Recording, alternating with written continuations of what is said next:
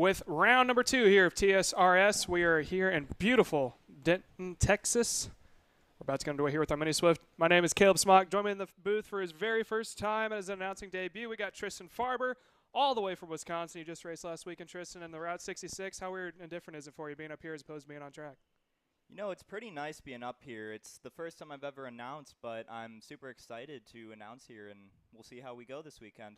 Now, you do have a lot of experience in the KAs and the 206 class, so we're probably going to use your expertise. But right now, we are underway with our Mini Swift, sponsored by Allen Rudolph Racing Academy. We got some headline drivers out on track. Currently, they're going to be 14 who are going to go out there for qualifying run.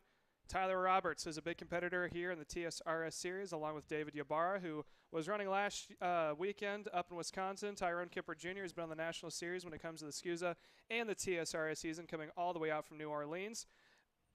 Some other big names, we got Pato Canada and then Gage Bailey are some drivers who are going to be some factors this afternoon.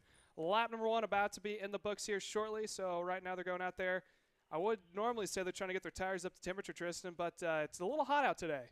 Yeah, we were watching some of these drivers go around the track during the morning warm-up sessions today, and we noticed that a lot of these drivers were going up on 2 wheels through some of these corners here, which, given the track situations, it looks like it's a pretty grippy track out here, and we'll have to see how that affects these drivers throughout the weekend, Caleb. Yeah, that's due to the fact that they have a Rhino liner, which is placed down on the track to add more grip.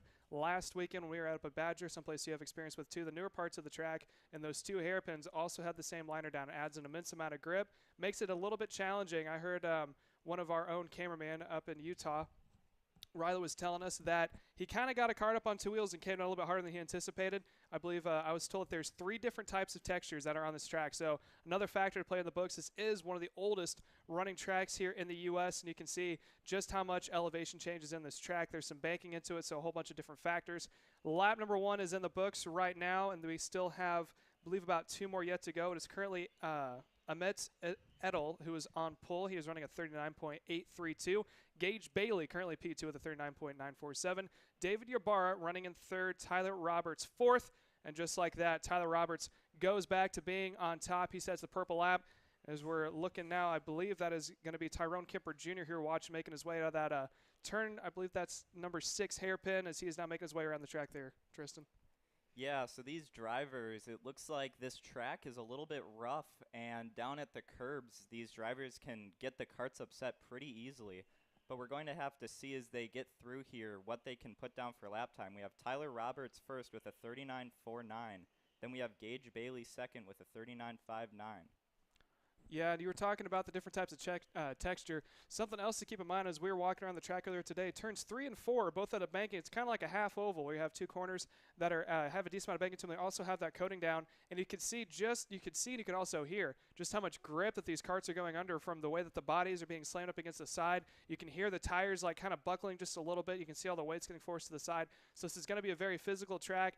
I think stamina is going to be one of the things they have to focus on here this weekend, along with the fact that it's going to be a little hot as we're currently about at 100 degrees here this weekend. It's going to be up in the upper 90s, lower 100s all weekend long, so it's going to be very important for these drivers to stay hydrated and stay focused as we continue to watch qualifying.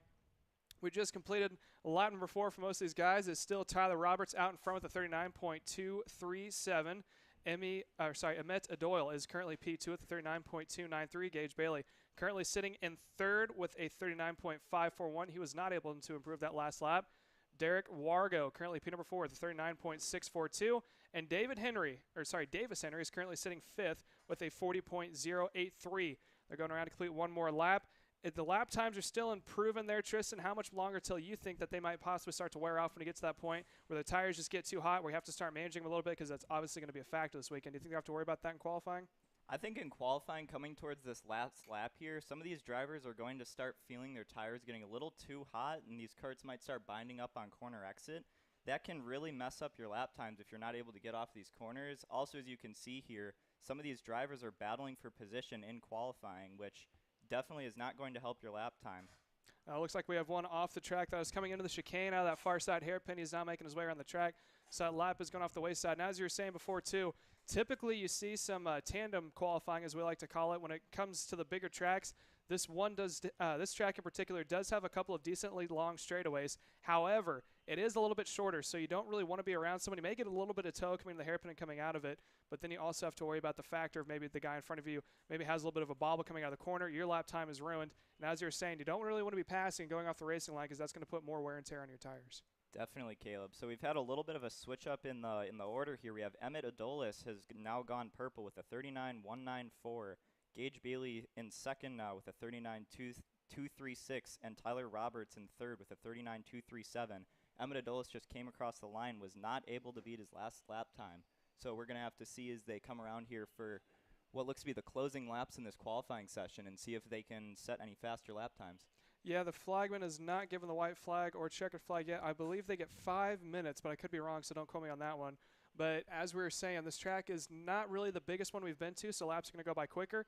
Remember, when it comes time to the heat races in the feature, the heat races are 6 or 8 minutes plus 2 laps. So they start a timer when the race starts, when the green flag is dropped.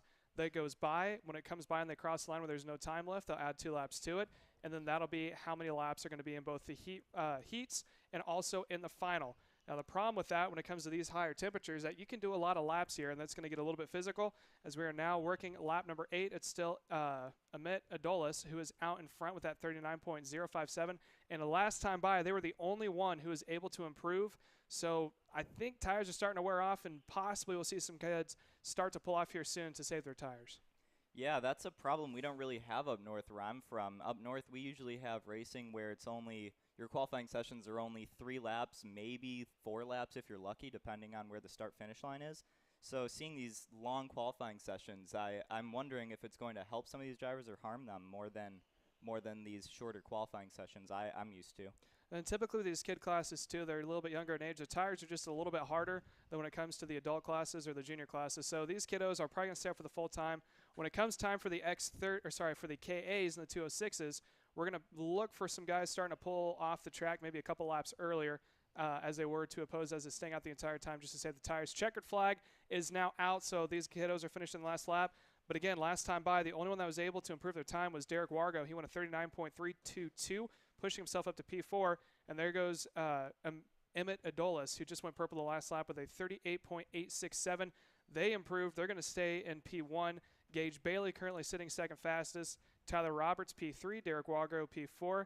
Davis Henry is currently sitting in 5th. David Ybarra in 6th.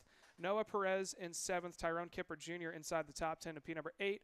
Pato Cadena is sitting in P number 9. And then Haley Stauffer is going to be sitting in the 10th position. We're going to send it to commercial break. When we come back, we still got more qualifying here to come at TSRS.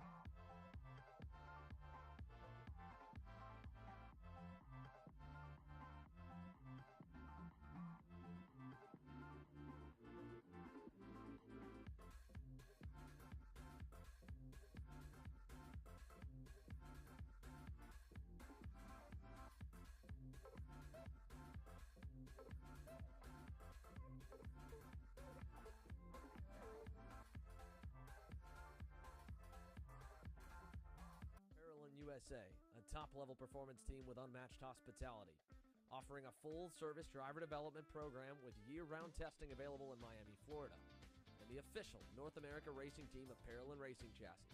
Chassis and parts available at ParolinUSA.com. And welcome back. We're getting underway here with our LO206 senior class. This is sponsored by Cruise Racing Development.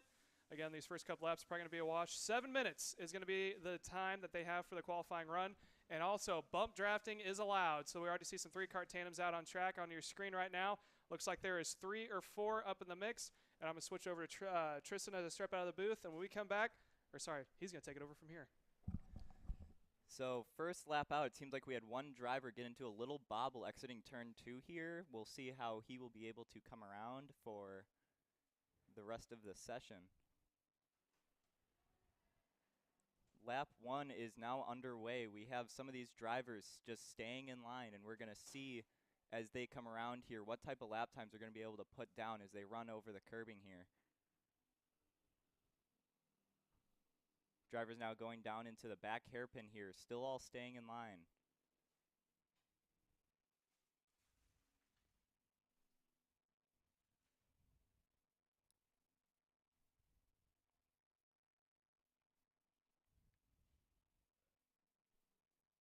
Here they come to complete another lap. We have Ethan Wolf up to pole position with a 42.031. Second place is Caden Wolf, 42.094. And Landon Melson with a 42.121. All these front drivers. Oh, we have Ava Elder up to pole position with a 41.843, the only driver into the 41s on this second lap.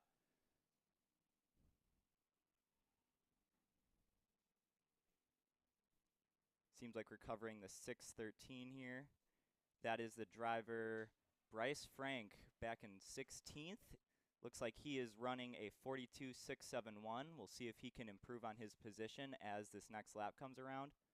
Another lap in the books. Cohen Summers up to pole position with a 41.671. And then we got Braxton Tregray, my bad, up to a 41.722. New pole position. We now have Ross Smith up to pole with a 41.624.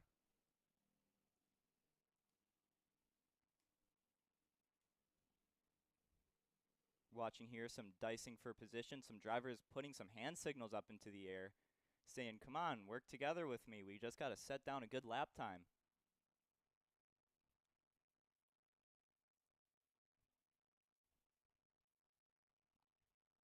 Some more drivers come across the line here. Still Ross Smith in pole position with a 41.624. We can see these drivers throwing some hand signals telling, hey, come on, draft me here. We see him ducking down this big front straightaway here, running a wide line into the banking of turn 1.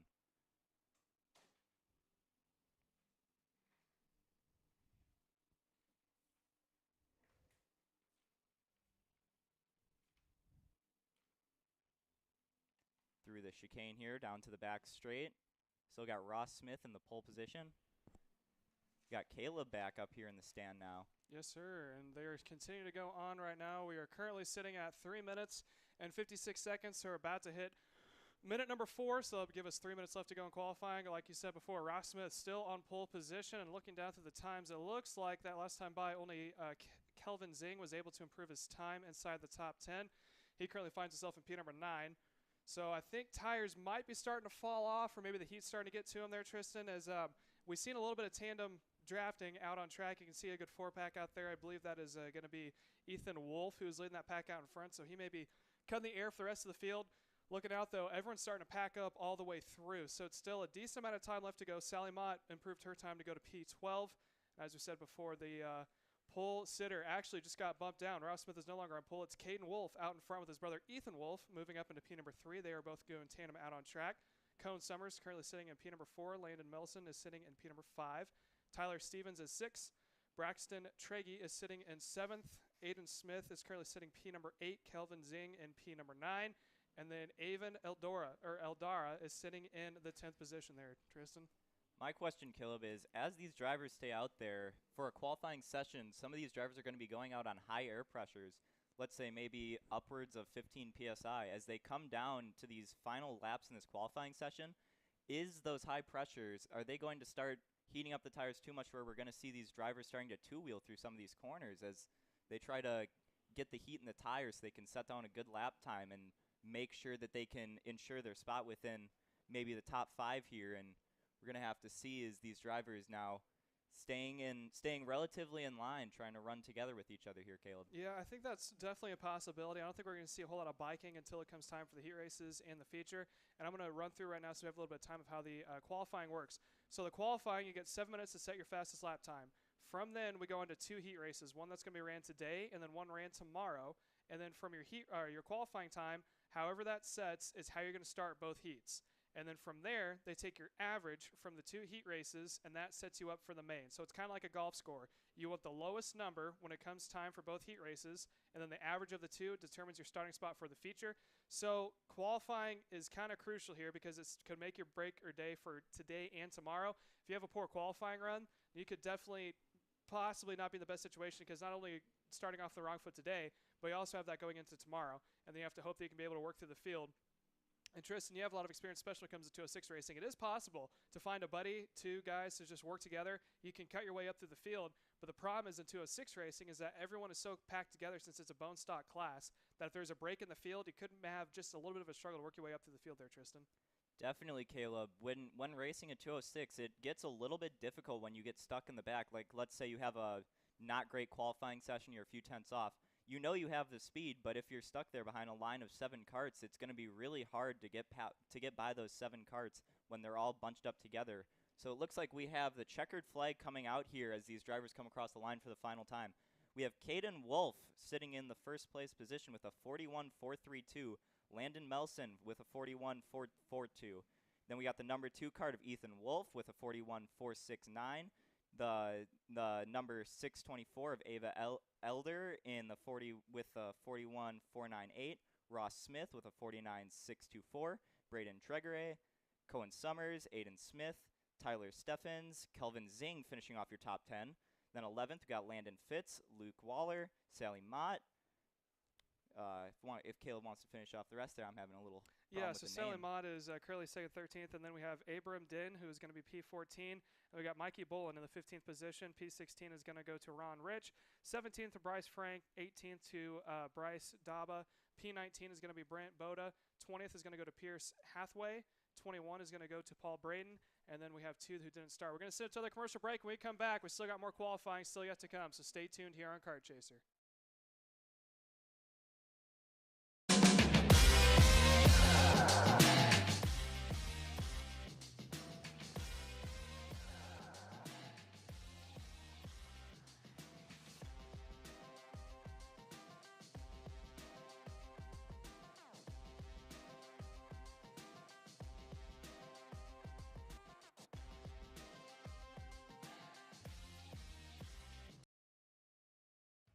Kart Store USA is a kart parts supplier that racers and retailers can count on when they need reliable advice and service. We focus on servicing all racers with honesty and pride while maintaining customer satisfaction. We carry a full stock of Kart Republic and Tony Kart chassis, as well as IAMI and Vortex Rock engines. We've also got a host of other parts available and in stock, such as products from Rev Performance Materials, Jecco Racing Seats, and more. We have a 100% satisfaction guarantee. And on top of that, if your order exceeds $200, shipping is on us. Check out all we have to offer today by visiting us online at kartstore-usa.com. As the Western importer of the Praga and Formula K chassis brands, Leading Edge Motorsports is a high-performance kart shop and race team with a simple mission: teach others the joy of high-performance driving, supply our customers with the highest quality products and services, most of all, win races. With our remarkable racing inventory, expert services, and top-ranked national-level team to back it up, we'll help to get your new kart racing package up and running fast.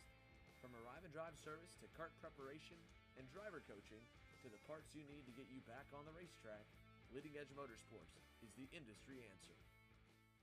Hannah Greenemeyer is going to score the final win of the U.S. Pro Kart Series. Hayden Jones is a national race winner.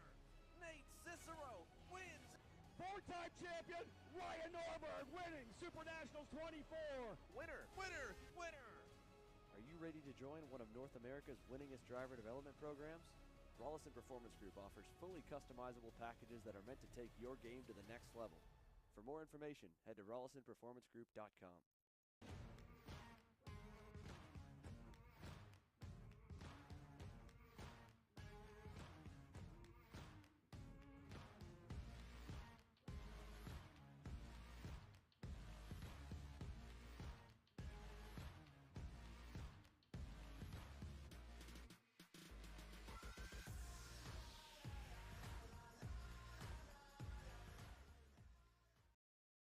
And welcome back here. We're now underway with our Micro Swift that is sponsored by Houston Freightliner with a Western Star.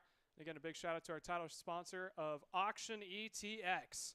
Without them, this would not be possible. Thanks to all of our sponsors for making it possible to have a decent series here. I shouldn't say decent, a phenomenal series, especially for a state series, again, with help from SCUSA. It is put on by an awesome crew and an awesome show. We were blessed with an awesome event both times in NOLA and also down in Houston at Alan Rudolph's facility. And now we're here in Denton, Texas at one of the oldest karting tracks in the U.S. We're about to have another awesome race here, Tristan.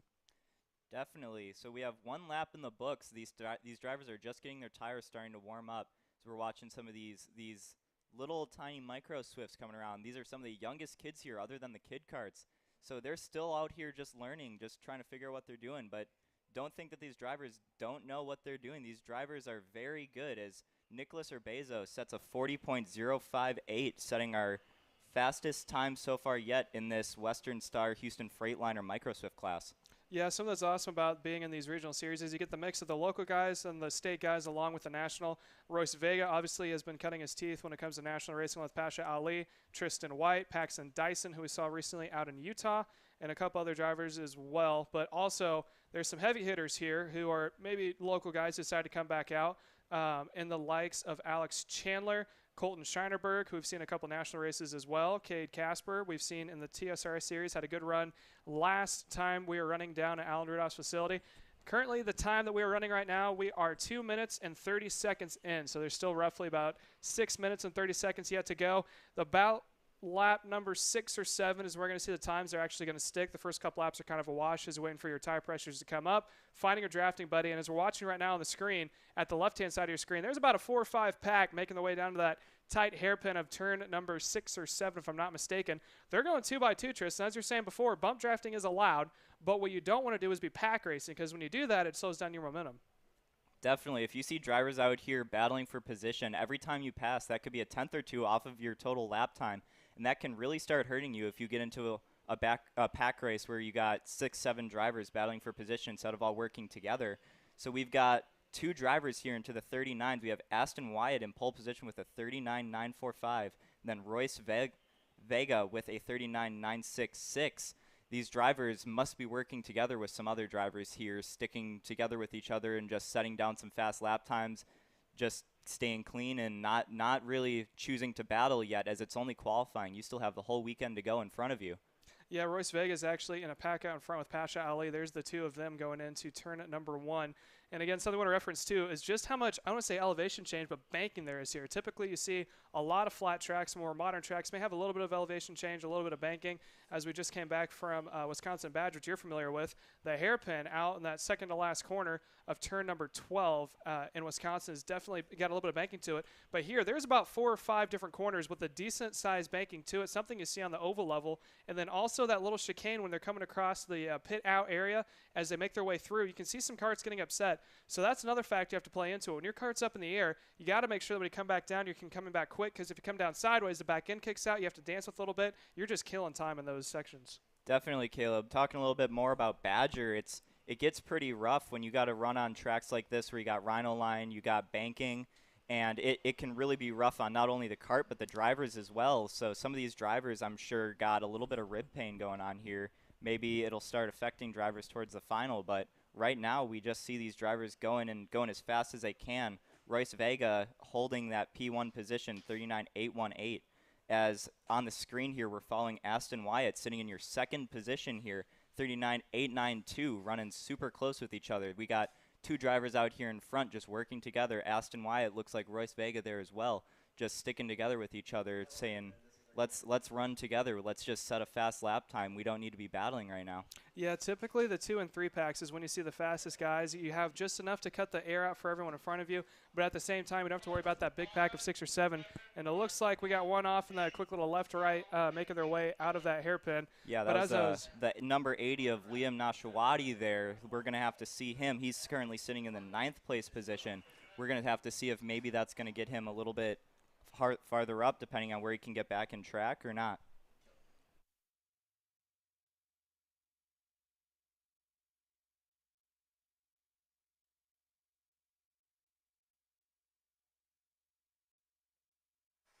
Yeah, so as we were saying before there, Tristan, so we had a little bit of mic difficulties, but we are back now. As you were saying before, when it comes down to the 2 or 3 pack racing with these kiddos, it's typically when you see the fastest drivers, you want to be in a big pack of 7, because when you do, that's typically when it starts to slow down. There could be 1 or 2 guys out in front, maybe bobbles a corner, and that just backs up the rest of the field. So you are at the mercy of the guy out in front of you. Sure, you can push him a little bit, but if he's also doing the same with the guy in front, then he can have some bigger problems there, Tristan. Definitely, Caleb. As we're watching here on the screen, we got the number 21 of Aston Wyatt, number 33 of Royce Vega, just sitting here working together down the front straight, doing a little bit of bump drafting here.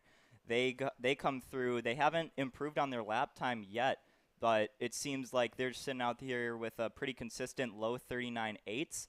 They're going to start realizing that their tires are getting pretty hot here. We see the flagman starting to roll up his checkered flag, and we're going to see the end of qualifying here pretty soon here, Caleb.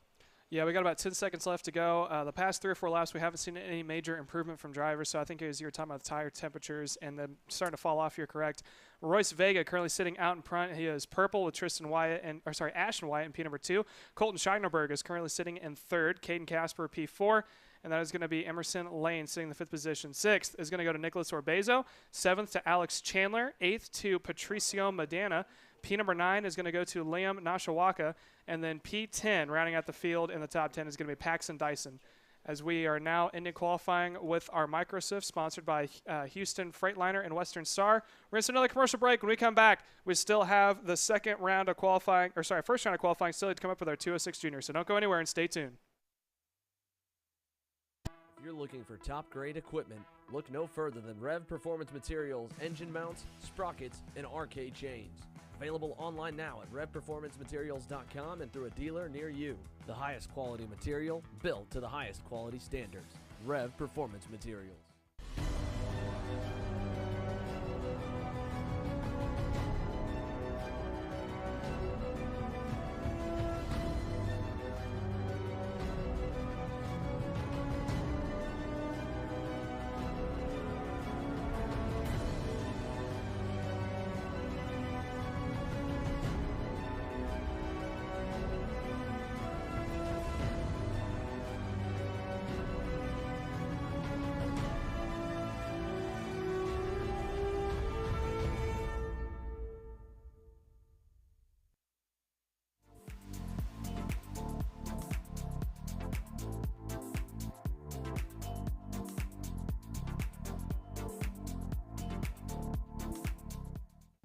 USA, a top-level performance team with unmatched hospitality, offering a full-service driver development program with year-round testing available in Miami, Florida, and the official North America racing team of Parolin Racing Chassis.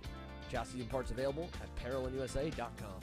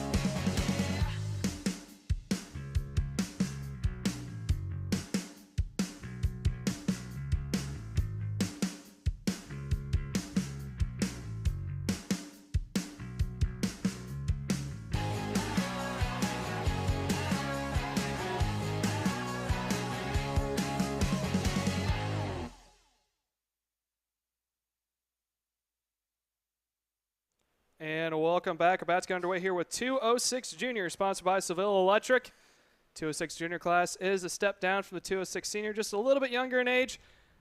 You have to be ages of 12 to 14 in order to race in this class, and they're making their way out for their first couple laps, Tristan. And as we're talking about, when you get into the bigger classes, a little bit wider karts, I think you may see a couple of biking is a term we like to call it when you get up on two wheels in the corners there, Tristan.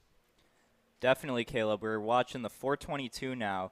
That is going to be Alvarez del Castillo. We're going to see him out in front leading this pack here. We're going to see if he can set up a fast time going through the turn 2 banking here into turn 3. Some of these drivers just finding their buddies to work together with here. They're going to try and get into a pack of 3 or 4 karts, work together, especially in this 206 class. These 206 races are pretty hard to run fast by yourself. Drivers can do it, but it's not ideal, especially on tracks like this where you have some long straightaways. You're going to want to work together and get these karts lined up and start drafting with each other. It can be worth upwards of, I'd say at this track, almost 2 or 3 tenths. Gotta get these karts working together. We see some of these little 2-3 karts. Oh, we have a pass there for second in this qualifying session. First lap coming around, we have Ian Columbus, 42.417, followed by Preston Pieco, 42.709. The times are only going to get closer as we go on here, Caleb. Yeah, and as you talked about before, when it comes time to the heat races, like you referenced before, that being in a pack is a big deal. Something else to keep in mind is this 206 is known as a pack racing class. So when you come out of the turn 6 hairpin, you got to hit that perfectly, because when you go through this quick 7-8 chicane, you go into the 2 major banking parts here of turns number 1 and 2.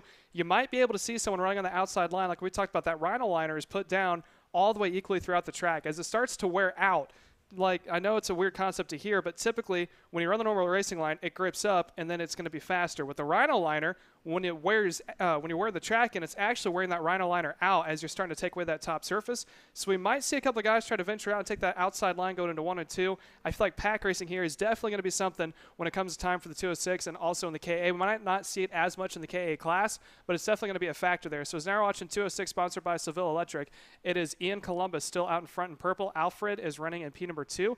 Jensen Harrell is currently in the 3rd spot with Reagan Seville in P number 4.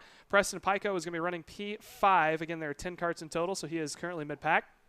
Sawyer Roussel is P number 6. Parker Fitz is P7. Michaela Bradley in the 8th position. Shelby Ramirez, P number 9. And then Philip Wettengart is currently now not on track. So there are 9 karts who are registered, and we're about 2 minutes and 30 seconds in. Right at about the 6-minute mark is when the time starts to top back out. So there's still about 4 laps for people to throw down a fast one, Tristan. Yeah, so we're on the 3rd lap here. Alfred Alvarez del Castillo currently goes up to P1 with a 42.086. Then we got Jensen Harrell with a 42.239. We're going to see these drivers start speeding up here as we go into our laps 4, laps 5, laps 6.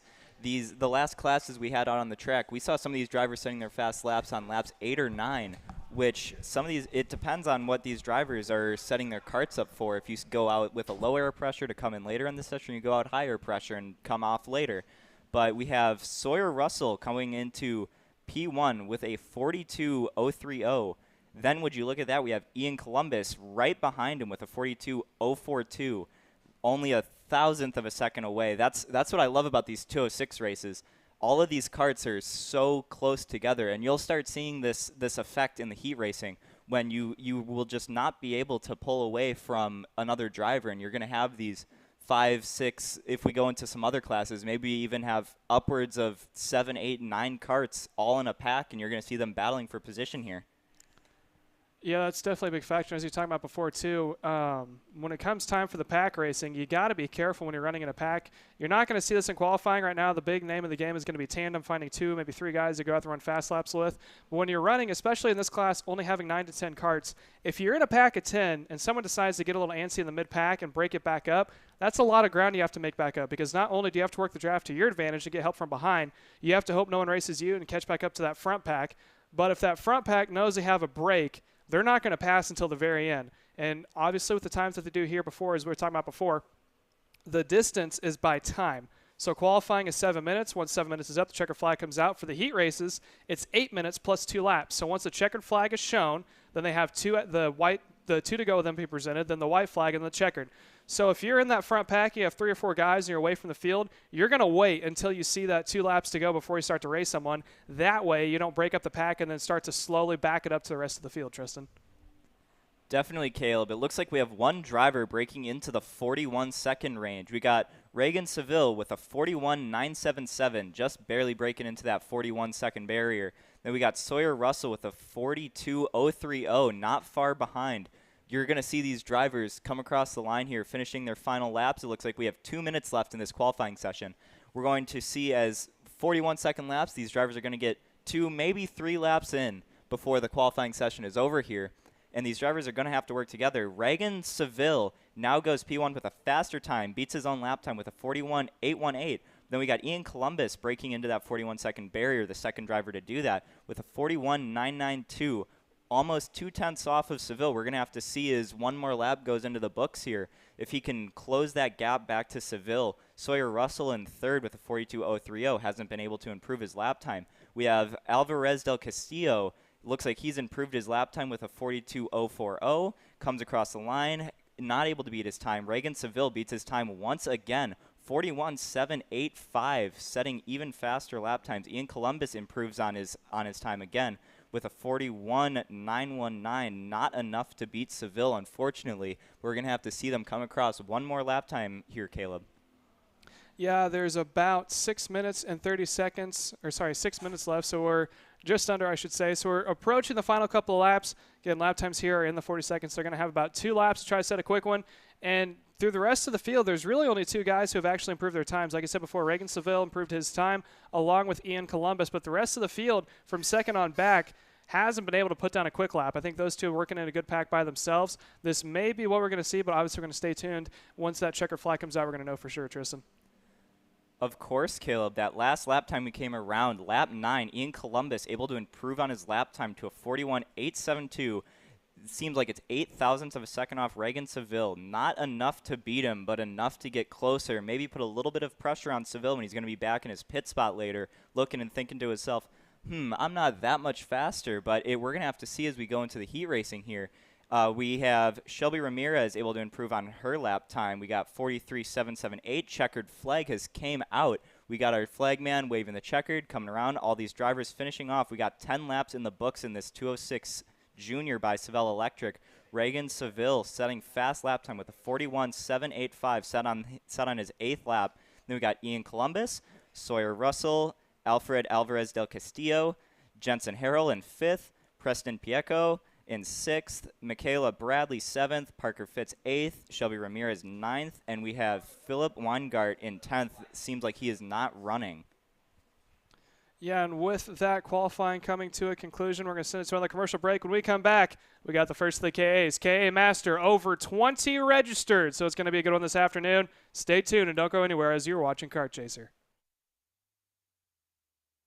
Odenthal Racing Products, your #1 producer in engine mounts since 1992, along with our leading-edge designs and product development, such as the Odenthal Racing Products Easy GP camera mount, which comes in 4 different styles and can be used on any karting platform. See our products online. Go to odenthalracing.com.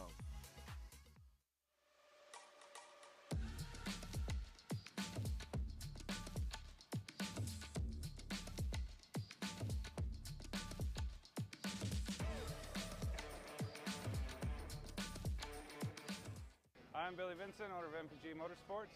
What we do at MPG is we try to keep it a nice, fun family atmosphere, try to combine sort of the bigger things and of the bigger teams and the professionalism down with sort of some of the fun sort of family-oriented atmosphere. We try to not only develop drivers, but also the parents and the families for just in knowledge in general in motorsports. It all starts in karting. What we try to do is try to help the drivers, the moms, the dads understand the sport of motorsports in general, not just karting, but what it takes to get all the way up through. Whether you end up wanting to be a driver or a mechanic or an engineer, you know, we can help you with that, and that's what we're here for. If you're interested in joining us at MPG, our home base is at Whiteland Raceway Park in Indianapolis, and you can contact us at info@willpowerkart.com.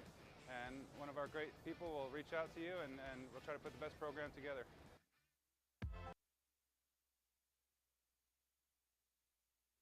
And welcome back here to our qualifying run is about to get underway with our KA100 Master. This is sponsored by here again, thanks to our big title sponsor of Auction ETX. We're about to get underway here with qualifying. 7 minutes is going to be the time that they're going to get. Tris, as you pointed to before, coming from the Midwest, where typically we have 3 laps to throw one down. It's a little bit different scenario than you and I have to play out in our head. Definitely, Caleb. I'm used to 3 laps. You got to go out really high air pressure, got to get your kart to come in really fast. Down here, you got your 7 minutes, that, especially on a short track like this. I'd like to say these KA Masters are going to be putting down 36, 37 second lap times. They're going to get a whole bunch of laps down here. And we're going to see here, we got lap 1 currently going down the books. I don't think these drivers are going to be able to put down a pole position lap that's going to stick. But we're going to see them just get their tires warmed up and start running their laps here for their 7-minute qualifying session here in the Kart Racing Solutions K100 Master class here, Caleb. Yeah, as you were saying before, typically the first minute to 2 minutes is when it's kind of a wash. Seems like the big laps, the ones that actually stick, coming at about the 4 or 5 minute mark. So they just went out for lap number 1. They're working lap number 2. I don't think we have to worry about pole position times anytime soon. But unlike what we saw with the 206 junior class and 206 in general, drafting is a little bit of a factor, but not as major as we've seen before. As we are now watching, there's Miguel Myers, someone who has a lot of experience when it comes to running not only in the TSRS Regional Series, but he also made a little bit of a name for himself when it came time for SCUSA and the Rock Winter Series as well. He is currently out on track. We are now watching a good 3-pack out in front. I believe Martin Stone is also up in the mix. Someone else to keep an eye out for. He was a big factor when we were at NOLA and also round number 2 at the Allen Rudolph track in Houston there, Tristan. Definitely, Caleb. Second lap, we got Martin Stone in pole with a 38.250. I would like to expect these lap times are going to get a lot faster as these drivers' tires start to warm up. We see a passing attempt here from one of those Burrell Art Karts. What is the number there?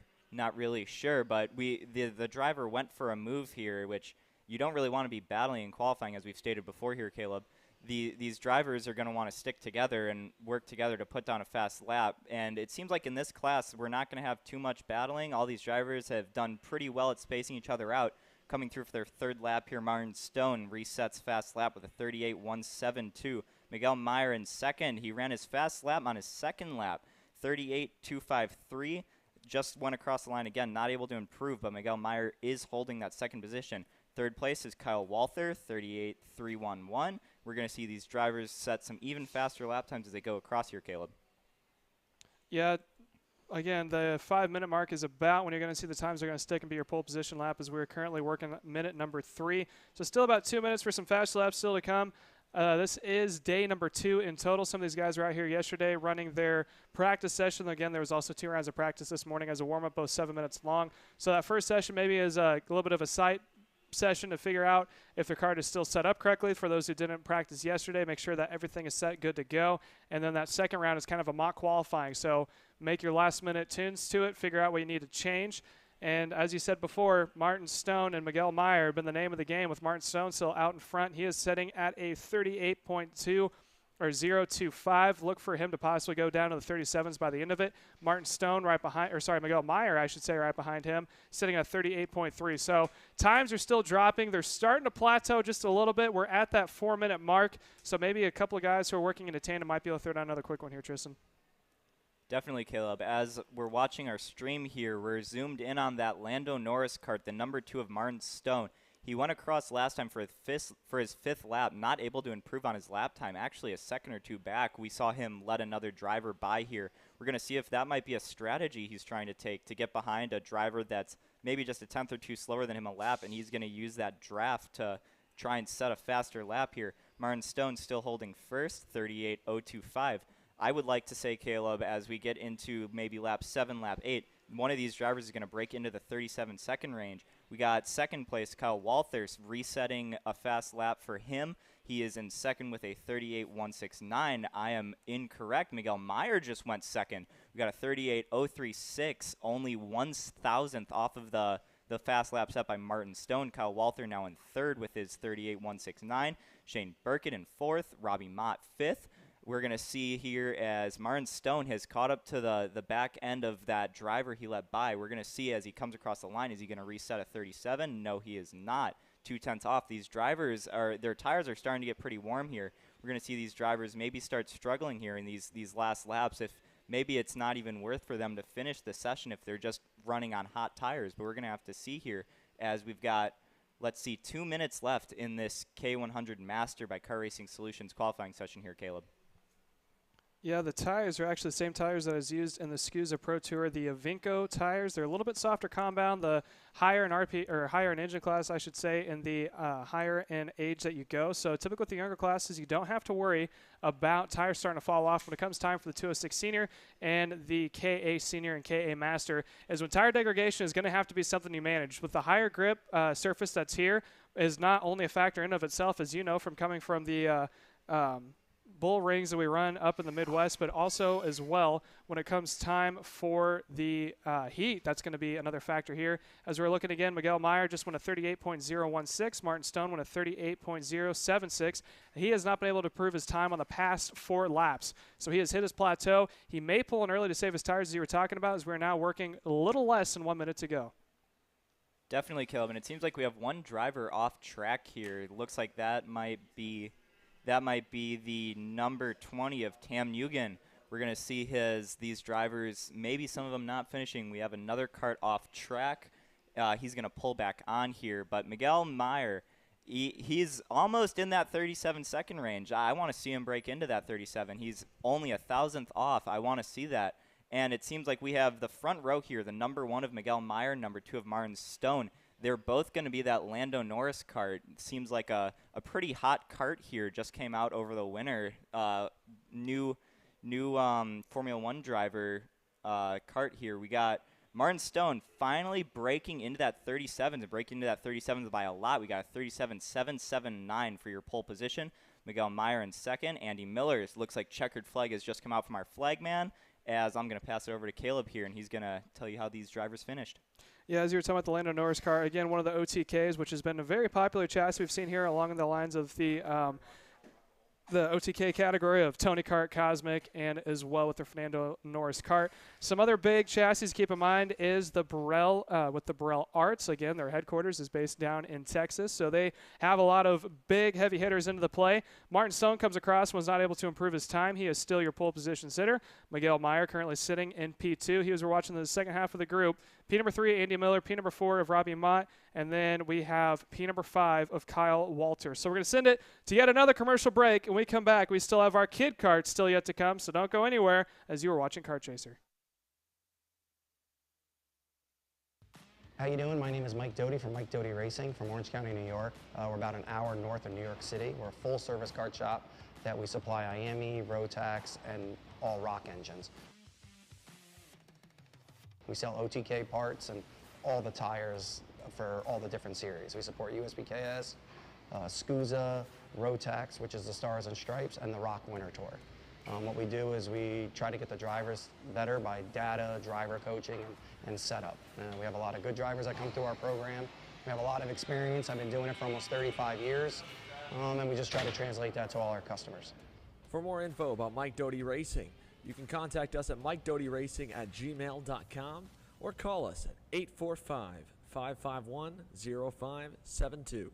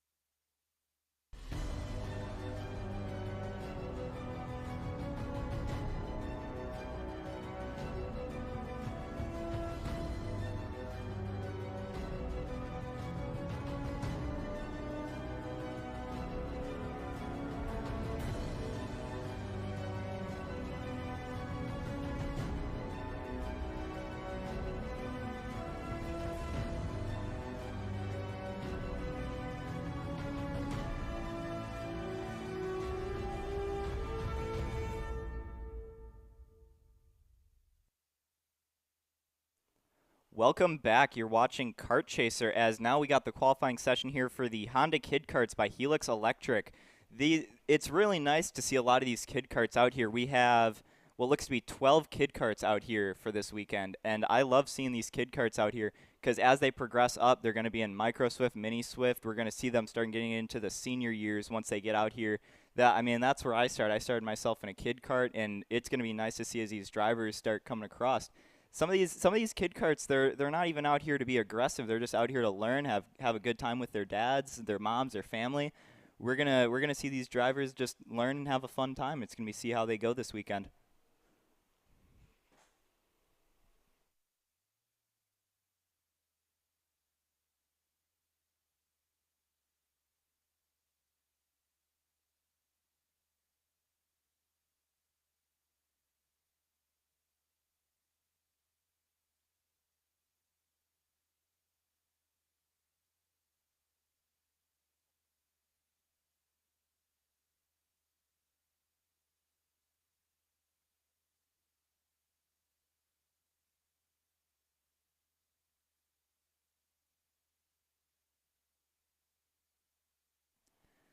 So it seems like we're going to start coming across the line here, finishing our first lap. These kid karts, only ages 5 to 7, just some youngsters. They are just out here having a good time, and got what looks to be the number 20 of Theodore Mitchell setting a fast lap time. Oh, never mind. Dutch Westbrook now goes fast lap, 51.729.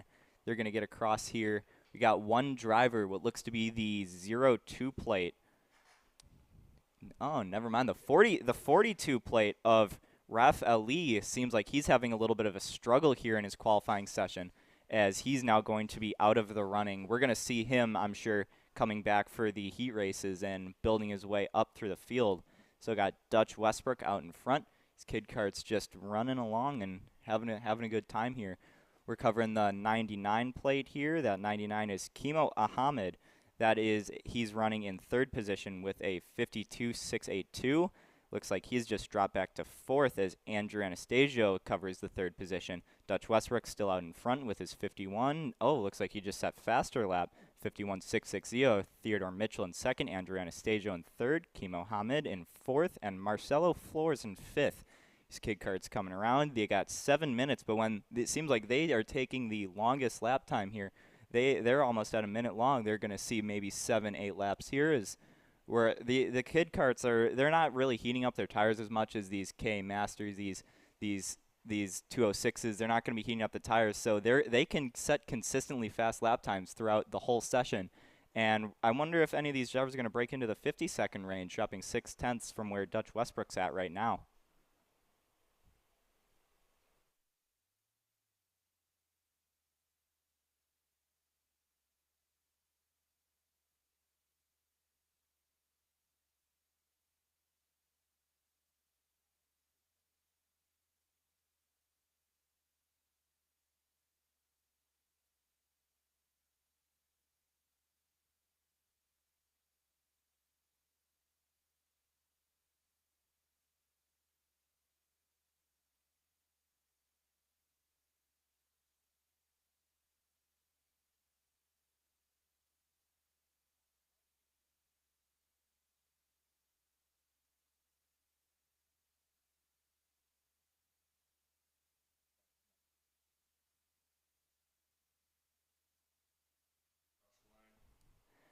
Coming across the line to complete lap number 4 here. Some of these drivers coming across. Dutch Westbrook still in your first position. Never mind. Theodore Mitchell now goes pole with a 51.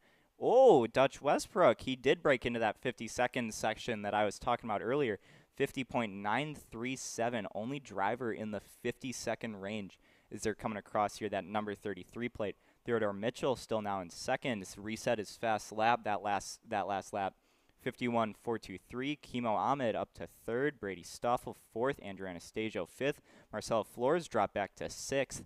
But these drivers still have what looks to be almost a little over 2 minutes left here. They don't need to start stressing. They're going to be able to set some faster laps as they come to the closing ends of our qualifying session here.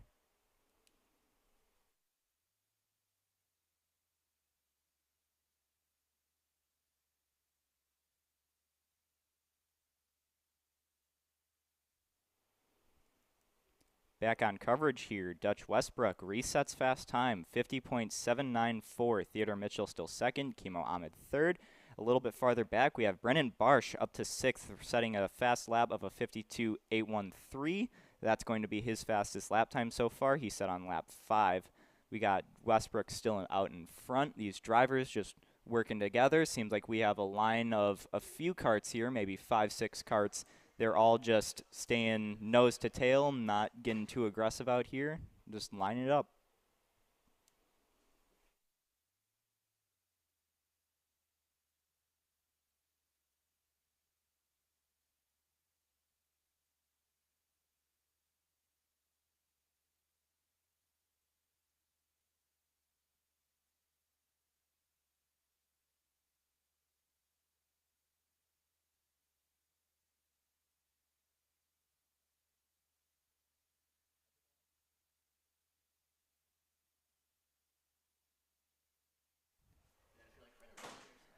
Lap 6, we had a little bit of switch up for position. Westbrook still pole, Mitchell in second. Now we go a little bit farther back. We have Ahmed in third, Flores fourth. They both set their fastest lap that last lap, lap 6. Brady Stoffel fifth, Jace Jennings sixth. We're going to be coming around. Looks like this is going to be their second to last, maybe their final lap here. We're going to see if these drivers are able to complete a faster lap time than what they did earlier. Seems like we got one more lap coming around. Theodore Mitchell just blows his fast time out of the water, 50.243. Westbrook also now breaking into that 50-second range. Checkered flag is out. Theodore Mitchell, 50.243 is your pole position. Dutch Westbrook is now second with your 50.720. Jace Jennings, Kimo Ahmed, Marcel Flores, Andrew Anastasio, sixth. Brody Stoffel, Brennan Barsh, Victor Gus Wonderl, Beckham Lee rounds out your top 10 here. So it seems like we're now going to be going to a commercial break here as you're watching Kart Chaser. When we come back, you're going to be seeing the competitive K100 Junior class as they qualify in a couple minutes here. Stay tuned for Kart Chaser.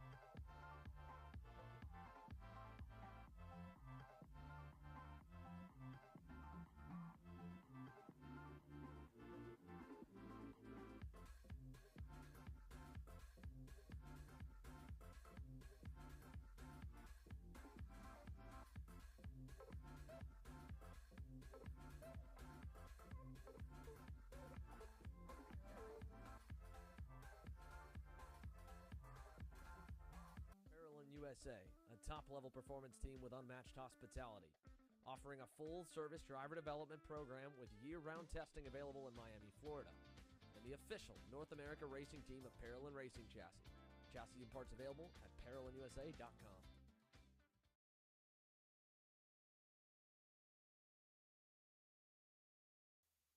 And welcome back. We're getting underway with our KA100 Junior, sponsored by 4T Concrete and Pumping. Some heavy hitters in this the KA Junior class. Elio Meza, who just went purple that first lap out. Cooper Shipman, two that we've seen on the SCUSA Pro Tour. Landon Skinner, also someone we've seen as a heavy hitter, not only in the TSRS, but also the National Series when it comes time for the USPKS, along with SCUSA. Oscar Iliff also cutting his teeth in the National Series, coming back to support local like we like to see. Davis Cunningham, also a heavy hitter when it comes to the local series, finds himself P number 3. Ernesto Rivera finds himself currently in P number 5, another heavy hitter. Lap number 1 may be a wash here. I shouldn't say may, it's going to be a wash. You may see a couple of guys start to tandem up and do some pack racing, but typically in this class, since we're not at a huge track and it's got restricted power from the normal KA100 senior class, you might see just some individual packing. But now, as we look on screen, there is a nice little 5 or 6 pack starting to form there, Tristan. Definitely, Caleb. And we had a little bit of a thing talking about the 206 there. A thing I'd like to point out, we have some karters doing double duty here. Some names I'm recognizing are Preston Pico. We've got, who else do we have here? Alvarez del Castillo. Some of these drivers running 2 classes. So props to them getting out here running 2 classes. I know it can be pretty difficult when we go on to these weekends here. Lap 3 coming around. Landon Skinner, 37.449. Then we got a 37.591. Helio Meza, second. Cameron Reed, third. 37.851. These drivers coming across the line, setting fast lap times. Now we have 28 drivers out on track right now for this qualifying session. Actually, seems like we have a few drivers having some issues here. We have Ashland Speed, Graham Trammell. They have not set a lap time. They're either not here or just haven't gone out for our qualifying session.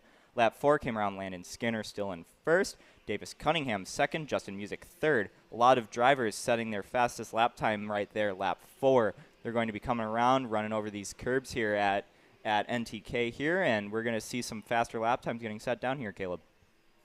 Yeah, definitely. And like we said before, around that 5-minute mark is when you're going to see the times are going to stick. Right now, working 3 minutes and 30 seconds, and it's still Lando Skinner out in front again. Another big name taking it to the national guys. Elio Meza is the highest running national guy that we've seen. I think Davis Cunningham may have run a couple USPKS races, finding himself P2, as Cooper Shipman decides to go to P2 for the moment. Then he goes to P3 as he got bumped by Davis Cunningham. Landon Skinner still out in front, sitting at 37.449. That was his last lap. His best lap was 38.228. Cunningham's last lap, 37.486. About 2/100ths is the difference in times right now. Cooper Shipman sitting at a 33.538. Justin Music cracks the top 5. He goes to 37.796. Elio Meza currently found himself in P number 5 with a 37.830. Cameron Reed is currently sitting P6. Oscar Iliff 7th. Ernesto Rivera, P number 8. Santiago Duran found himself in P number 9, someone we've seen here a lot in the TSRS series. He actually just gets bumps to P10 because Ernesto Rivera moves himself up the order as well. Oscar Iliff goes to P8. Reagan Saval, who you talked about doing double duty, both junior and senior, finds himself in 10th position overall. Definitely, Caleb. Cooper Shipman goes P1 with a 37.421. Now, these drivers, I love this short track racing with these high-power KA motors because these drivers in qualifying, you can't really set a lap time that's significantly faster than other drivers. Like when you start getting into tracks that have maybe above 50-second, maybe into 1-minute long lap times, it's not uncommon to see these drivers setting 3 or 4 tenths faster consistently between groups here, like between packs in qualifying. But here seems like our front 3 only separated by less than a tenth, only 0.006 of a second. Cooper Shipman first, Landon Skinner second, Davis Cunningham third, Music fourth, Helio Meza fifth. Helio Meza running out in front all by himself. We're going to see if that's going to be negative or positive as he comes across here. Nobody to push him, nobody to work with. We're going to have to see as he's able to maintain 5th as he comes across the line last time. Justin Music sets a faster lap just by a little bit, maintaining 4th. And would you look at that, we have Oscar Iliff up here, 37.373, resetting fast time here, Caleb. Yeah, that was Oscar Iliff who went purple, and we had a good shot there of Elio Meza, who was out in front, as you were talking about, by himself. Got to see him go to work just a little bit. Here's a good pack for you guys to be looking at. There's a couple of Burrell Arts up in that mix, as there's a down to the inside, like you were talking about before. You don't really want to see overtaking, but the best place to do is go into the hairpin. If you're working with the guy in front of you and they know that it's their turn to give up the spot to make the other person lead, the other one get a little bit of a tow, let him go by in the hairpin, go high. There's a shot of Elio Meza working his way into turn 2, and you can see from his body lean how much grip this track has. You see him all the way over the left-hand side, going a little bit wide there on the exit of turn 3, heading over the chicane of turn 4 and 5. He is closing in on a back marker. He was able to get around quickly. There was a good pack up in that group. Was also, I believe that was Cooper Shipman, who was in P1 of that pack. There's Cooper Shipman. He is just off in the distance, so he's got a little bit of tow for him. He may be able to set a fast lap. He's reeling him in. His timing looks to be about perfect. He's going to catch him right as he's coming across the line. So this line's going to be make or break. There's Meza going down into turn number 1. Was not able to improve his time. Again, Cooper Shipman, his teammate, running on the IROC, fighting himself in P number 3, as just now Oscar Iliff went purple. He was in that second pack, trailing behind now. Let's see if Cooper Shipman's able to improve his time, as we are still waiting on that one. So Oscar Iliff now finds himself in P1, as that is now checkered flag. Time flies when you're having fun. I had no idea we're that far in. So right now, provisionally, it's Oscar Iliff out in front, Landon Skinner P2, Cooper Shipman running in P3, Ernesto Rivera P4, Davis Cunningham P number 5, Justin Music P6, Diego Guido P7, Elio Meza P8, Cameron Reed in 9th, and Joey Friend finds himself inside the top 10. We're going to send it to a commercial break. When we come back, we still have our 206 cadet, but after that, it's the headline class, the KA100 Senior. So don't go anywhere and stay tuned as we just finished the K100 Junior, sponsored by Fort Teat Concrete and Plumbing.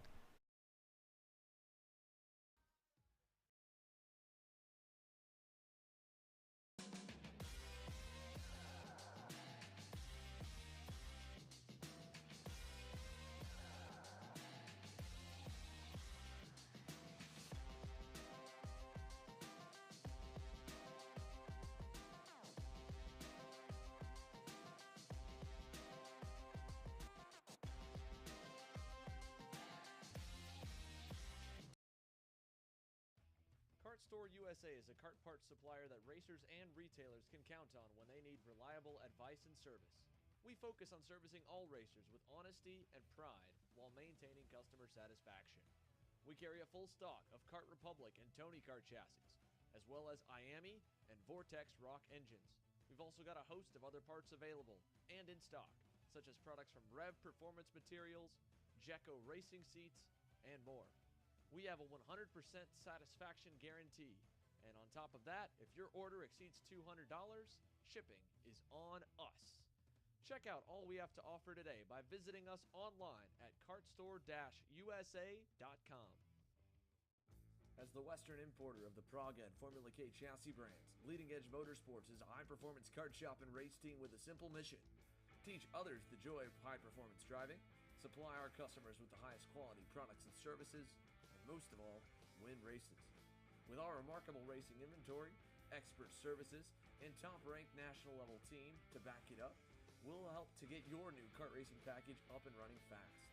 From arrive and drive service to kart preparation and driver coaching to the parts you need to get you back on the racetrack, Leading Edge Motorsports is the industry answer. Hannah Greenemeyer is going to score the final win of the U.S. Pro Kart Series. Hayden Jones is a national race winner. Nate Cicero wins. Four-time champion Ryan Norberg winning Super Nationals 24. Winner, winner, winner. Are you ready to join one of North America's winningest driver development programs? Rollison Performance Group offers fully customizable packages that are meant to take your game to the next level. For more information, head to rollisonperformancegroup.com.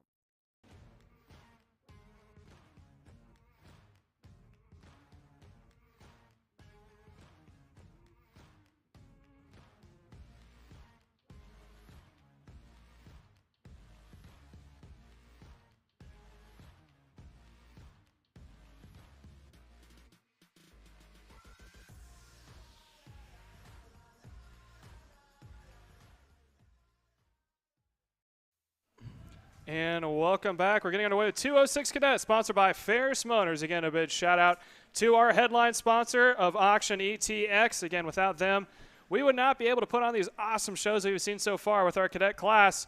There is currently 19 in total making their way on track. Some big names, Paxton Dyson, who we saw had a good tussle back and forth. Tyrone Kipper Jr., another one pulling double duty, along with Ashton Wyatt, both in the micro and the 206 cadet class. Derek Wargo is another one, and then Landon Donald is someone who is also pulling double duty. So some big names in here. Again, 7 minutes. They got a decent amount of time to set a fast lap, but Tristan, it's your favorite class out on track. It's the 206 drafting class.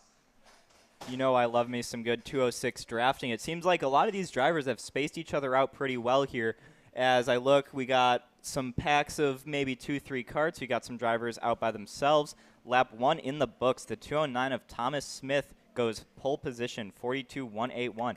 And even though first lap, these drivers are still just getting into the flow of things, these drivers are setting really, really close lap times as we see the first 4 drivers all within a tenth of each other.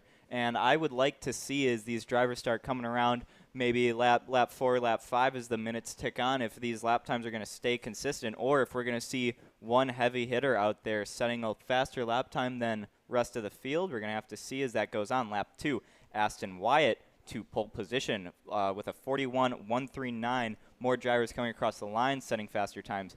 Chris Tracy, 41.459. Davis Henry, 41.460. These drivers all just staying really close to each other. It's awesome to see here, Caleb. Yeah, and it's even more impressive that these kiddos are under the age of 15 that are doing this, and they're already running so close to each other. It's all about development when they're trying to just learn their racecraft, try to figure out how to run in a pack. Again, when you're that young, you got to just learn a lot, and what they'll learn here is going to carry over. You'll see some kids go off in the 206 realm. You'll see some guys go into KA, maybe some venture off into shifter, as we've seen a rebirth of the shifter class here in the U.S., which we're very glad for as we have some good side-by-side racing. That's Tyrone Kipper Jr. working in the outside in that Paralyn cart in the red helmet right behind him, trying to see if we can get a cart number for you guys. It looks to be a Burrell as they're making their way by the camera. That is the 221. That is Ashton Wyatt. So Ashton Wyatt looks to see if he can't be working with Tyrone Kipper Jr., someone else we've seen start to make his way up here in the younger division. He was a mid-packer when it came time last year for both SCUSA and the US PKS Series, along with here in TSRS. And then recently, he has had a very good turn of events. Out at Utah, he was up in that main pack, had a good contingent to win on Saturday, and then a little bit on Sunday. And then obviously in TSRS, he has been a front runner, always inside the top 10. If you ever talk to him or his dad, they are full of character, and they're not afraid to talk to strangers. So if you ever see it, I'm sure they'll love to come up there and tell you how their day is going. We definitely love seeing them at the track, and we love seeing improvement from all of our drivers. But right now, Ashton Wyatt just went purple last lap, or say 2 laps ago. He is currently sitting P1 with a 41.328. Jackson Young bumps Tyrone Kipper Jr. back to third. He goes to a 41.120. Tyrone Kipper Jr. sitting in third with a 41.330. Tanner Barsh is sitting in P4 with a 41.420. Derek Wargo cracks the top 5. He's sitting at a 41.461. And then the rest of the field is Davis Henry, Thomas Smith, Christian Tracy.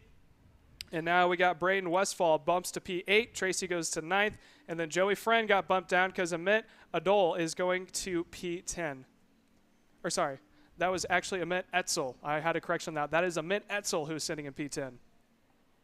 Definitely, Caleb. Like you were saying, these are some younger drivers here. Another thing to point out, this is a cadet class, so these drivers are on the small chassis, which you do have to drive a little bit differently compared to what us old guys are used to. You know, we're used to these big carts. These little kiddos here have to drive these smaller carts. You can't hit the curbs as much as it's going to upset the cart. You just got to drive a little bit smoother, especially with the 206. It's all about momentum here.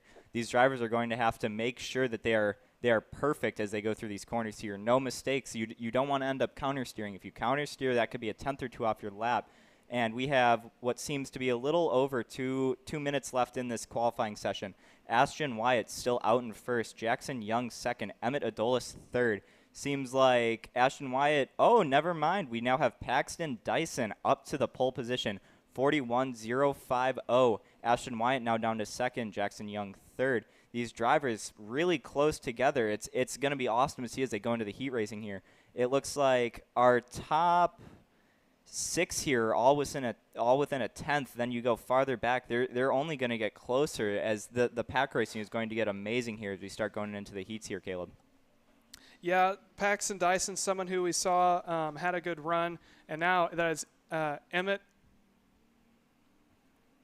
Adolis. I think it's Etzel, Emmett Etzel. That's his dad came up and corrected. That's Emmett Etzel, who is sitting in P1. Joey Chambers cracks the top 3. He goes to P number 2. Paxton Dyson, as we said before, another heavy hitter when it comes to the local series. He runs up in that mid-upper pack when it comes time for the national regions. He finds himself in P4. Jackson Young, P number 5. Tyrone currently sitting in the 6th position. We're looking at the rest of the field here. There's a good shot. Looks like we got a couple teammates up in the mix. You can see them scooting in their scooting the seat. You may see a little bit of bobbling when they come out of the hairpins. That's them trying to just get extra momentum. The mindset behind it is if you take the weight off the chassis, then it's going to allow the engine to turn up quicker. The problem is you come back down and then you weigh it back down. So there is a little bit of logic to it, but I don't think it plays as much of effect as some guys see. Typically you see that on the start, the little scoot in the chair that we like to call it as they get themselves up to speed. We're currently working under 1 minute left. There's 6 minutes and 19 seconds left. I'm going to switch it over, and our newest announcer is going to take it the rest of the way. Tristan? Exactly, Caleb. And like I was saying before, I was thinking that maybe there's going to be one driver just a little bit out in front of all the other drivers. Emmett Eddles might seem to be that driver, the only driver in the 40-second range, 40.950. Josie Chambers in second with that 41.040. A little under 1/10 difference between them. You go farther back, Paxton Dyston, he set his fast lap on lap 8.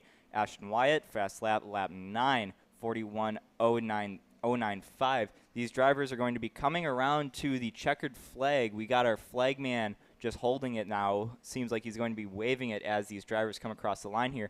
Will any drivers be able to reset their fast lap on this lap 10 here? Seems like so far not able to. Emmett Eddle is still out in front with that 40.950.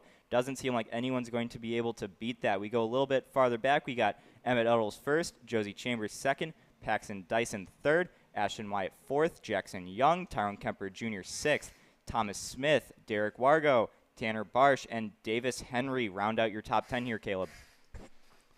Yeah, and with that, they're going to send us another commercial break. When we come back, we got the headline class, KA 100 Senior, split into 2 groups coming up here for qualifying. Stay tuned. If you're looking for top-grade equipment, look no further than Rev Performance Materials, engine mounts, sprockets, and arcade chains. Available online now at revperformancematerials.com and through a dealer near you. The highest quality material, built to the highest quality standards. Rev Performance Materials.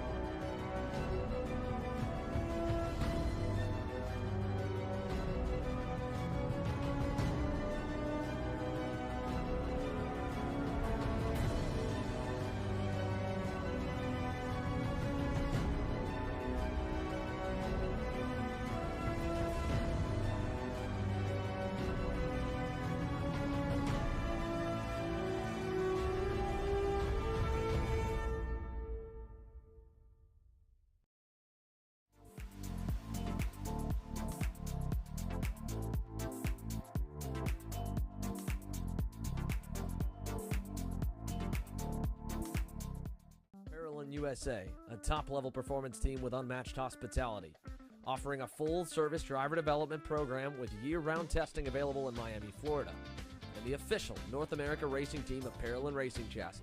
Chassis and parts available at ParolinUSA.com.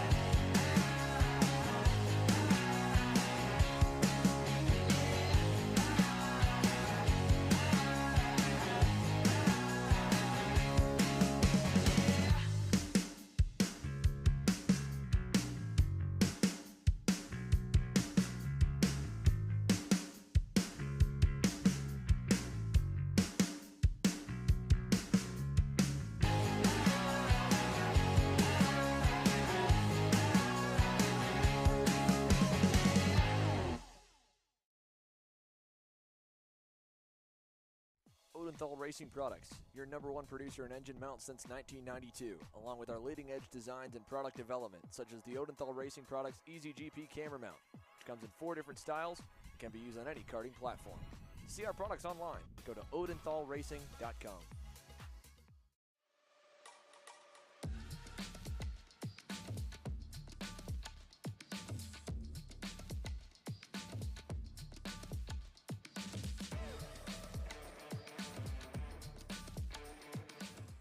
I'm Billy Vincent, owner of MPG Motorsports.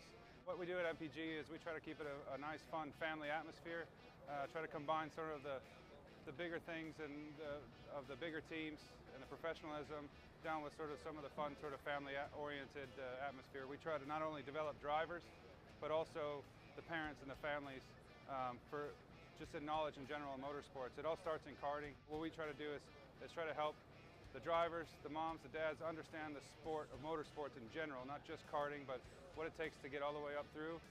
Whether you end up wanting to be a driver or a mechanic or an engineer, you know, we can help you with that, and that's what we're here for. If you're interested in joining us at MPG, our home base is at Whiteland Raceway Park in Indianapolis, and you can contact us at info@willpowerkart.com. And one of our great people will reach out to you, and we'll try to put the best program together. And welcome back to TSRS round number 2. We're getting underway with KA100 Senior, sponsored by Exertech. Again, this is Group 1 of 2. And a big shout out to our main sponsor, Auction ETX. Without them, this wouldn't be possible. Lap number 1 in the books, and there's going to be multiple here. Is 7 minutes in total. You can turn probably around 8 or 9 to 10 laps. Josiah Tracy just went purple on the first lap out, 37.582. So some big names in here. Peyton Phillips. And then you have some other big names along with, if I'm not mistaken, I thought I saw Rudolph up in this mix, but it looks like he is not. No, he is, because he just went purple. Thank you for pointing that one out. Aiden Rudolph, another big name. Tyler Stevens, Logan McDonald, Robert Watkins Jr., Braden Robinson is another one. So some big names here, but as we know, anything is possible. Peyton Phillips currently sitting P1 with a 37.166. We're just now 2 minutes in, so about 5 more minutes to go, and there's already some packs starting to form up there, Tristan. Exactly. With this KA racing in qualifying, like we were saying with the other classes you almost want to work together. KA, not many drivers want to work together, and it almost really doesn't benefit as much as some of these other classes like the 206, where you almost want to be lined up all the time. Oh, looks like we got some drivers too wide through the chicanes here in qualifying. That's definitely not going to help. We have Aiden Rudolph out with your pole position here still, 36.989. A lot of heavy hitters in this qualifying session, and in both of these qualifying sessions, actually. It's going to be awesome to see as this racing goes on for the weekend. A lot of these drivers are national, regional, all sorts of calibers of drivers here as we're looking here at Aiden Rudolph going into turn 1. Resets his fast lap that lap, 36.893. Seems to be 2/10 faster than the 901 of Peyton Phillips in second, Brandon Robertson third. These drivers all over the place in caliber, and it's going to be awesome to see as they start racing here this weekend, Caleb. Yeah, this group is actually pretty well split between the heavy hitters. We still have some other big names still yet to come in the second group. Drivers who did not go out for this group and conclude Nicholas Stoffer, Connor Casey, Ethan Arnott, Caitlin Zarowski, Francisco Scarpanti, and then Christopher Parrish. So there's still some other big names who are still yet to come here in group number 2. And again, as you said before, Aiden Rudolph is running about a 10th fast in the field as we watch him working his way out of turn number 3, making his way around as he is now catching a lap cart. Exactly. Aiden Rudolph out in front. We know he has the ability to set fast laps. There he goes, diving down the inside of that cart that's just a little bit off pace from where he is. Aiden Rudolph seems to not have any sort of competition from these drivers here. Still 2/10 out in front. Then when you go back, though, Braden Robertson, Massimo Sanchez-Lara in 4th, they're all within a 10th of each other from 2nd back to what looks to be 6th. These drivers so close here on this short bull ring racing here. And the times are only going to get closer. Aiden Rudolph, we still have 3 minutes left on the clock. Aiden Rudolph not able to beat his lap time that lap, as we do see Josiah Tracy set a faster lap that time by. He is in 7th. Austin Wilkins breaks into the top 10. These drivers just seeming to plateau here. Maybe their tires are starting to get hot. Maybe they're dicing a little bit with other drivers. They're going to have to start thinking about maybe either pulling off or just keep going and seeing if they can set a faster lap time here, Caleb.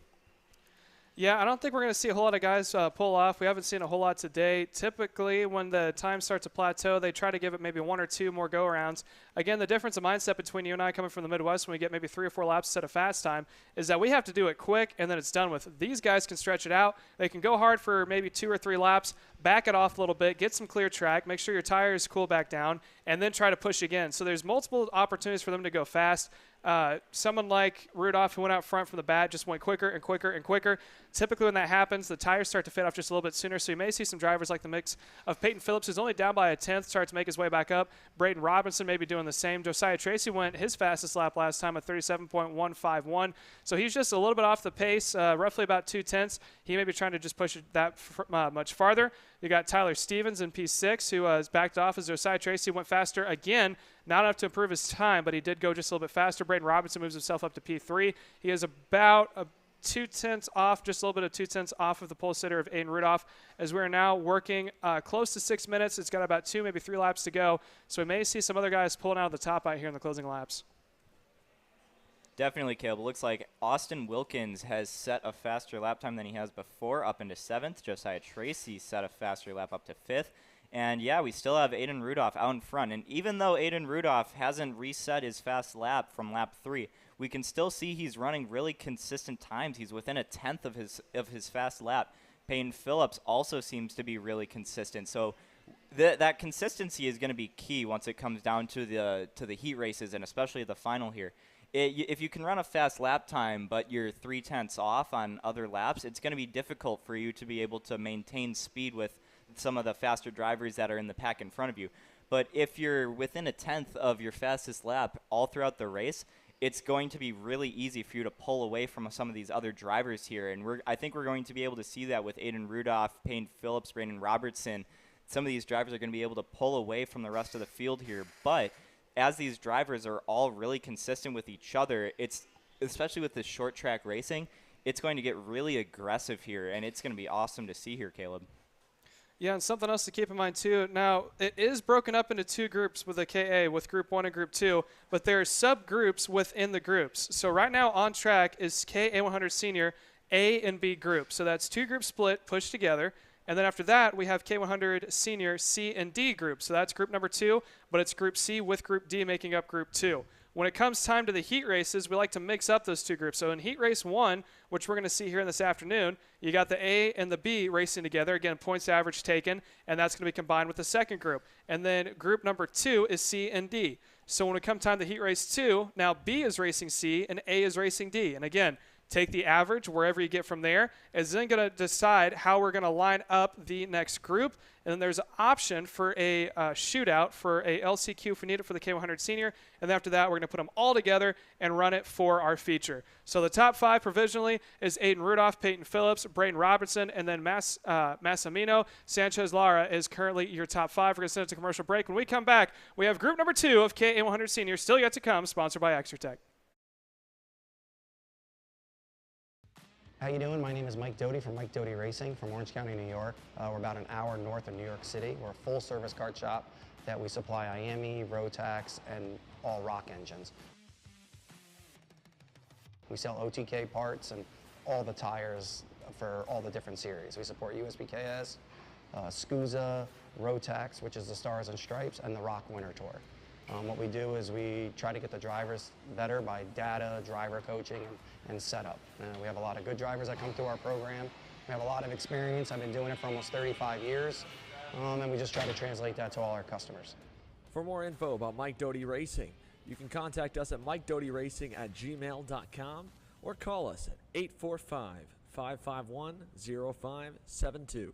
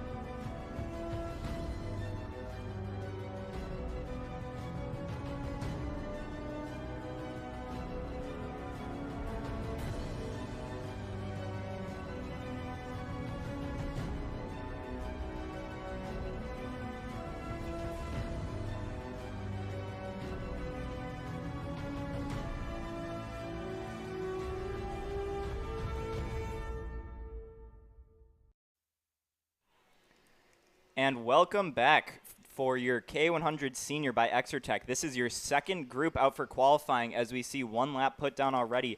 Dylan Town has your provisional fast time. Never mind, reset by Alex Stanfield. Alex Stanfield, a heavy hitter in this field.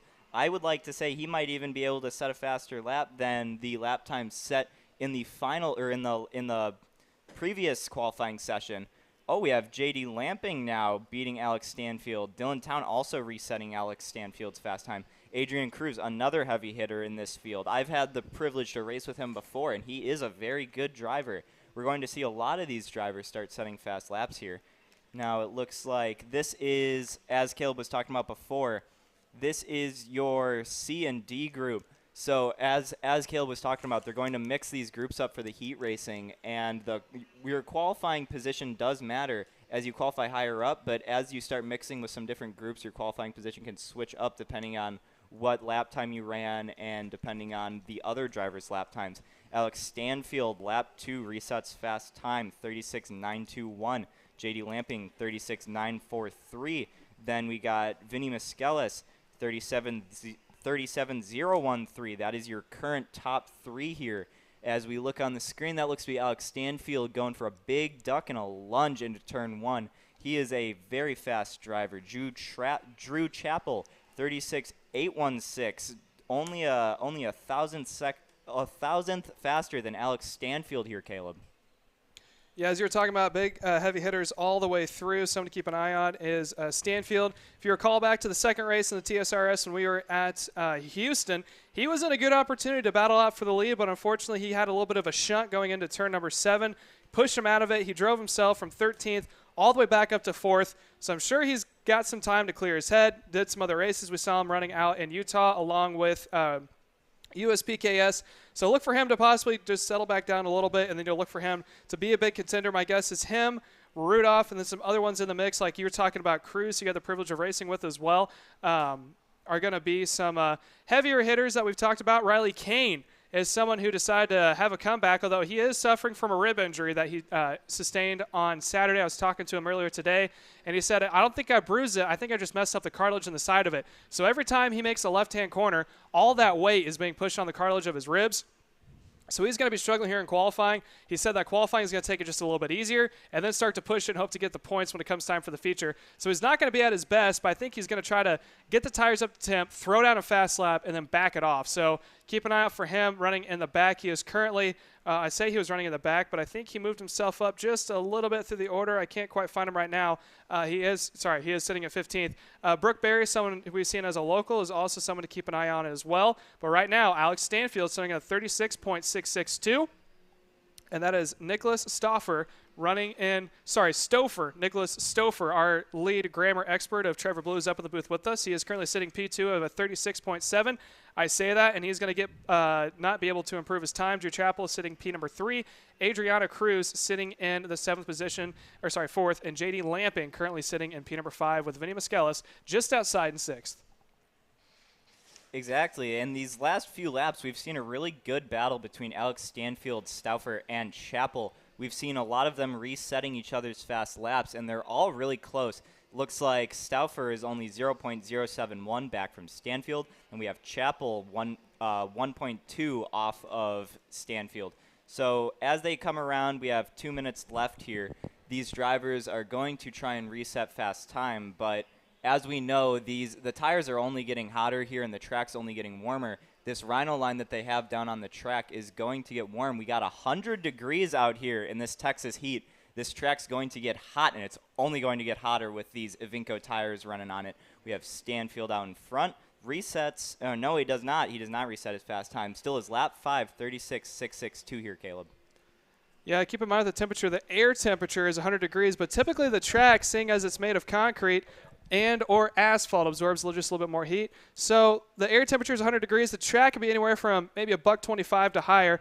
I'm sure a bunch of tuners are going to be out there with temperature gauges pointing at the track with the lasers trying to figure out exactly the temperature. So it's hot. Tires are going to wear off.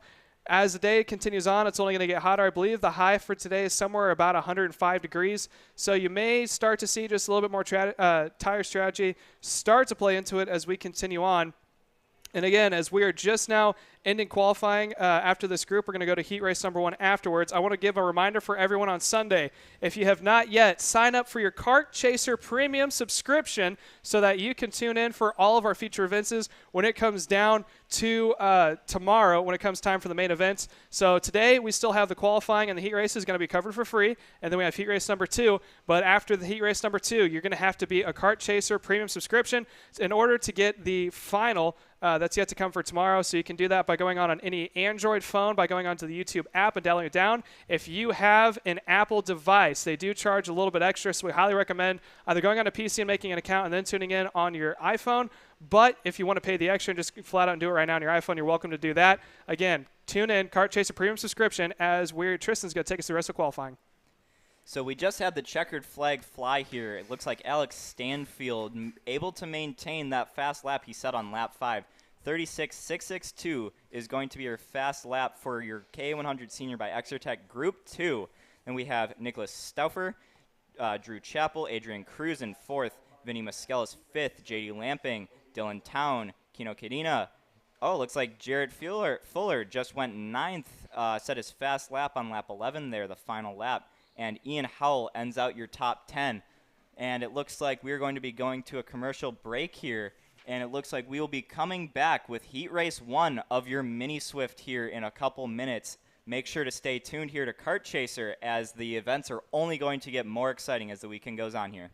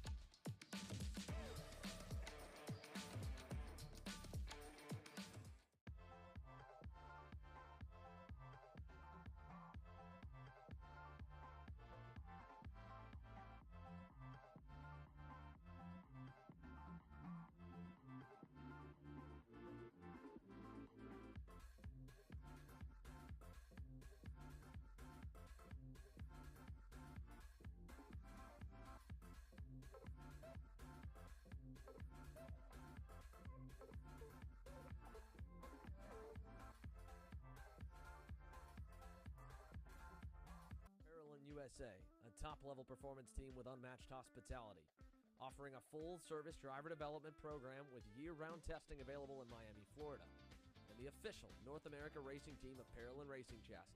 Chassis and parts available at ParolinUSA.com.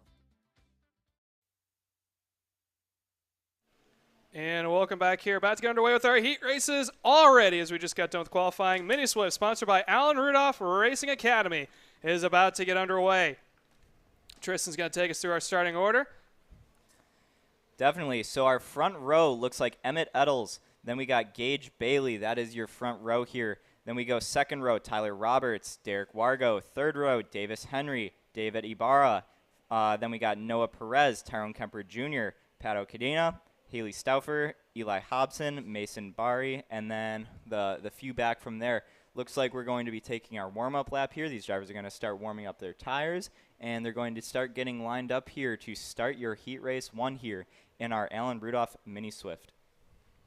Yeah, they're going to take a couple laps to get the tires up to temp, and then once that happens, again, there's no set time. It's all about, there's no set laps. It's all about time. So once they get going, they're going to have 8 minutes plus 2 laps. So it's going to be a little physical, like we talked about the heat. Upwards of 100 degrees right now. Think about it. It's 100 degrees outside. These kiddos are wearing a suit, a helmet, a gloves. They're inside a cart. The track is hot. It's going to be a little bit physical. As you can see, I'm lined up 2 by 2 perfectly. The 2 front runners of both Etzel and Gage Bailey are taking them down to a walking pace. We're about to get going here shortly. They're going to take a cut through to get them lined up and ready to go as quickly as possible. You can see not a whole lot of tire scrubbing. There's not really a need to. Those first couple laps, all you need to do is get the rubber off the top of the tire. By the time this race is over with, the tires are going to probably be like balloons or marshmallows because of how much air is in them.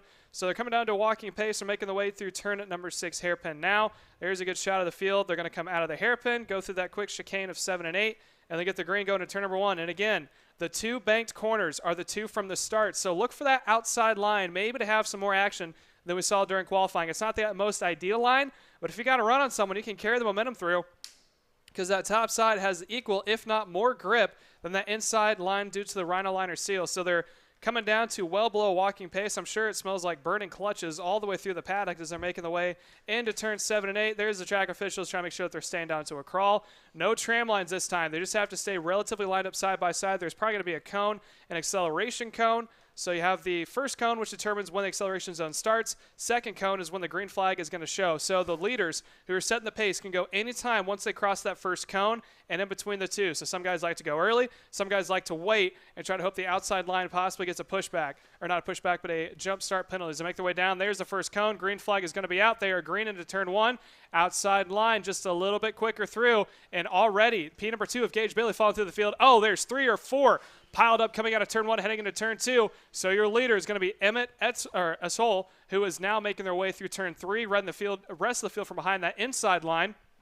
Was able to pull away. So Tyler Roberts is already up into P2, closing up onto Emmett, and also is Davis Henry starting in 5th, finds himself in P number 3, Tristan. So it looks like Eddles had a little bit of a hiccup there going down the back straight, which allowed Tyler Roberts to come around the outside. Not sure what Eddles was doing there. Maybe going for an attempted blocking move. So we have what looks to be Roberts out in front, has about a 3-cart gap back to Emmett Eddles, that 116 plate. Then we have what looks to be a closing 2-cart gap back to Ibarra from Eddles. We're going to have to see here, is Tyler Roberts going to be able to pull off that lead gap he needs? Ibarra seems like he might want to be working with Emmett Eddles here, as it looks like they're bump drafting going down this back straight. It seems like they're going to want to work together to catch up to Roberts. They know that Roberts is a fast driver. Oh, looks like a little bit of a lookout there into the chicanes. Decides against it. Thinks, nope, can't go too wide through here. Now they're ducking down the front straight here, Caleb. Yeah, the reason why I thought about passing was because Eddles on the entry of the corner clipped the curb and got up on 2 wheels. So the term is called biking or bicycling, and it's when you have so much grip on the outside that starts to lift the inside line. So he clipped that curb. It just forced the cart up into the air. He rode 2 wheels around. I think Ibarra kind of looked to the inside as almost like security for himself. Like, I don't know if you're going to spin it. I don't know if you're going to roll over. So he's going to tuck him behind. Like you said before, if they can stay nose to tail and work that draft together, they could really close up to Roberts. Is down to the inside. Here comes Ibarra. Got the point. Oh, to the back bumper. There goes Eddles. I think he was trying for the crossover. Didn't work out for him. So now he's going to go to the pushing spot. So they did have a change for position. They continue to close the gap. They got to be careful. They're making up all this ground, but once you get up to that back bumper, if you start racing each other back and forth with the leader, then you're going to fall yourself back off. You see Roberts pull down the distance. It's kind of like studying. If you can work together and you just do all the time that you need to get the good grades, comes time for the exam, you just throw it away. So look for these two to stay nose to tail and slowly start to reel in. They're not quite to the towing distance yet, but they're approaching it on Tyler Roberts. Definitely. It seems like Roberts out in front, the gap closing back to Ibarra is closing. Last time by, they had a half-second gap. Looks like it's only a cart length now. We're going to have to see if that 106 plate of David Ibarra is going to make a move on Roberts or if he's going to decide against it. Looks like Roberts just did a quick look back, saw that Ibarra's there, knows that that gap he has is closing. Looks like Roberts takes a little bit of a lower line into turn 1 there. going to mess him up a little bit on exit. Ibarra gives him a little bit of a bump going in there. Now, all of this little shuffling they got going on here has now allowed Eddles to gain back that position and is now on the bumper. We have a 3-kart train here for the lead. Granted, we still have a couple minutes to go here. Looks like we have 4 minutes plus that 2 laps. And, oh, we have a massive dive bomb there. Got crossed over. Roberts back into the lead. And now it looks like Roberts has a 1 car length gap from that big dive bomb attempt made by Ibarra. They're going to draft. It looks like Eddles and Ibarra are drafting now, catching back up to Roberts. Yeah, Roberts had a good crossover move there. He used that outside line again due to that Rhino seal. You're able to pull some different lines, and Roberts was able to cross back over. It kind of stumbled Ibarra a little bit on exit because he had to take the inside line, and now they went back to about a 4 or 5 kart length disadvantage from your leader of Roberts as they're now making their way through the quick chicane coming into turn number 6 now. There's a good shot of the 2 nose to tail. That is Ibarra and Etzel who are running nose to tail in the 2nd and 3rd position.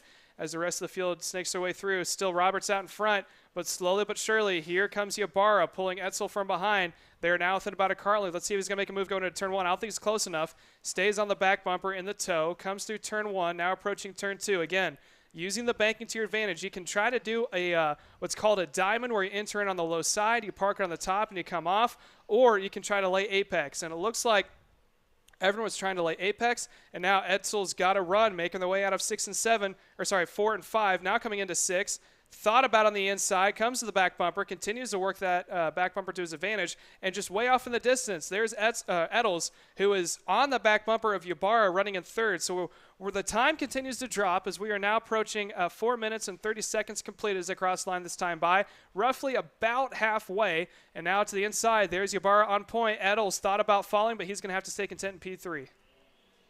Definitely, Caleb. They're coming around into turn 3 here. A little bit of a gap has opened between Ibarra and Roberts. Roberts seems to be making a little bit of mistakes here. We're going to have to see if Eddles is going to want to make a move in. We're coming down the back straight here. It looks like Eddles looking out for a move, decides against it into that back hairpin. A little bit of gap closed up to Roberts. Roberts is pulling away, but they close up a little under braking. I want to see if Eddles and Ibarra are going to work together to catch up to Roberts, but I would also like to think Eddles is going to make a move. Looks like Roberts does not take the low line, and they're catching up through turn 2 here. Not much racing action going on. They're deciding to stay in line, work together, not mess up a little bit. Granted, these front 3 here, they do have what looks to be a 3-second gap back to the 4th place of Derek Wargo. So they do have a little bit of playroom if they want to decide to get a little dicey here. Gap is closed back up to the top 3, and not much going on here yet, Caleb. They're just staying in line.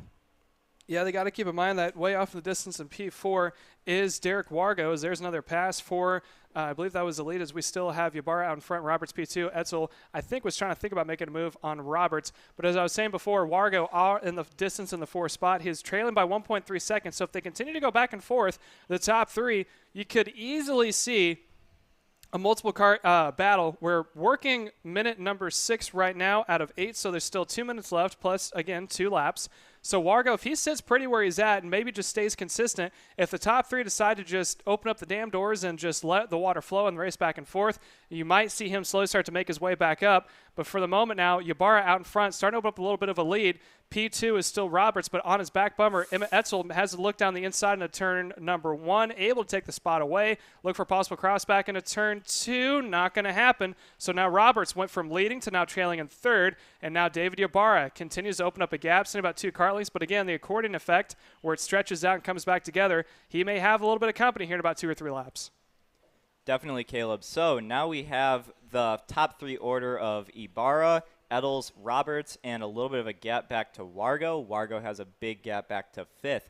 So it does seem here like Eddles is closing the gap in on Ibarra. These 2 karts going down the front straightaway here. Seems like Roberts has fallen off a little bit. Maybe his tires got a little too hot. Not able to compete with those 2 drivers. Looks like Emmett Eddles has set a fast lap time for himself, 39.008, which is a 10th faster than Ibarra that last lap around. It's also good to note that Ibarra has fast lap this session, so you can see that these drivers are going very fast here.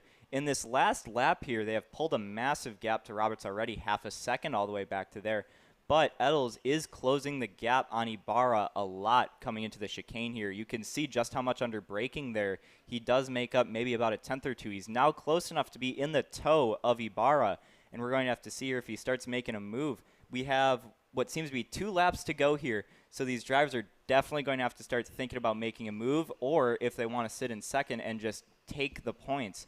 So we have Eddles. Eddles has now set fast lap that last time by, faster than Ibarra, so he takes that away. And he's made a bit of a mistake. Maybe I think he's having a mechanical. Yeah, seems like Eddles now has a mechanical failure, pulling off into the grass. You can see just how upset he is hitting that steering wheel. And it seems like the race is now over for the 116 of Emmett Eddles. Yeah, that's now going to allow Ibarra to have clean sailing here as he gets the white flag with 1 more lap to go. That's going to push Roberts back up to P2, and that means that Derek Wargo is now going to find himself sitting inside the top 3, moving up 1 position. So as far as points go, Ibarra right now is currently sitting in his best place. Roberts in P2, Wargo in P3. But again, if any of these drivers have a horrible run here tomorrow when it comes time for heat race number 2 in the morning, they could find themselves starting farther in the back. The good news is for Eddles that he still has heat race 2 to try to regain some lost points. If he's able to run in the top 3, he could find himself starting in the front to mid-pack. Out of the final couple of corners, and to receive the checkered flag this time by David Ibarra. Sorry, we have 1 more lap to go. 1 more time around. That wasn't 2 laps to go. We now have the white flag 1 more time by into turn number 1. David Ibarra working his way through turn 1 and turn 2. That gap last time by sitting at about 2 seconds. Ibarra has 1.7, so about 3/10 away from a second.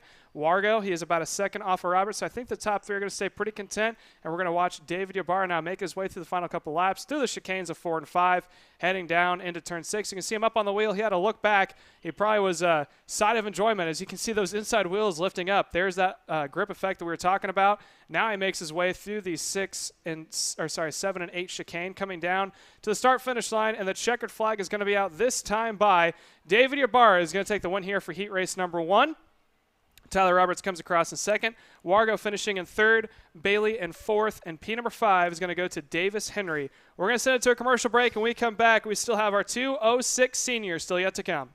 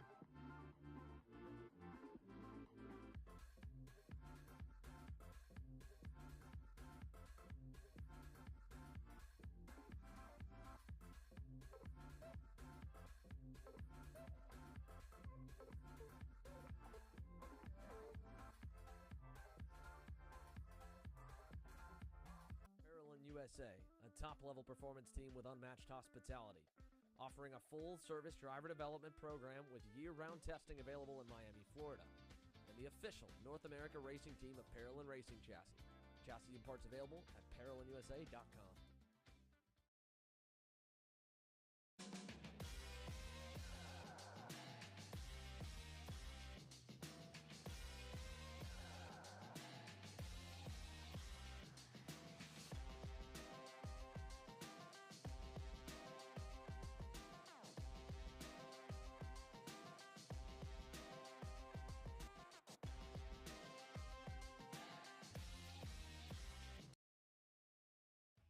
Kart Store USA is a kart part.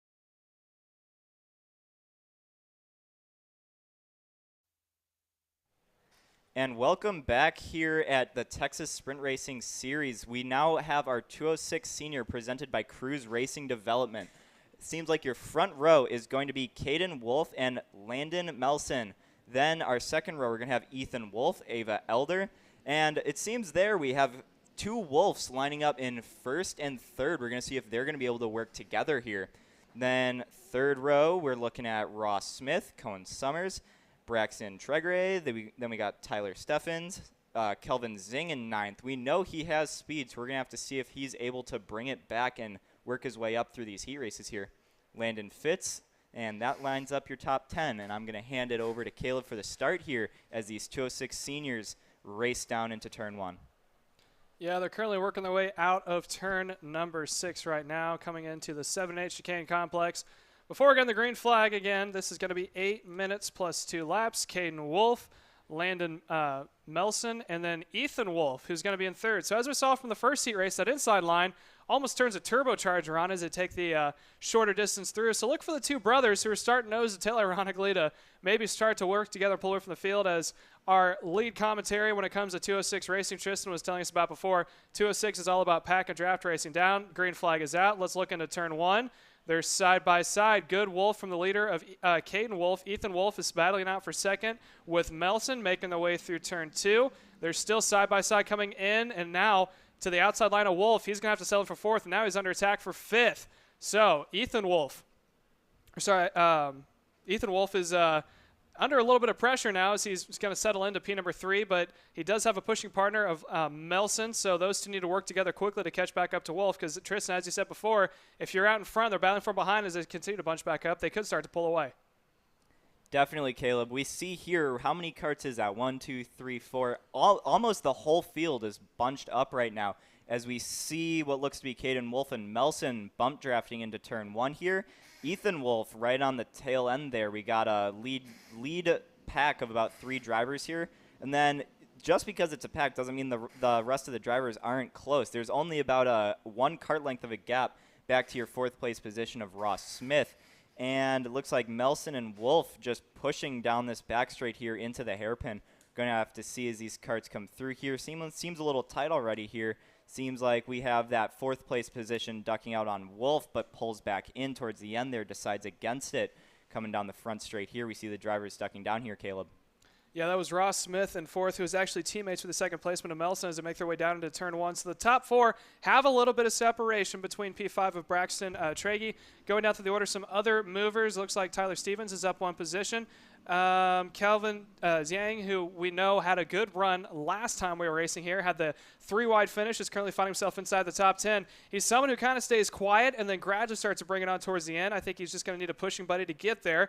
But the top 4, as you were talking about, nose to tail, and now we have 5th starting to join the party. That is Braxton Tragey, who is also making the way up to the mix. And look at that. Now there's 8, almost 9 carts all in a pack, and it's being led by Caden Wolf heading down to turn 1. You can see they're all trying to duck their head, making those carts as aerodynamic as possible to the inside line, trying to make a pass for the lead. It is completed, so that's now Melson up on a point. The 2 Wolf brothers are going to be 2nd and 3rd, with Caden running in P2, Ethan running in 3. So look for those 2 possible work together. And also in the mix in the 4th position, Ross Smith, who's teammates to Melson, may try to see if he can't find his teammate up in the front. Definitely, Caleb. Coming down this back straight here into the hairpin, looks like we have Landon Melson out in front getting pushed by Wolf. They're going to decide against making a pass right now as we still have many minutes and laps left in this race. They're going into the final chicane back onto the front straight here. Your front 3 drivers, so that is Melson and then both Wolves, both Caden and Ethan, drafting here into turn 1. deciding against it. Then you have a little bit of a separation, maybe about 3/10 back to your 4th place position, Ross Smith. Landon Melsing goes purple last time by, out in front by himself, getting pushed by Wolf. They're going to line up here as they go through the chicane here down to the back straight.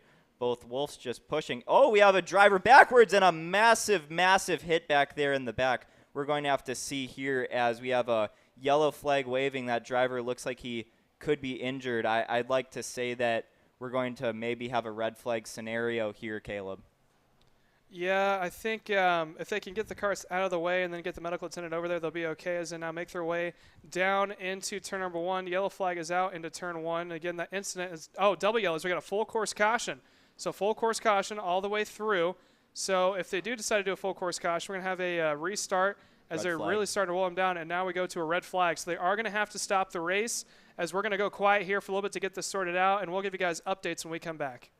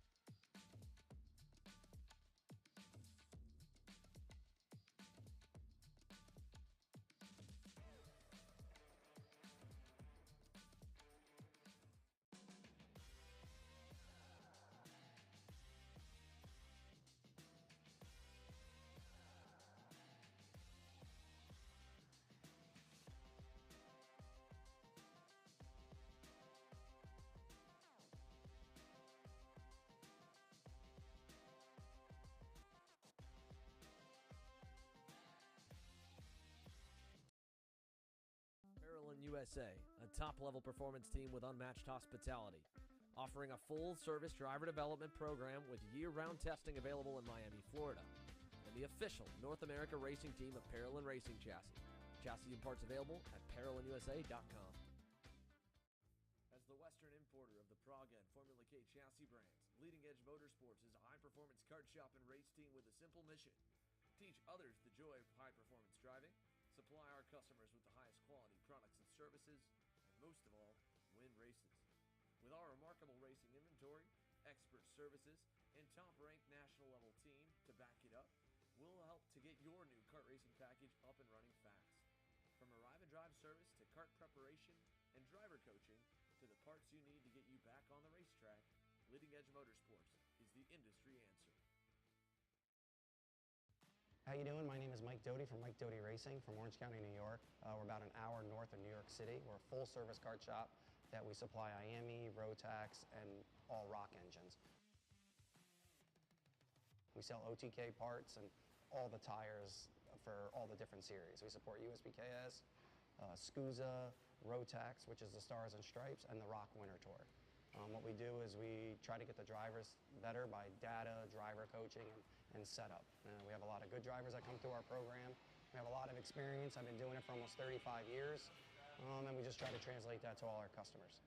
For more info about Mike Doty Racing, you can contact us at MikeDotyRacing@gmail.com or call us at 845-551-0572. So, now that we've announced everywhere that we're going to be going to live stream races in 2022, let's go over how you guys can watch and where you can watch. At each race we go to, we'll be going live beginning with the first class on track and qualifying, all the way through to the end of the day with main events and podiums, with some sessions free to watch, and some of it part of our $10 per month subscription plan. For every qualifying session, heat race, pre-final, and or last chance qualifier, you'll be able to watch free on our YouTube page, our Facebook page, and the series or promoters Facebook pages as well. Then, if you want to watch the main events live, you'll be able to do that on our YouTube channel's premium subscription for $10 per month. And if you can't afford to do it, you'll be able to watch the replay of the main events for free after the race weekend's over. To sign up for our $10 per month premium subscription on YouTube, it's super simple. As long as you're signed into your YouTube account, go to our page, hit the join button, put in your payment information, and you'll notice even at the bottom, YouTube doesn't bill you until the 30th day of the first month. Now you may be wondering, why even do a subscription plan at all? And the truth is, broadcasts are expensive. We've got a big team to put on these productions, and even with the help of the series and event promoters and advertisers, it still costs a lot, and we also want to do them bigger and better every single event we go to. And hey, if you can't or don't want to join the $10 per month subscription plan, you can still watch all the racing sessions with qualifying, heat races, pre-finals, LCQs live for free, and of course the main events on replay after the race weekend. In the end, we're only here because of all the love and support you guys have shown us and continue to show us, whether it's liking, commenting, and sharing on all of our posts, supporting us through our apparel options, and any other way following along with the journey so far. And we can't wait to get the year started live from Miami.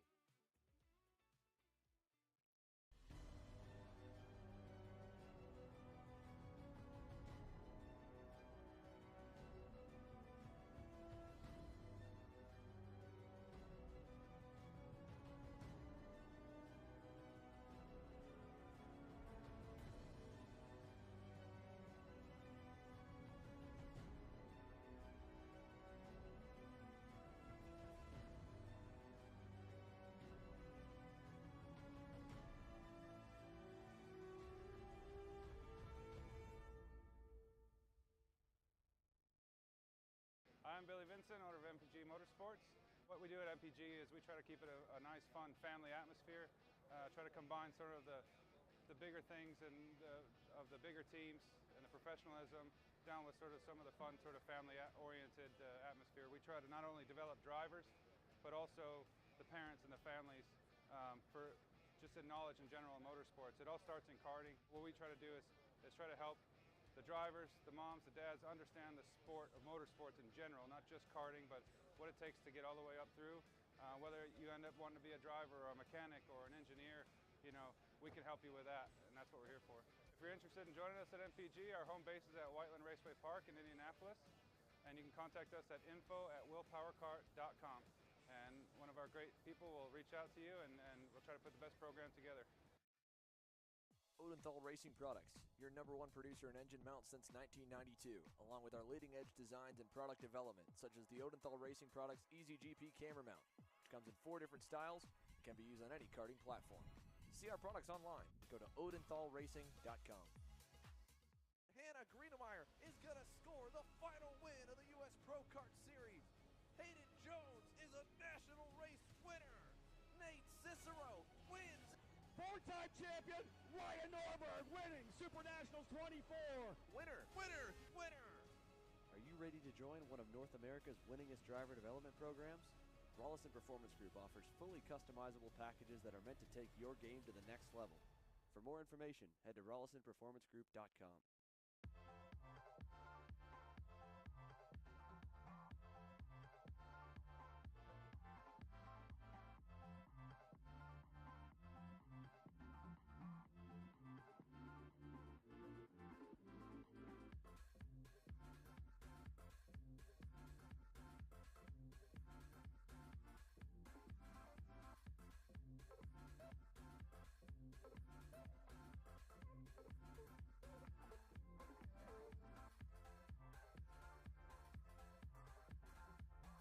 If you're looking for top-grade equipment, look no further than Rev Performance Materials engine mounts, sprockets, and arcade chains. Available online now at revperformancematerials.com and through a dealer near you. The highest quality material, built to the highest quality standards. Rev Performance Materials.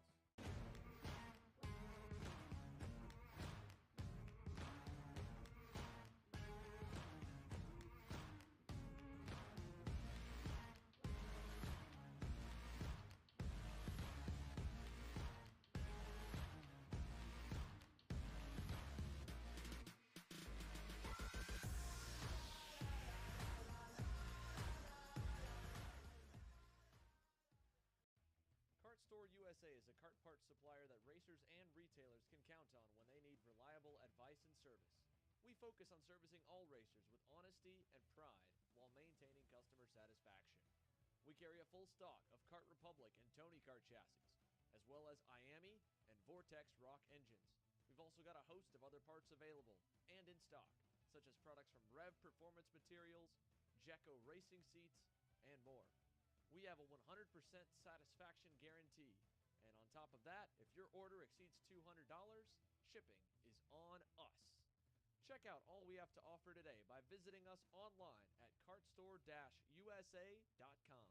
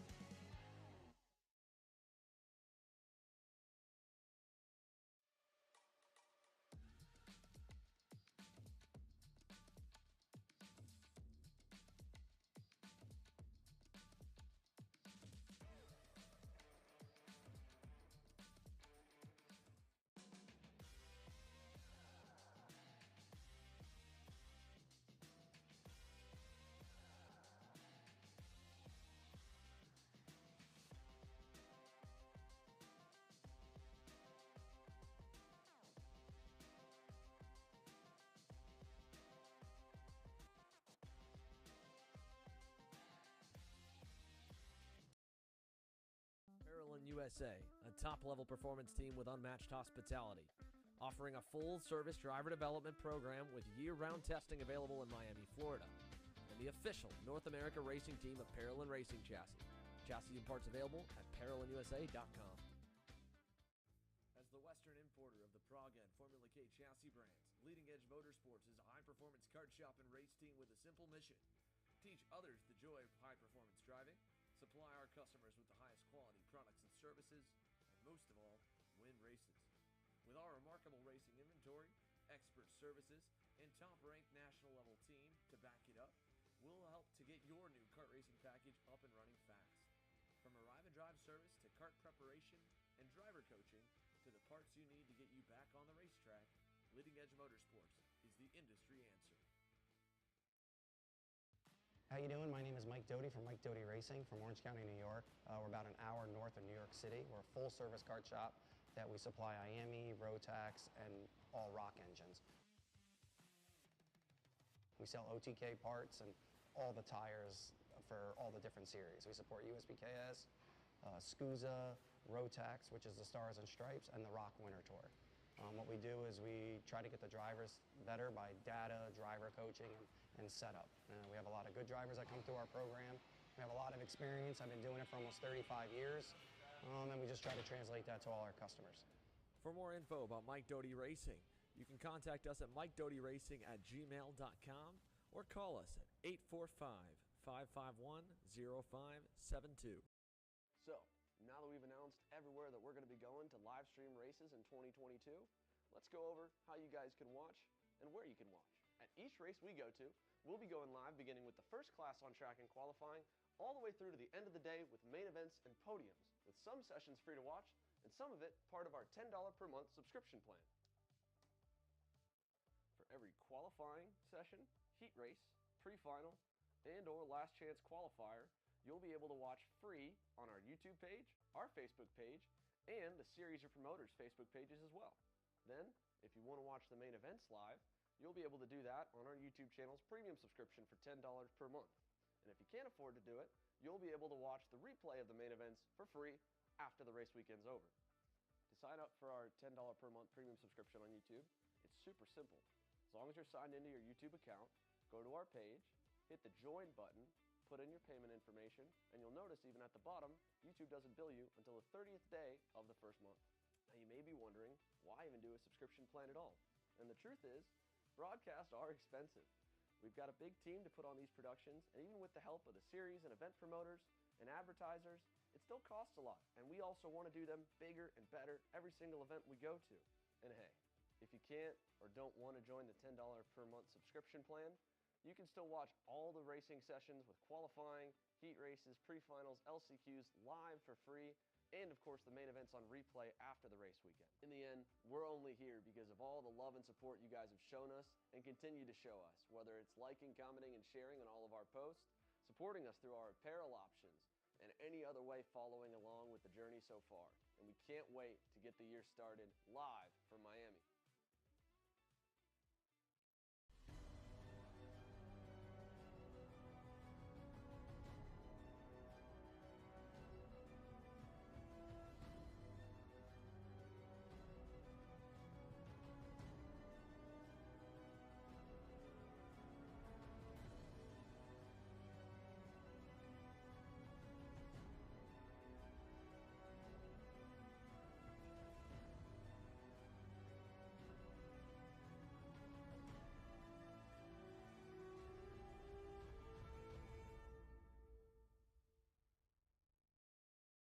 I'm Billy Vincent, owner of MPG Motorsports. What we do at MPG is we try to keep it a nice, fun family atmosphere, try to combine sort of the bigger things and of the bigger teams and the professionalism down with sort of some of the fun sort of family-oriented atmosphere. We try to not only develop drivers, but also the parents and the families for just in knowledge in general in motorsports. It all starts in karting. What we try to do is try to help the drivers, the moms, the dads understand the sport of motorsports in general, not just karting, but what it takes to get all the way up through. Whether you end up wanting to be a driver or a mechanic or an engineer, you know, we can help you with that, and that's what we're here for. If you're interested in joining us at MPG, our home base is at Whiteland Raceway Park in Indianapolis, and you can contact us at info@willpowerkart.com. And one of our great people will reach out to you, and we'll try to put the best program together. Odenthal Racing Products, your #1 producer in engine mounts since 1992, along with our leading-edge designs and product development, such as the Odenthal Racing Products EasyGP camera mount, which comes in 4 different styles and can be used on any karting platform. See our products online. Go to odenthalracing.com. Hannah Greenemeyer is going to score the final win of the U.S. Pro Kart Series. Hayden Jones is a national race winner. Nate Cicero wins. 4-time champion Ryan Norberg winning Super Nationals 24. Winner, winner, winner. Are you ready to join one of North America's winningest driver development programs? Rollison Performance Group offers fully customizable packages that are meant to take your game to the next level. For more information, head to rollisonperformancegroup.com.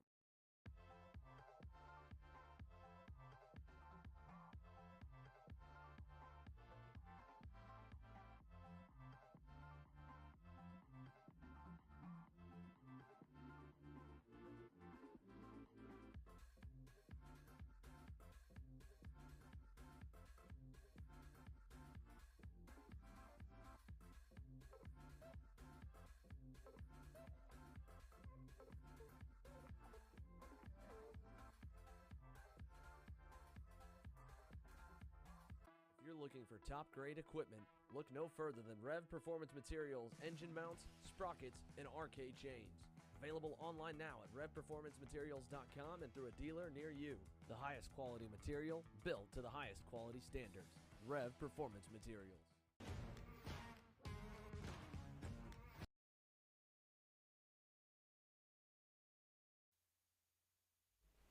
And welcome back here for the Texas Sprint Racing Series. We're finishing up our 206 Senior by Cruise Racing Development after a little intermission we had caused by a red flag. They were able to remove the driver, and he seems to be all good now over where he is, so they're going to take care of that. But it looks like we're heading down towards what looks to be a green flag here in turn 1.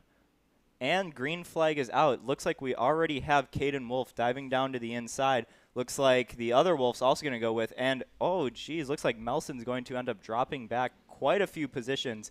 Looks like he's settling in for 5th now. Not the greatest place to be around the outside there in turn 1, especially when it's a double right like that, turn 2 being a right-hander. So now we have Caden Wolf and Ethan Wolf out in front here, going down the back straight into the hairpin. All drivers staying relatively in line. No major moves made here on the first lap. Seems like we might have a couple minutes left, maybe 5 or 6 laps here after that red flag. And the drivers all staying in line here down into turn 1.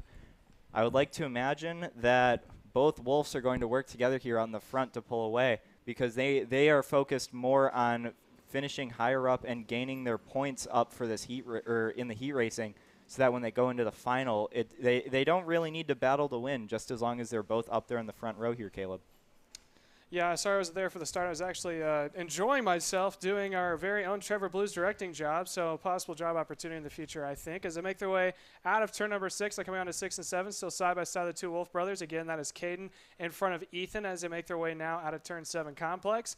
Heading down this main straightaway into turn number 1, you can see there's Caden up on the wheel. He's got his head tucked down. His brother's pushing him. Look for those two to possibly start to pull away here and make a decent gap. However, due to the draft that you were talking about earlier, Tristan, about how the 206s, because everyone's the same, a little bit less horsepower than we see from the KA class, they stay relatively close. They haven't been able to pull away from the field. They have probably the same mindset, like, hey, I'm going to work with my brother and pull away from the field. But behind that, you have Cone Summers along with Tyler Stevens, who are up in the mix running in 3rd and 4th, and now up into 5th, catching up to that group is Landon Melson. This track runs really well, and it looks like a possible breakup there between the two brothers. That was between Caden and Ethan Wolf, and the rest of the field and company are behind. Still Caden out in front, but now Ethan's got to hold off the Calver from behind, now to the inside trying to make a move. Here comes Cone. He makes the move. Oh, contact! And around went. That was Ethan Wolf. Went over the banking on the backside, took 3 or 4 out with him. So now Caden Wolf suddenly went from having a 2, maybe 3 car length advantage to now having about 4 or 5. Now, because of the way that hairpin at turn 6 does, we've seen it back everyone up. Let's see if he's not able to pull away from the field. Definitely. That was a big incident there in turn 1. That is not going to be good looking into the final here. Looks like we have a move here for 2nd, and it's going to get crossed over there by what looks to be Cohen Summers. And they're coming through here. Caden Wolf has a big gap back to 3rd place. Oh, we have what looks to be a move here. Landon Melson on the inside of Cohen Summers. So we have Caden Wolf 1.3 seconds ahead of Landon Melson. They're going to keep it going. Looks like Melson's putting his hands up in the air, maybe saying, oh, my bad for doing a little bit of a blocking job there. Caden Wolf way out in front. I don't think he's going to have any competition here battling him for the lead. Landon Melson, Cohen Summers, and Braxton Tregray back there battling for 2nd, 3rd, and 4th. Yeah, as you were saying, that battling happening out from 2nd on back has allowed Wolf to maintain his lead. I don't think he's going to be able to stretch it a whole lot if the 2nd pack is able to calm back down. As I was saying before, that hairpin of turn 6 plays such a huge factor here that it's able to bunch the whole pack back up. We saw it before. It was broken up the first time with that incident that happened into turn 1 of just how long of a train of carts there were, and it just keeps adding into that corner. And if you're able to roll your momentum a little bit better than the leaders, because a lot of them have to be defending, then it's able to bunch the pack back up as they make their way out of 4 and 5 chicane, heading up into turn 6. Let's see if there's a pass on the inside for 3rd. There is not. They stay in line. There's the leader going by at the bottom of the screen. Blipped by was a spot of green and white, was the comp car of Caden Wolf, so he's got a very decent lead. Here's a good shot of it, making their way out of turn number 7, coming down the straightaway, so he's got a good car length advantage. And after that, it's Cone Summers, Braxton Tragy, and then Kelvin Zing. What I tell you, he always somehow finds a way to be up towards the front. He now finds himself in the 5th spot. He's just outside of that front pack, and he's a little bit by himself. But if the 3 running it out for the 2nd position decide to go back and forth, he could easily find himself in the competition by running out for the podium.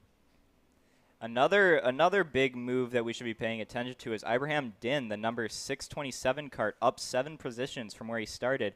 We also have Aiden Smith up 13 positions. Mekon Moore in the 11th spot up 10 positions. So we come around here, Caden Wolf still a little over a second, or no, not a second, only 8/10. It looks like the second, third, and fourth pack of Melson, Summers, and Tregray, they're catching up. Seems like Tregray is having a little bit of a hard time keeping up to the back of Melson and Summers. Melson and Summers are just working together, seeing if they can't catch Wolf by the end of this race here. Seems like we have our flagman getting ready to either go 1 to go or 2 to go here. And I think they're a little bit too far back to start battling with Wolf, but I believe we will have a good battle showing up between Melson, Summers, and Tregray here, going what looks to be into the last lap here, Caleb. Yeah, I don't know if they're out of it just yet. When they made their way out of the turn 6 and 7, that gap really started to close back up as it's been indicated that we have 1 lap to go. And look at the gap right now, making their way into turn 1. Here, that gap is now closed completely. That is Melson went purple last lap, suddenly finds himself on the back bumper of Wolf as they make their way through turn 2. Now he's got to be smart. If he opens up the door and tries to pass, not only is Melson going to go by, but probably Summers as well, because he is also in the tow, making their way through the 4 and 5 chicane, heading down into turn 6. This is going to be one of the best passing opportunities and one of the last. Let's see if there's a move on the inside. He's going to try it, thought about it, backed off. Oh, up on 2 wheels. Didn't even have contact. That was Tregray who got up on 2 wheels. That was due to how grippy that track is, and that is going to allow, if I'm not mistaken, Kelvin Zing is now going to find himself inside the top 5 and 4th as they make their way across the line. Let's see how it pans out. Wolf is going to take the win. Melson to P2. Summers comes across in 3rd as the timing sheet is still updating on our part. And I believe that is going to be Kelvin Zing in 4th. Okay, so that was actually the one who got up on 2 wheels was not Tregray. That was Summers. So that's now going to be Melson, Tregray in 3rd, Summers 4th, and then Din is going to be in 5th, Kelvin Zing 6th, Luke Walker 7th, or Waller 7th, Aiden Smith is going to be in 8th, Landon Fizz 9th, 10th is going to go to Tyler Stevens, and congratulations winner of Caden Wolf for Heat number 1. We're going to send it to another commercial break. When we come back, we got a Micro Swift still yet to come for their first heat race of 2, but the final heat race of the day.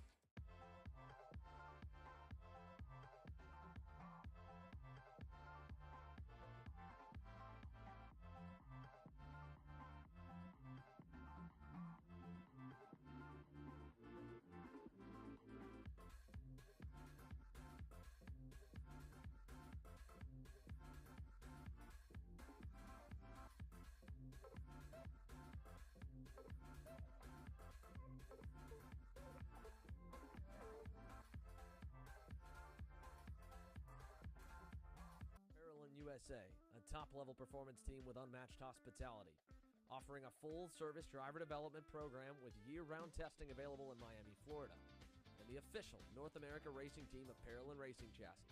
Chassis and parts available at ParolinUSA.com.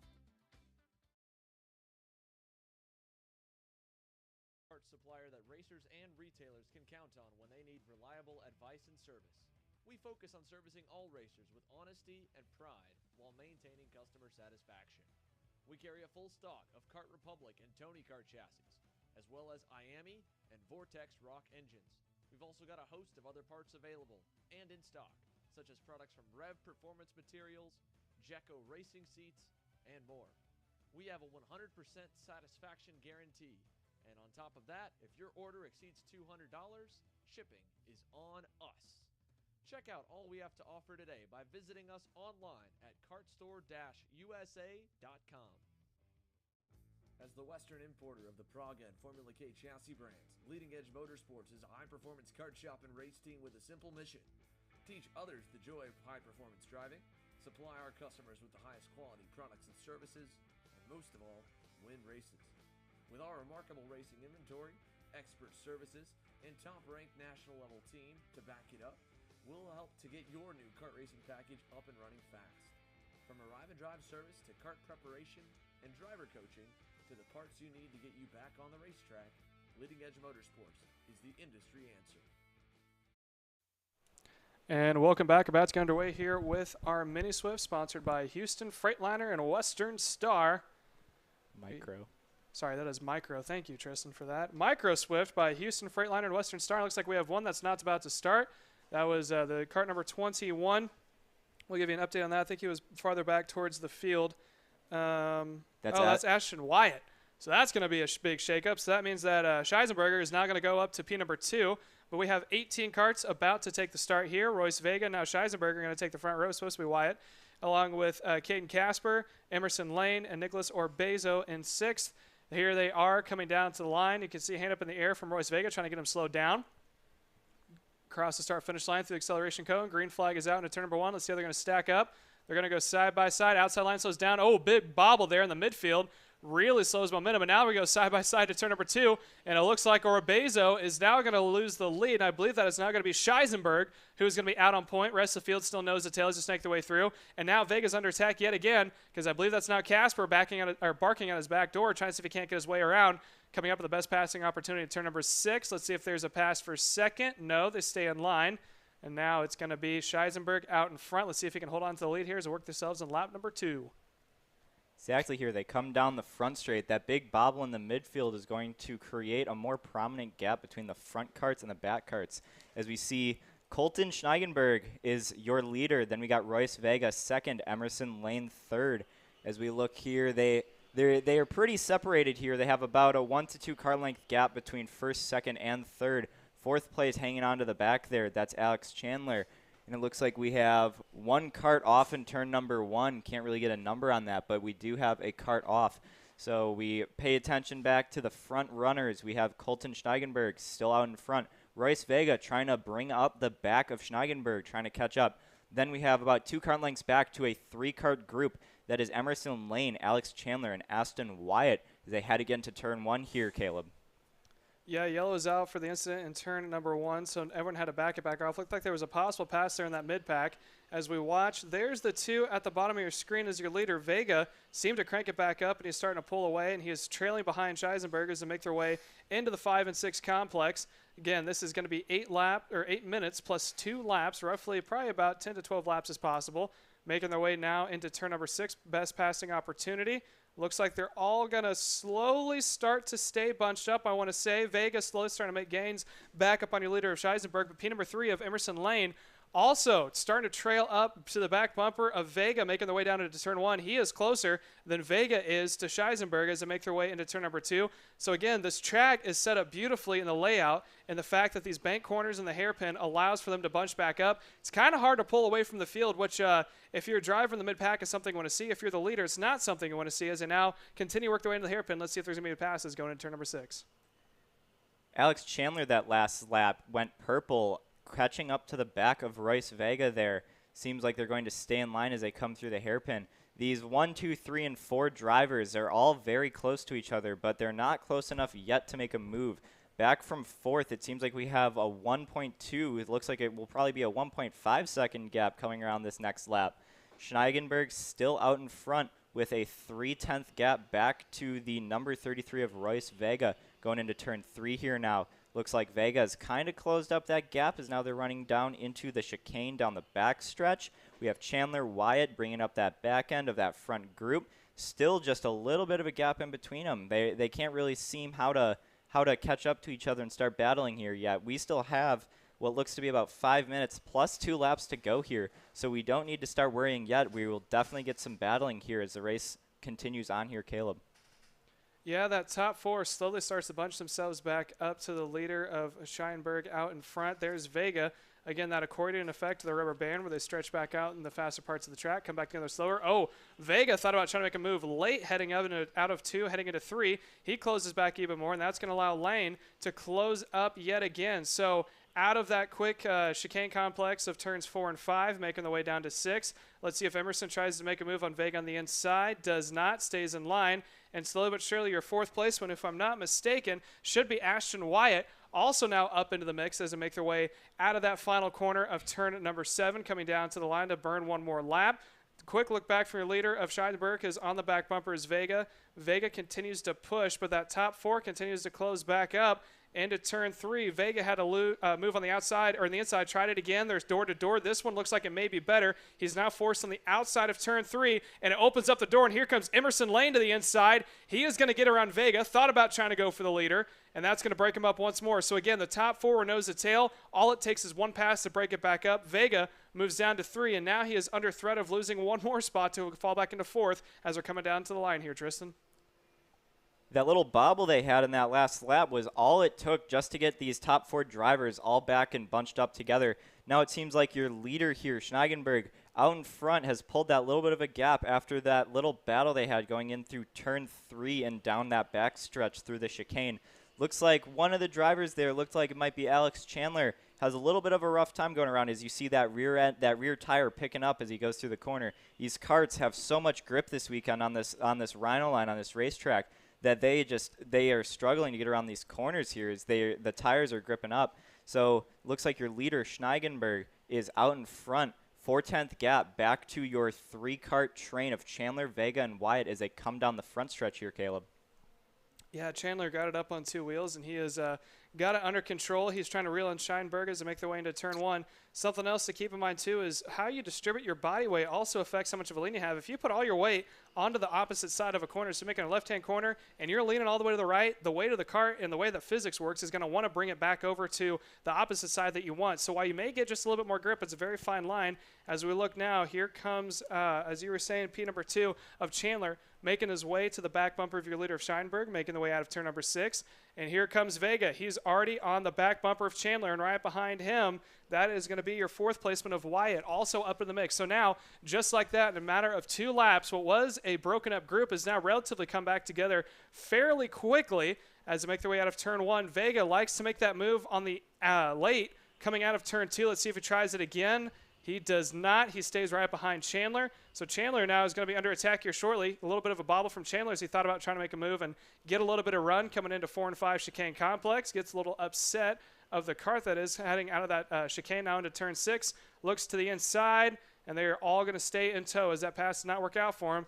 Right now, we're working lap number 6 minute and 30, or time, I should say, 6 minute and 30 seconds. So there's going to be 2 more laps once we hit 8 minutes. Exactly, Caleb. They're coming down the front stretch here, and a thing I'm noticing is Schneiggenberg runs a little bit wider on exit of these corners, which it does help him on exit. It seems like that's where he's able to pull that 1 car length gap going down into these straightaways. But it looks like Chandler, Vega, and Wyatt do close up in the corners, and we have what looks to be a move. Vega in on Chandler. Doesn't seem like he's able to make it stick as that allows Schneiggenberg to pull a little bit more of a gap here. They're heading down the back stretch. Let's see if there's any other moves they're going to make before the end of this lap is over. They're coming to the closing ends of this race here, so they're going to need to start making up positions because this is where it's going to start mattering here, Caleb. Yeah, like you said, is that's starting to wind down in laps, and Scheinberg may, I shouldn't say may. He does want these laps to go by quicker because that field as a whole, when they're running together in the tow, is able to close back up. Right now, it's saying about a 5 car length advantage. We've seen this before, but due to the rubber band effect, that pack continues to fall back down. Royce Vega now under attack from Wyatt as they make their way out of that chicane of 4 and 5, coming up into turn 6. So look to see if Wyatt tries to make a move on the inside of Vega, thinks about it, tries it, Down on the inside, does Vega let him have it? The outside line's still grippier than the inside, and it looks like he does yield the spot. So Vega now falls back into fourth. Wyatt now up to third. And look at that gap between the two leaders. You got a two-pack out in front as we get 2 to go this time by. Again, that is Scheinberg leading over Chandler. Then you have a big break before you get to third and fourth of both Wyatt and Vega as they make their way back up. They got 2 laps. It is possible to close it back up, but they're going to have to sit down, and Vega's going to have to watch himself not to make any moves if they want to have a chance to go into the podium. Exactly, Caleb. It looks like your number 26 of Alex Chandler is starting to close the gap almost right here on the bumper of Colton Schneigenberg. Looks like Wyatt and Vega are also here having a very tight battle in the final. It looks like Chandler has closed up to the rear end of Schneigenberg.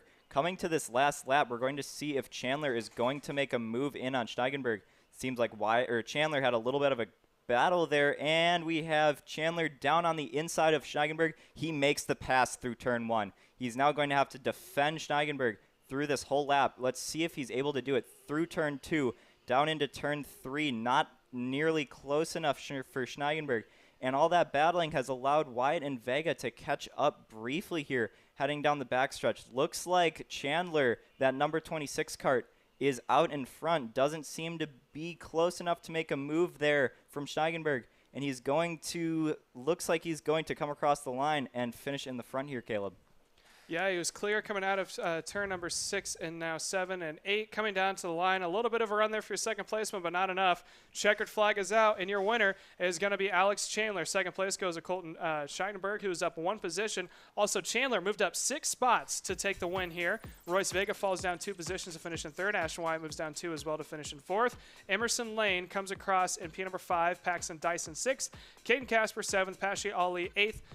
Nicholas Orbezo is going to be 9th, and then Patricio Medan is going to finish in P10. That is it for this afternoon for your Micro Swift, but don't go anywhere. We still have your 206 Junior sponsored.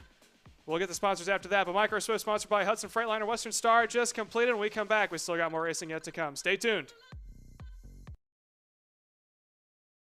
Hannah Greenemeyer is going to score the final win of the U.S. Pro Kart Series. Hayden Jones is a national race winner. Nate Cicero wins. 4-time champion Ryan Norberg winning Super Nationals 24. Winner, winner, winner. Are you ready to join one of North America's winningest driver development programs? Rollison Performance Group offers fully customizable packages that are meant to take your game to the next level. For more information, head to rollisonperformancegroup.com.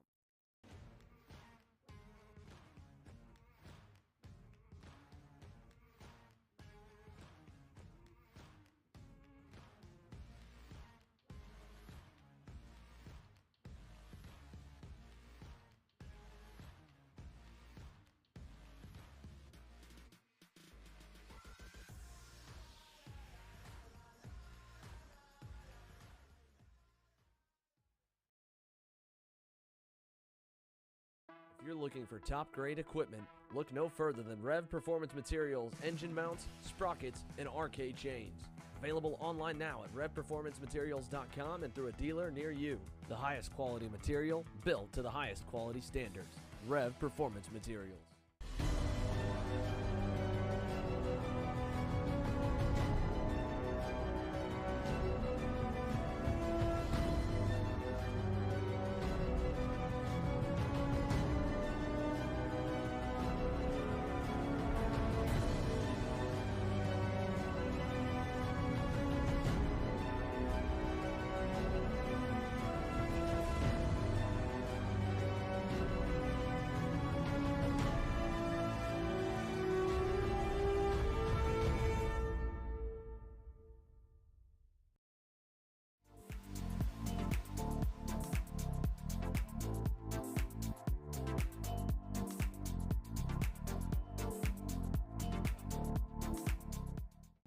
USA, a top-level performance team with unmatched hospitality, offering a full-service driver development program with year-round testing available in Miami, Florida, and the official North America racing team of Parolin Racing Chassis.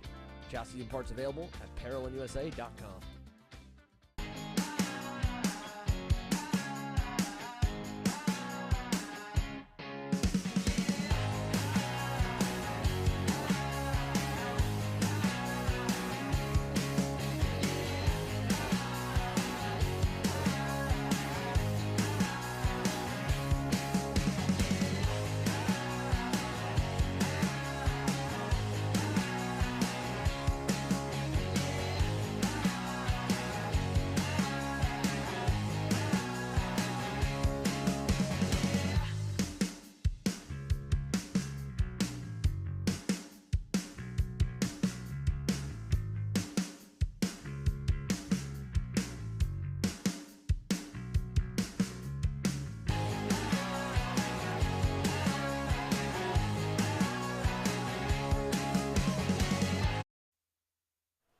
welcome back here to 206 Junior, sponsored by Saval Electric. I told you guys we'd get that when they came back. They are now lining up, and the green flag is going to be out. Top two of Reagan Saval and Ian Columbus are going to be in the front row. Columbus loses a couple positions. Oh, he loses more than a couple. 3 or 4 went off the track on the exit of turn 1, and now suddenly a 10-pack battle went down to about 4 out in front. So Reagan Saval is going to be the big winner out of all that. Opens up about a 4 or 5 car length advantage. Another shout out to our grammar expert of Trevor Blue. So now that means, if I'm not mistaken, that's going to be Michaela Bradley in 5th, all the way up into 3rd, because the outside line had a little bit of momentum loss. We'll get a correction on that when they come across the line. So this may be a pretty straightforward race from now on, with your leader of Seville making a peek back to seeing where the pack is.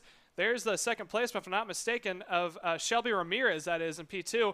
I think she may have almost gotten involved in that front incident as that front nose was moved off to the side. She finds herself into P2. Parker Fitz finds himself up 5 positions to be in 3rd. Shelby Ramirez has moved up 7, by the way. Preston Pico moved up a couple more positions. They're side by side. There's a pass on the inside. I believe that was Preston Pico getting around Parker Fizz for the 3rd position. Alfrens Del Castro, sorry, that's a mouthful, is down 2 positions. He was involved in that front incident. Ian Columbus, who is the outside pole sitter, finds himself down 5 positions in 7th. Michaela Bradley finds herself down 1 position. So what was 8 carts up in the mix is now down to 1 out in front of Reagan. Ramirez finds herself into P2, and then Preston Pico P3 with Sawyer Roussel in P number 4. Ian Columbus running back in the 7th position, down by about 3 seconds on the leader, as there's a pass on the inside. That's going to be in the mid-pack. Oh, a little wide. Almost dipped a tire on the outside line, I believe, with Sawyer Roussel. So passing happened all the way over, Tristan. These drivers there on the start, it's really tight racing up front here. So it's not surprising that these drivers do have a little bit of a bobble here, as it looks like we're watching what looks to be the second pack of Pico and Russell. They're kind of battling here as they come through the chicane here down the front stretch. It's looking like Pico and Russell are able to catch up a little bit to that 413 of Shelby Ramirez. They're catching up here through turn 1. That 499 and 406 cart staying bumper to bumper here, just pushing each other through this whole track. Reagan Seville pretty much out in front. Oh, it looks like we have what looks to be, they're going side by side through the chicane there. That was a battle between Pico and Russell. Ramirez was a little bit in it. Ramirez has now pulled a little bit of a gap on those 2 drivers. We have a move that looks to be Russell down the inside of Pico that is in that backhand chicane, and that has allowed Alfred Alvarez de Castillo up into that 5th position. Now he's looking down the inside, going for 4th on the inside of Russell. Will he have it? He will indeed. Looks like Russell has indeed let him by there. Looks for a crossover attempt here into turn 2. Is able to make it stick. Now into turn 3 they go here, Caleb. Yeah, so big passing happening all the way over through. And sorry again for Alfred. I haven't eaten all day, so what I saw was what I was thinking in my mind. But as Alfred Alfonso Del Castro running in the 5th position, who has actually given us probably the most action we've seen all day today. He's been going, for this class, he has been going back and forth with Ian Columbus, along with some other movers in the field. Preston Pico is who they're chasing down in 4th. Again, Reagan Seville out in front and kind of starting to pull away from the field, roughly 2 seconds, something we haven't seen in a while, Tristan, where a leader is able to pull away from the rest of the field. Typically, they get a little bit of a gap, and the rest of the field starts to bunch back up, but they're sitting at about a 2-second gap in front of Shelby Ramirez running in P2.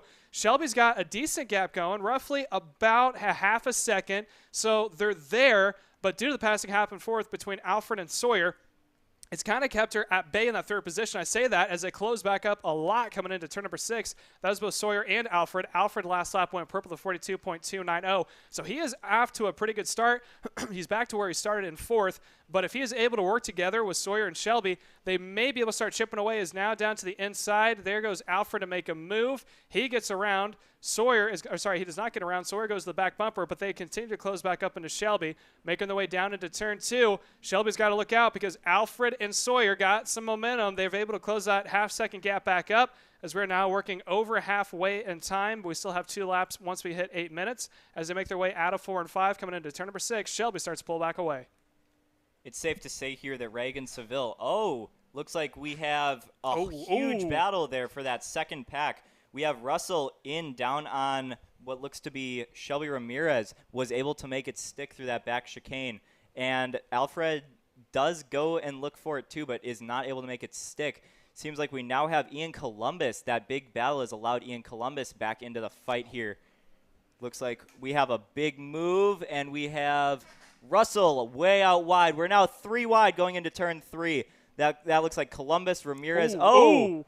That's one of those drivers there getting bobbled up. Looks like Shelby is back out to the front. Behind him, looks like that is the Alfred Del Castillo back there up in the third part. Now there is what seems to be a 1.5-second gap back to Russell and Columbus as we come out of this lap here. We have what looks to be about 3 minutes left on the clock plus 2 laps. Safe to say Reagan Seville is all by himself, and it looks like he will be winning this race unless he has a mechanical.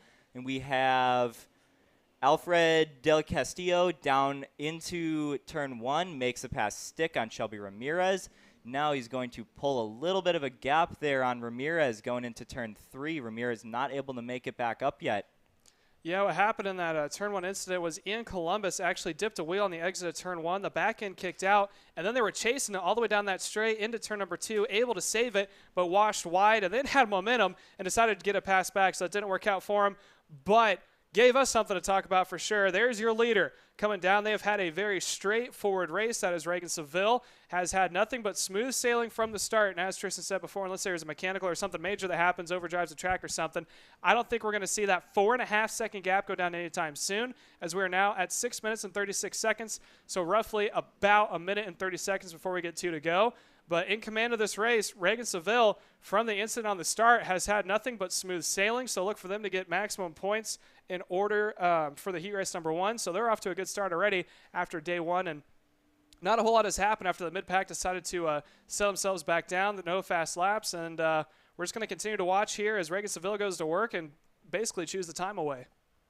Exactly. We look a little bit farther back. That looks like Alfred Alvarez del Castillo pulling a little bit of a back there to Shelby Ramirez. Ramirez is getting closed in on by Sawyer Russell and Ian Columbus. That's going to be a 3-car battle there for third. Looks like Alfred Alvarez de Castillo goes fast time that last lap with a 41.972.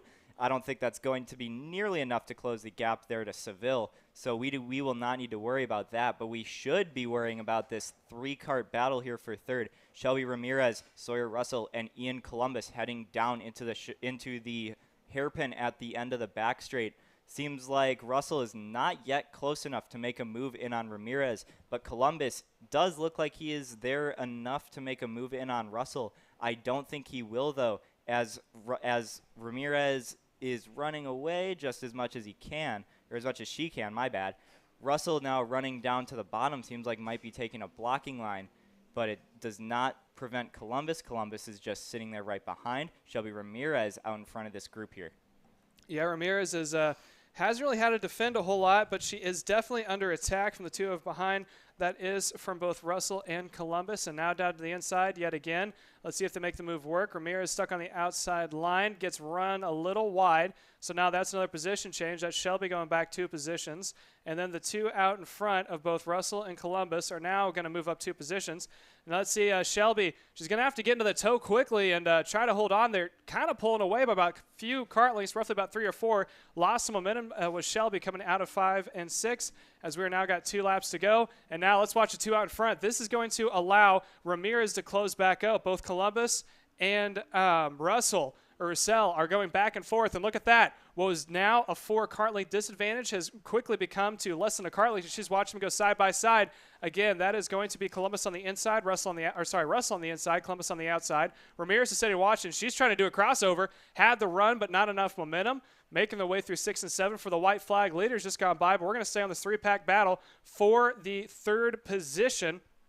Making their way down into turn number 1. Huge gap for Russell over Columbus running P2. There's your leader going by at the bottom of your screen. Let's see if we can't possibly switch back over to the battle happening for 3rd as they're now making their way out of the bowl of turn number 2 as we continue to watch Reagan Seville, who put on an expert show so far, pulling away from the field, has now opened up well over 4 seconds, currently sitting at, well, it's actually gone down a little bit, sitting at 3.5 as he makes his way into the final corner, making now into the final 2. That is going to be your race winner of Reagan Savell, making their way to the start-finish line. And off in the distance, you can see there's the second placement of Alfred. How does it stack up from behind? Side by side for the second spot. And it looks like Ramirez is trying to see if she can't get her nose into it. They come across the line. That is going to be Russell finishing in P3, Columbus in P4, and Ramirez rounding out your top 5. We're going to send it to another commercial break. And when we come back, besides me trying to see if I can't learn grammar all over again, we're going to go to your KA100 Masters. Odenthal Racing Products, your #1 producer in engine mounts since 1992, along with our leading-edge designs and product development, such as the Odenthal Racing Products EasyGP camera mount, which comes in 4 different styles and can be used on any karting platform. To see our products online, go to odenthalracing.com.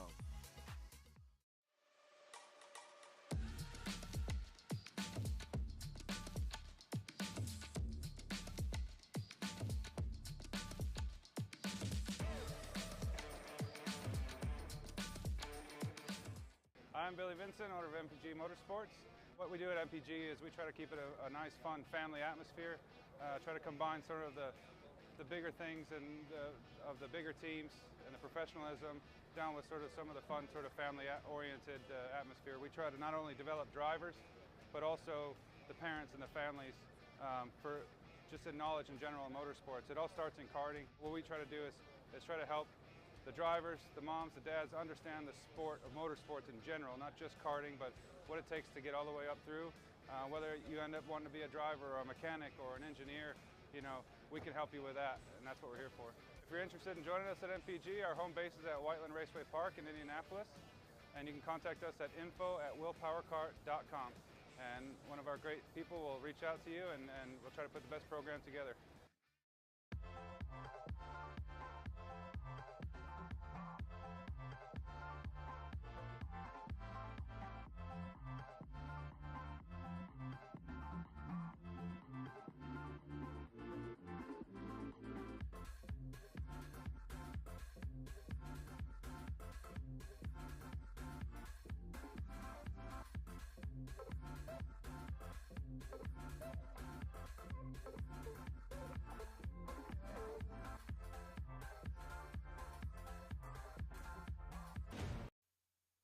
Welcome back to Kart Chaser. We have K100 Masters starting, sponsored by Kart Racing Solutions. They are lining up down the front straight here. Our front row is 2 Lando Norris karts, Martin Stone and Miguel Meyer, as they're looking to take the green flag. Here, Flagman drops the green flag. Martin Stone deep into turn 1, Meyer around the outside. All karts seem to be staying together pretty well here through turn 1 as they start lining themselves up through turn 2. Down into turn 3, no major lunges except for a few karts in the mid-pack, going 2, maybe a little 3 wide here through the chicane. Looks like Meyer had a little bit of a bobble there, as now he's getting passed by Robbie Mott down into the hairpin there. Seems like Martin Stone able to pull away just a little bit here, Caleb. Yeah, Martin Stone, who we know definitely has one of the biggest competitors, especially when it comes here to the TSRS series, as they now make their way into turn number 1. They're going to burn one more lap again. This is 8 minutes plus 2 is the distance here. So right now, Martin Stone showing on an expert act right now as he is starting to pull away from the rest of the field. P number 2, that is, of Robbie Mott, is trying to see if he can't chase back down again. That is the father of Shelby Mott, who is a competitor when it comes to the KA 206 series classes. Miguel Meyer in P3. Meyer, who started up in that second position, lost 1 spot on the start, is also chasing right behind Mott. Most of these drivers have been racing each other for a long time. Again, this is the Masters class. You have to be 30 to 35 years of age or older in order to run with it. So they've all been in their prime days running as a senior. They were all front-runner competitors, and now they're just out here having a good time, trying to relive the good old days. But don't get me wrong is what I'm saying. They can put on a good show. They are definitely intense. Half these guys could easily, no problem, go from running in the Masters class to the senior class. They just want to run with people who know that they have to be at work the next day or they have responsibilities and obligations. As they are now making their way down, here comes Mott on the inside. Mott is going to be your new leader. Look for Stone to possibly do a crossover on the exit of turn 6. Can't get it done. Stays on the back bumper. And now, slowly but surely, here comes the teammate of Stone and Miguel Meyer running on the Lando Norris kart, making his way up into P3. So now Stone is going to be in front as they make their way into, sorry, that's not Stone, that's Mott out in the lead who got around Stone, running into turn number 1, coming up into turn 2. Stone thought about making a move on the inside, decides to wait, stays on the back bumper. Miguel Meyer just off in the distance of the 3rd spot, could see a possibility to capitalize off the event. And P number 4 of Andy Miller also there in the top 3. Exactly. Here we have Robbie Mott leading the 4-cart train of these front drivers. We have Martin Stone down the inside of Mott into the hairpin, is going to make it stick. Never mind, Stone has crossed him over as we see Meyer also try to stick his nose in there. Doesn't end up working as we have Robbie Mott running in your lead position here. We have 2 Lando Norris carts of Stone and Meyer now 2nd and 3rd, and we have that Gulf livery cart, Andy Miller, in 4th. We have Stone right on the back of Mott here, not far behind is Meyer. Stone is thinking about making a pass here on Mott, but isn't really going to make it stick as they go through the chicane down the back straight. Is he going to have a run? It does not look like he is going to. We have Meyer still there. We have Miller still there. And a little bit farther back, we have Chris Jennings going purple last time by. He's catching up to that 4-cart lead group here, Caleb. Yeah, that pack definitely continues to grow. Again, we've seen this before, both at NOLA and also in Houston, as they make their way into turn 1. Again, it's going to be probably fairly straightforward. These guys, we want to talk about experience when we talk about pack racing. The junior category and the cadet category is known for getting a little too antsy and making a move too soon, breaking up the pack. Seniors is known as the ones who are dialed in. Maybe 1 or 2 times you see someone get just a little bit excited and try to make a move. When it comes to the Masters class, typically they don't make a pass unless they know for sure they're going to pull away with it. They don't want to break the pack up. So that top 4 probably going to stay fairly close. When it comes down to the last 2 minutes or we get in the last 2 laps, you might see a couple passes here and there, but typically they won't make a move in order to not break up the pack unless they know for sure that they got the speed, the momentum, and that it won't do anything to disturb the flow of traffic besides improve their position, as it's still Mott out in front, Stone running in 2nd, Meyer in P3, and Miller in the 4th position. All within about a cart length of each other is the gap between the 2, and off in the distance in P number 5, that is going to be Chris Jennings, who is also slowly starting to edge back up to the pack, but it's a 2x2 4-pack out in front as we are now working minute number 4 minutes and 20 seconds are in the books. They're going to come across the line just over 4:30 as Stone is working the back bumper of Mott, making the way to burn 1 more lap. Exactly there. Robbie Mott out in front, able to hold it down here against Martin Stone. Martin Stone goes purple last time by. Miguel Meyer just a little bit back from Stone, followed by Miller.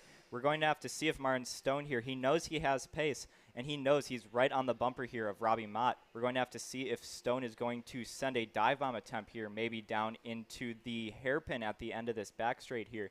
Is he going to? He is not nearly close enough. Robbie Mott is going to maintain your lead. That looks like your 3 and 4 carts of Meyer and Miller are going to start catching up to this front 2 cart of Mott and Stone. Heading down the front straight, we see Stone take 2 quick peeks back, making sure Meyer is still there. His teammate right behind him is going to want to work together with him, want to work together and get past this number 205 of Robbie Mott. Heading through turn 2, down into turn 3, is he going to look for an overtake? He is not going to. Meyer now right on the back bumper of Stone, heading through the chicane down the back stretch. We are going to have to see, is Stone close enough? He is not yet close enough. Now, a good thing to point out, these Masters drivers, they know a lot about what they're doing. A lot of these Master drivers have been around in racing longer than probably I've been alive. So it's good to point out that these drivers are going to know how to work with each other, how to work against each other to get by and win these races that they need to do here, Caleb. Yeah, not only that, a lot of these guys have lived through the 20s and 30s, and I'm not going to say anything about attitude-wise, but typically they're a little bit more respectful. Not saying that the senior category isn't, but they typically have a little bit more give. All these guys, if you see them walking and talking to each other in the pit lane, they're usually really good friends and really good competitors on track. It's that old school mentality of giving respect when it's needed and then also showing someone up who isn't giving it back. So typically these guys have very straightforward racing, good, clean, old school racing, we like to say, as they now continue to go on the main stretch and work yet another lap. There is your leader of Mott out in front against Stone P2. Meyer running in that 3rd position with right behind him P number 4 of Miller. And then Miller is kind of trailing behind just a little bit. He is on the back bumper of your 3rd placement of Meyer. And then Chris Jennings off in the distance in the 5th position. He's in camera view when we go to a wide shot, but not enough to make it as a big factor. Now here to the inside comes Stone on Mott. They go side by side. You can see the back end kicks up a little bit. Here comes Mott trying for a crossover. Can't get it done. Stone now going to be out on point as we're coming across the line at 7 minutes. So probably either next time by or one more. You're going to see 2 to go from the flagman. But right now, that Lando Norris car to Martin Stone out in front. But don't get me wrong, Robbie Mott close on his tail in P2. Roughly about maybe less than half a car length separates them as they make their way down into turn number 3. Meyer in P3 going purple last time by. We're going to have to see if Meyer is going to be able to catch up to that rear bumper of Robbie Mott there in second. We can see him closing the gap in. Mott is just pushing along that number 2 of Martin Stone down that backstretch. Seems like Mott is now in a sandwich of 2 Lando Norris karts. That is Meyer and Stone. Stone out in front, Meyer behind. They're heading down into turn 1. Looks like we are going to have 1 more lap around before they get 2 to go. So right now we're at 3 to go. Robbie Mott just sitting behind Stone. He knows he has pace. He's just going to wait there and see if he is going to either make a mistake or if he's going to leave the door open, which is going to allow Robbie Mott by. It's good to note that Miguel Meyer, right there on the bumper now, he has closed that gap to Mott. Seems like coming out of the chicane, might have had a little bobble and started falling back. Robbie Mott being really relaxed here, just running that bumper of Stone, just trying to push away from that group of Meyer and Miller and Jennings down there. Seems like they haven't really switched up many positions here. Miller, Jennings, and LeBaron, they're all just kind of chilling. Stone and Mott out in front. 2 to go this time by. We're going to have to see, is Mott going to look for an overtaking opportunity here on Stone, or is Meyer going to catch up? It looks like he does there under braking, and we had a little bump there from Miller in on Meyer. They're going to head 2 wide into that chicane. And now we're focusing in on Stone again. Stone and Mott heading into that back hairpin. And it looks like we might have, we have Miller there now up to 3rd, got by Meyer. Now we have 1 lap to go as these drivers come down the front stretch. Martin Stone takes a quick peek back, sees that Mott is not on the bumper here yet, Caleb. Yeah, Mott's, he's there. He's close enough to make a move, but he's probably going to wait. Again, when it comes to the heat race and the point system that they have here, you got to play the long-term game. Yeah, you may want to try it to go for the 1 more position. However, you don't want to throw away your weekend completely by making a bad move, going off the track, losing 5 or 6 more positions. As Mott trailing just a little bit, got a poor run coming out of the chicane, closes up to the back bumper of Stone as there's some lap traffic out in front, making the way to the chicane. I don't think the lap traffic is going to be a huge factor here. Through that final corner, they have caught him. Oh, a little sideways the cart in front. Down to the inside goes Mott. And let's see if, that was Stone able to take the win. Mott thought about trying to do it. Checkered flag is now out. So Stone takes the win. Robbie Mott comes across to go purple that last lap, so he's a fast car on track. Andy Miller 3rd, Miguel Meyer in 4th, and Chris Jennings rounds out your top 5. This is another commercial break. When we come back, we have our Honda Kid Karts still yet to go.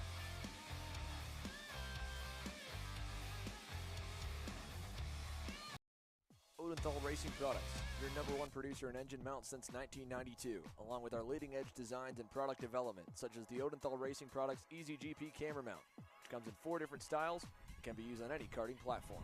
See our products online. Go to odenthalracing.com.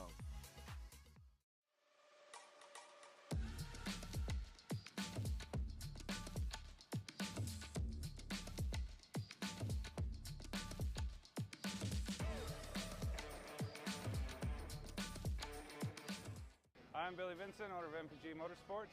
What we do at MPG is we try to keep it a nice, fun family atmosphere, try to combine sort of the bigger things and of the bigger teams and the professionalism down with sort of some of the fun sort of family-oriented atmosphere. We try to not only develop drivers, but also the parents and the families for just in knowledge in general in motorsports. It all starts in karting. What we try to do is try to help the drivers, the moms, the dads understand the sport of motorsports in general, not just karting, but what it takes to get all the way up through. Whether you end up wanting to be a driver or a mechanic or an engineer, you know, we can help you with that, and that's what we're here for. If you're interested in joining us at MPG, our home base is at Whiteland Raceway Park in Indianapolis, and you can contact us at info@willpowerkart.com. And one of our great people will reach out to you, and we'll try to put the best program together.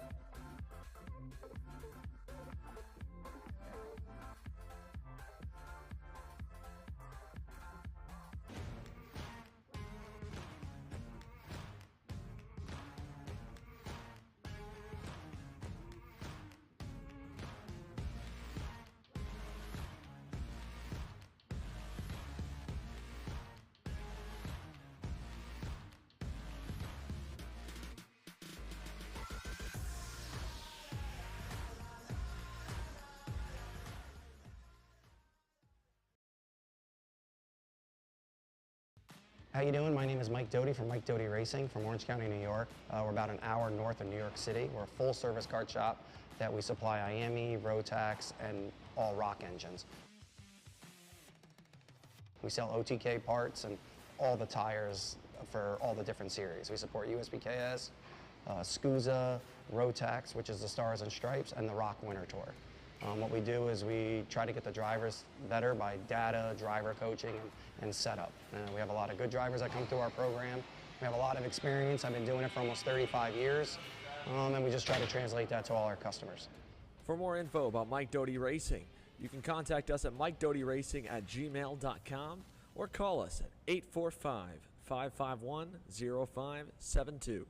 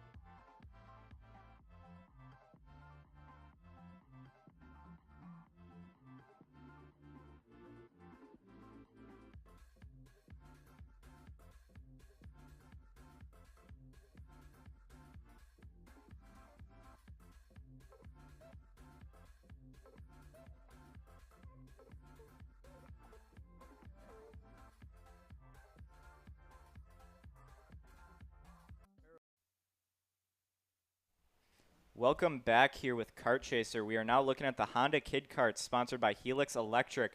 They are rolling down. It looks like our lineup is Theodore Mitchell, Dutch Westbrook, Jace Jennings, Kimo Ahmed, Marcel Flores, Andrew Anastasio, Brody Stoffel, Brennan Barsh, Victor Gus Wonderl, and Caden Modello rounds out your top 10. Come through the chicane here as they look down into turn 1. We'll see if the flagman has a green flag for them. And he does. We are green flag. We are racing down into turn 1 here. Theodore Mitchell out in front. Looks like that is Dutch Westbrook is now sitting in your second place position. It's gonna be interesting to see if they get into some interesting battles here throughout this 8-minute plus 2 lap race here for our Honda Kid Karts sponsored by Helix Electric.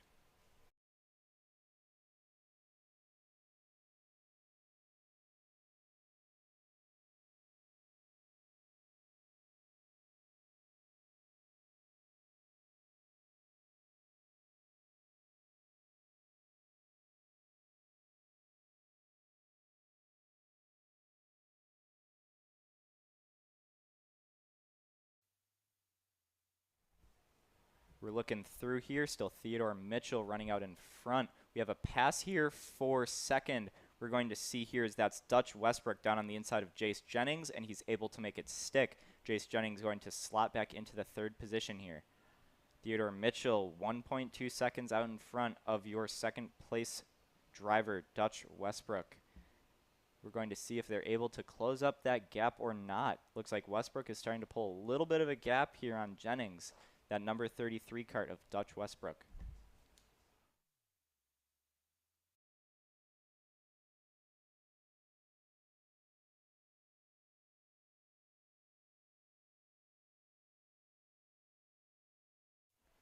We have a little bit of a bobble here back in what looks to be between 5th and 10th. We have 1, 2, 3, 4, and 5 drivers here looking at a battle right here. We're going to see one dive down the inside. Now looking back at your second place position, Dutch Westbrook going purple this last time by. This kart's just staying in line. We're going to have to see what place that is there. Looks like 1, 2, 3. That is Jace Jennings, Kimo Ahmed, Marcel Flores. That is a nice group they have there, starting to get into some battles. These kids only 5 to 7 years of age. It's interesting to see as they start learning their skills, they start learning their main driving habits here in Kid Kart.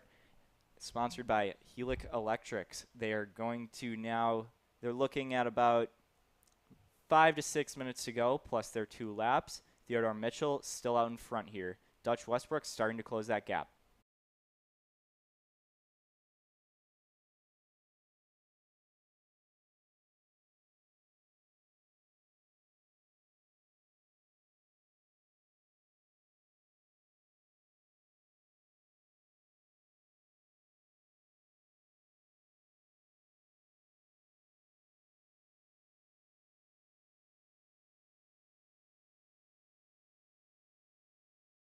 We have a battle here for 5th and 6th position. That's Marcelo Flores and Andrew Anastasio.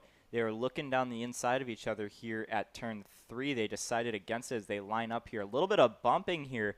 That looks like Andrew Anastasio saying, hey, I'm here on Marcelo Flores going into this hairpin. Going to see if they get any battles going. Now we're looking at Ahmed and Jennings. They're coming through here. Back to Theodore Mitchell out in front. Dutch Westbrook closing that gap. Going to see here a passing attempt. That number 99 of Kimo Ahmed not able to make it stick down the inside of Jace Jennings.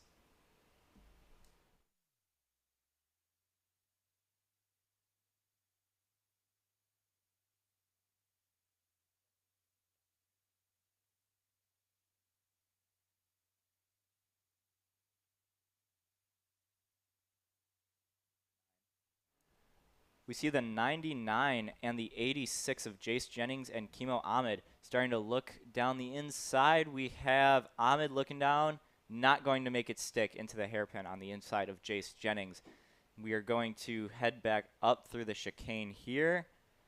Nothing too interesting happening. We still have Theodore and Mitchell out in front. That gap between Mitchell and Westbrook is closing.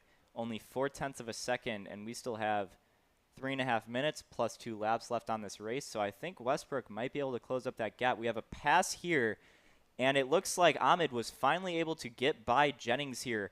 Looks like Ahmed now taking a lower line into turn 2, and Ahmed not able to make that position back up. 2 and 3 now. Oh, looks like Westbrook down the inside of Mitchell. Looks like we have a new leader. That's that number 33 kart. Dutch Westbrook is your new leader here in the Honda Kid Karts. Looks like Westbrook did a little bit of a hand signal saying draft me there to Mitchell.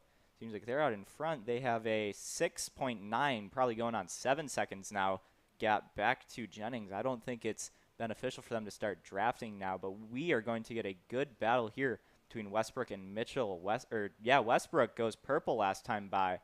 Mitchell looking down the inside, not going to make it happen. And these Kid Karts getting into some healthy battles here in the 5th minute of your Heat 1 Kid Karts.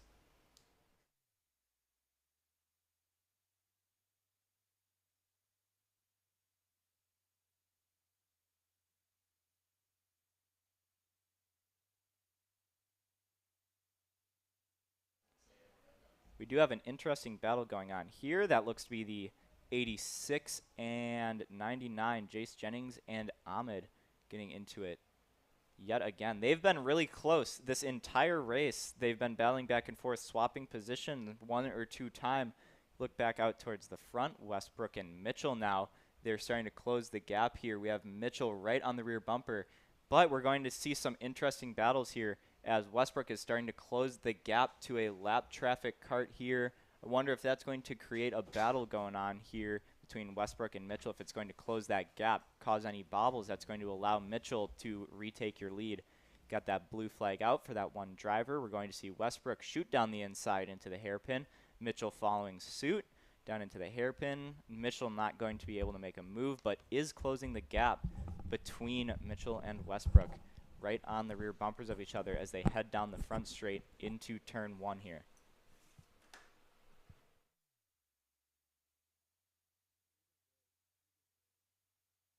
In here. We look again, Theodore Mitchell about to make a pass on Westbrook, decides against it heading into turn 1. Heading into turn 2, does a little bit of a love tap on the rear bumper of Westbrook.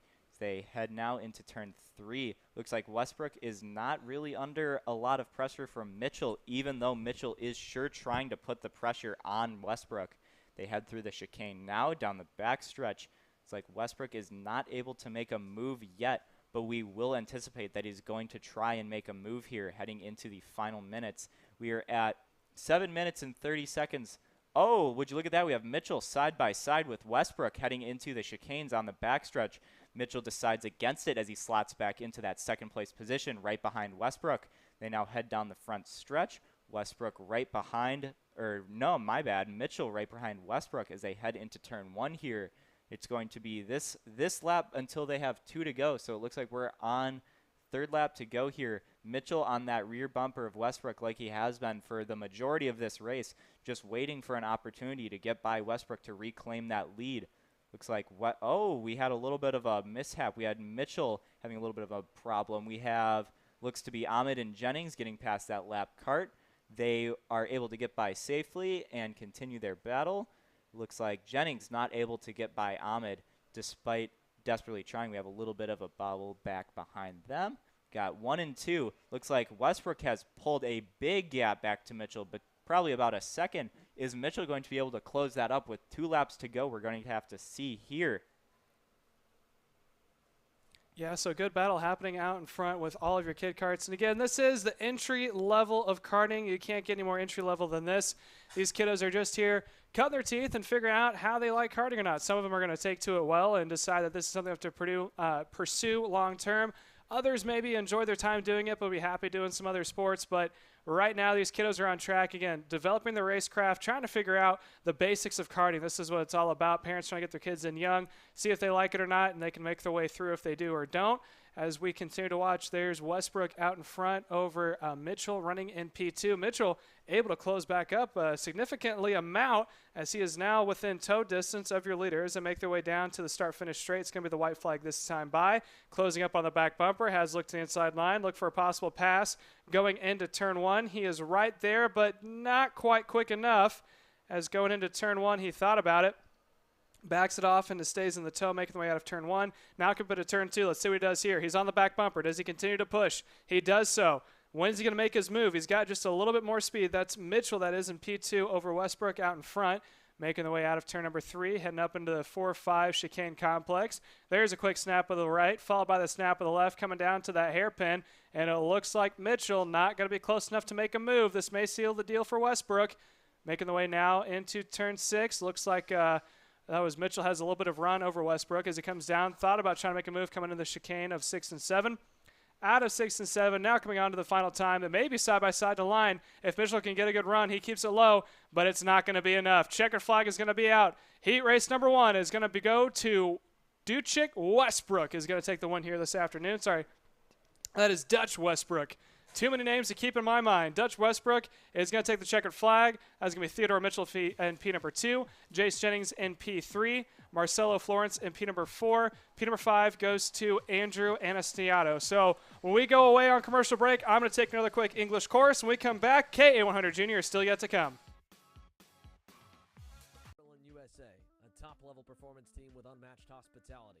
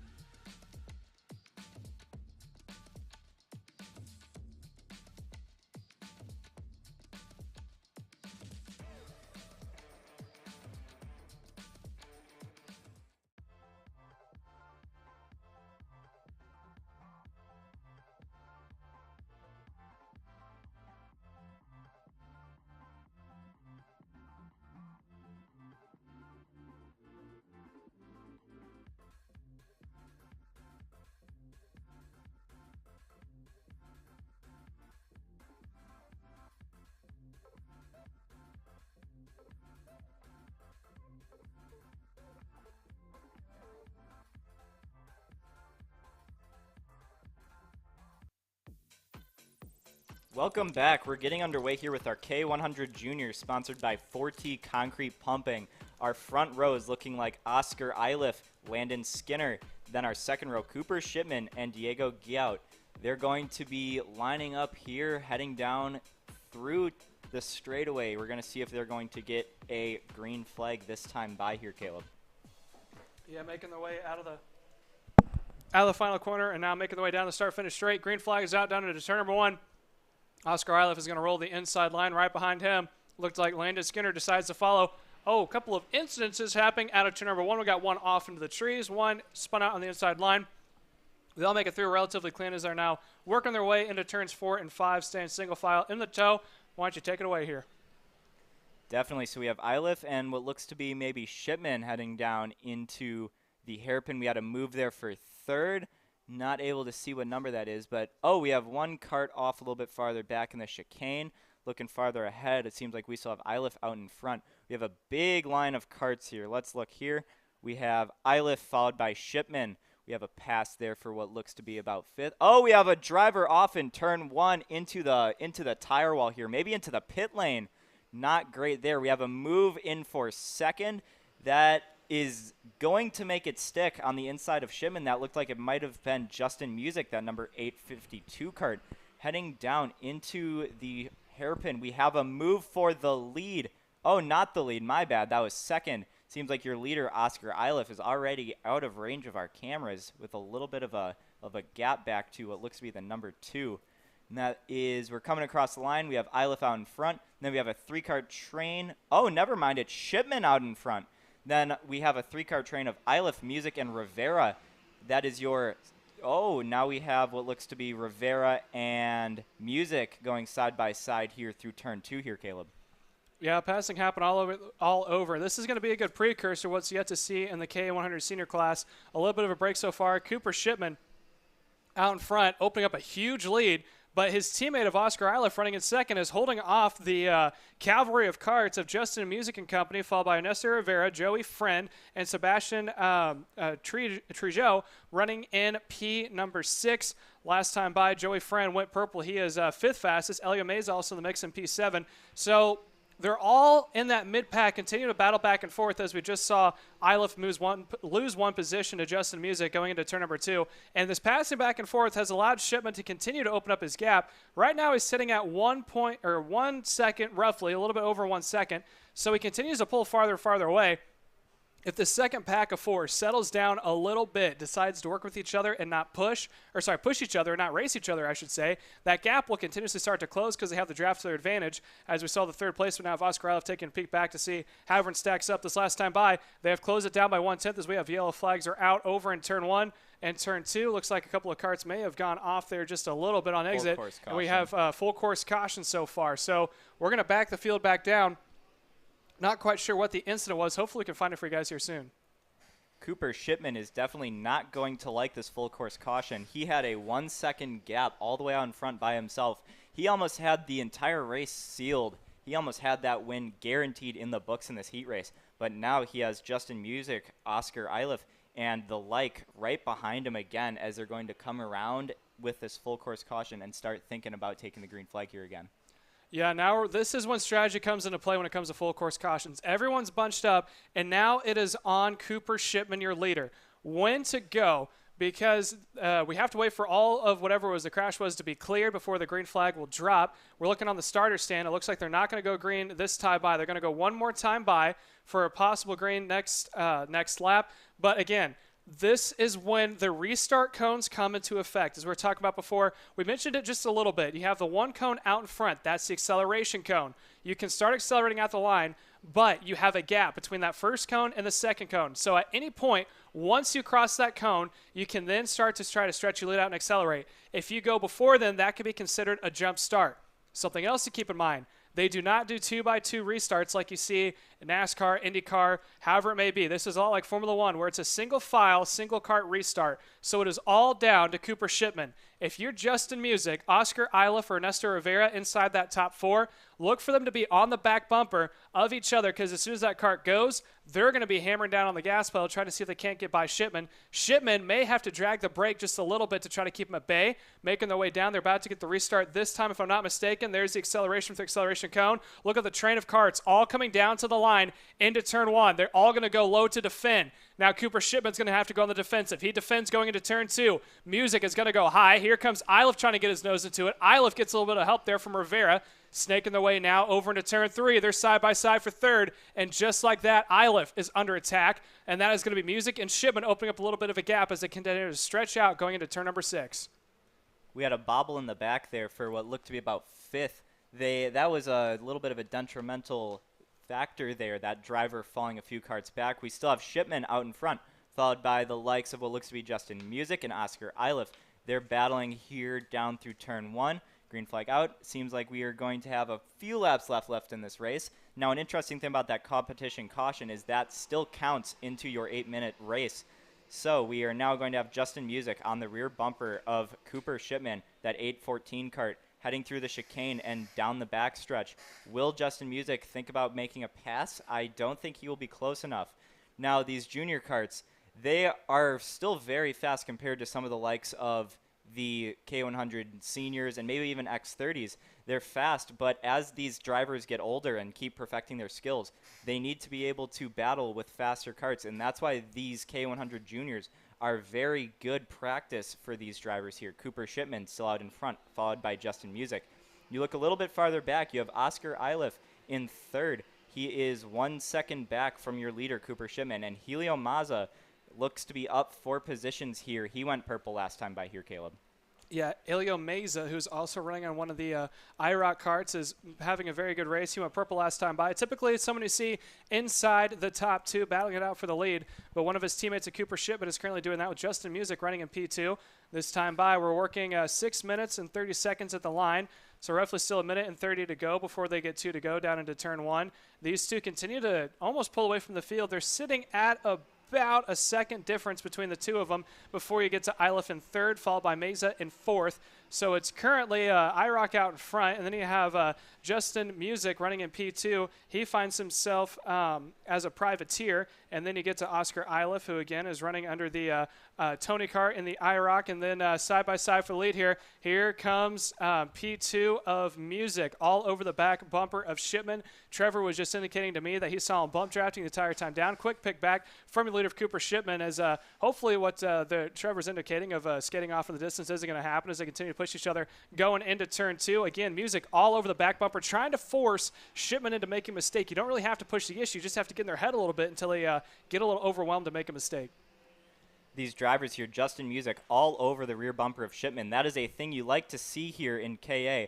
Is he going to make a move? As we saw Shipman go to defend, we see Music going around the outside, not going to make it stick. Now we have these two drivers. Oh, that battling they did has now allowed Elio Maza and Oscar Iliff to catch back up. We have Maza down the inside of Music. Music is going to make it stick.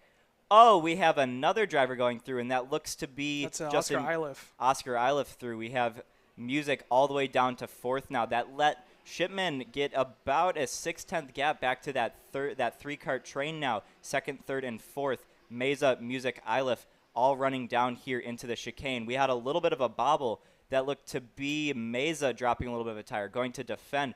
We have Music all up on the rear bumper, going 2x2 through the chicane. Are they going to be? Oh, we have a big accident there. That is their third and fourth place karts running out of order now. We're heading down into turn 1. Now you have Shipman and Oscar Iliff. They are your only 2 remaining of that group here, Caleb. Yeah, and we are over 8 minutes, so we're 2 to go at the line. Cooper Shipman, that may have just sealed the deal for him. He's out in front by over a second due to all the hustling and tussling that happened. Oscar Iliff currently sitting in P2. Sorry, that was Shipman out over Iliff in P2. Davis Cunningham finds himself up 3 positions. Will now be running in third. Joey Friend is up 5 from starting in 10th in the 5th position. And then Cameron Reed is up into 6th, also moving up 3 positions. And then Justin Music is settling in for P7. It's now 2 to go at the line. Sorry, white flag at the line. And here's the train of karts. This is the battle for the 4th position. That is Cunningham, Skinner, Friend, and Reed making their way down into turns number 1, now followed by 2. They're all in a train. Let's see if there's going to be any passing that happens. Oh, a little bit of push there. That was, I believe, from Reed on the back bumper of Joey Friend as they make their way through the 4 and 5 chicane complex, coming down into turn 6. Everyone's looking back over the shoulder. Who's going to defend? Who's going to go high? Into turn 6. Everyone stays in line. A little bit of hustle and tussle in there. Looks like Skinner got in the back bumper of Cunningham just a little bit. Down with a major run was Friend. Here's a shot of your leader coming across the line. That is Cooper Shipman taking the win. Let's see how this 4-pack pans out. And they appear to stay in line. So that's going to be Shipman taking the win. Oscar Iliff coming back in 2nd. Davis Cunningham in P3. Skinner P number 4. Joey Friend finishes in 5th. Cameron Reed 6th. And Ernesto Rivera in the 7th position. We're going to another commercial break. When we come back, we got our 206 cadets. But after that, we get into the highlight event, the KA 100 Senior. How you doing? My name is Mike Doty from Mike Doty Racing from Orange County, New York. We're about an hour north of New York City. We're a full-service kart shop that we supply IAME, Rotax, and all rock engines. We sell OTK parts and all the tires for all the different series. We support USBKS, SCUSA, Rotax, which is the Stars and Stripes, and the Rock Winter Tour. What we do is we try to get the drivers better by data, driver coaching, and setup. We have a lot of good drivers that come through our program. We have a lot of experience. I've been doing it for almost 35 years, and we just try to translate that to all our customers. For more info about Mike Doty Racing, you can contact us at MikeDotyRacing@gmail.com or call us at 845-551-0572.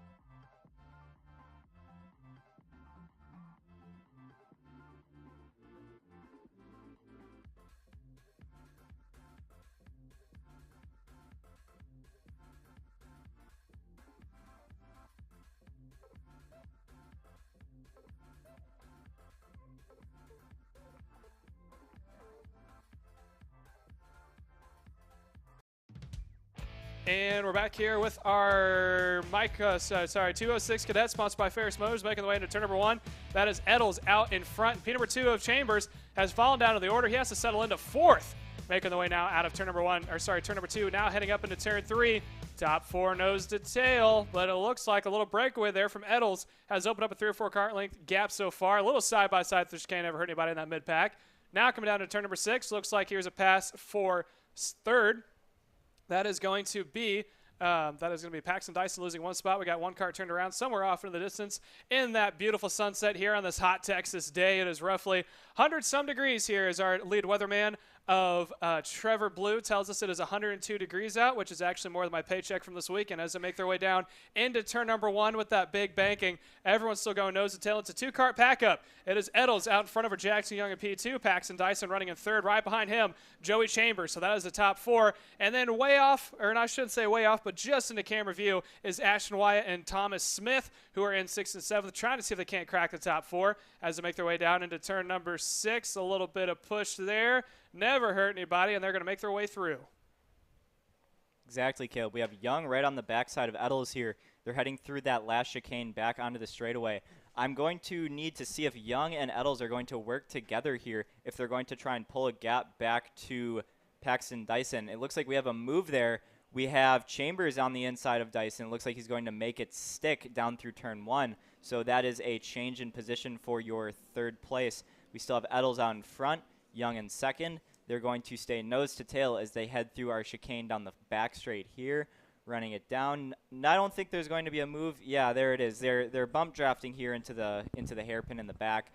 Oh, a little bit of a shunt there under braking, but they're going to keep it moving here to try and gain a bit of a gap, or as big of a gap as they can, back to the 3rd place of what looks to be Josie Chambers, so they can start battling here towards the final laps instead of creating a big train of carts here at the start. Emmett Eddles goes fastest last time by, 41.338 here, Caleb.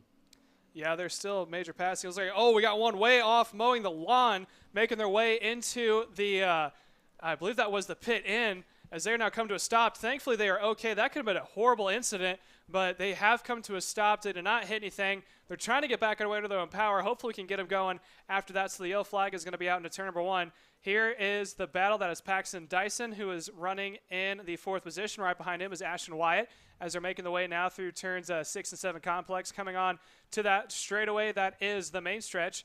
Now into turn number 1. Here's the rest of the field. So there's your 6th and 7th of Dyson and Wyatt making the way through. Here comes, that is going to be Wyatt making a move on the inside of Dyson. Let's see if Paxton's going to let him have it. He is. Paxton now goes to the back bumper to follow. And just off in the distance, here's Thomas Smith in the 6th position. He sees the two battling out in front, and he knows if they keep this up, he could easily find himself up in the mix. So as we switch back over, here's the battle between Chambers and Young, if I'm not mistaken, the battle for 2nd. And off in the distance, your leader of Eddles has opened up.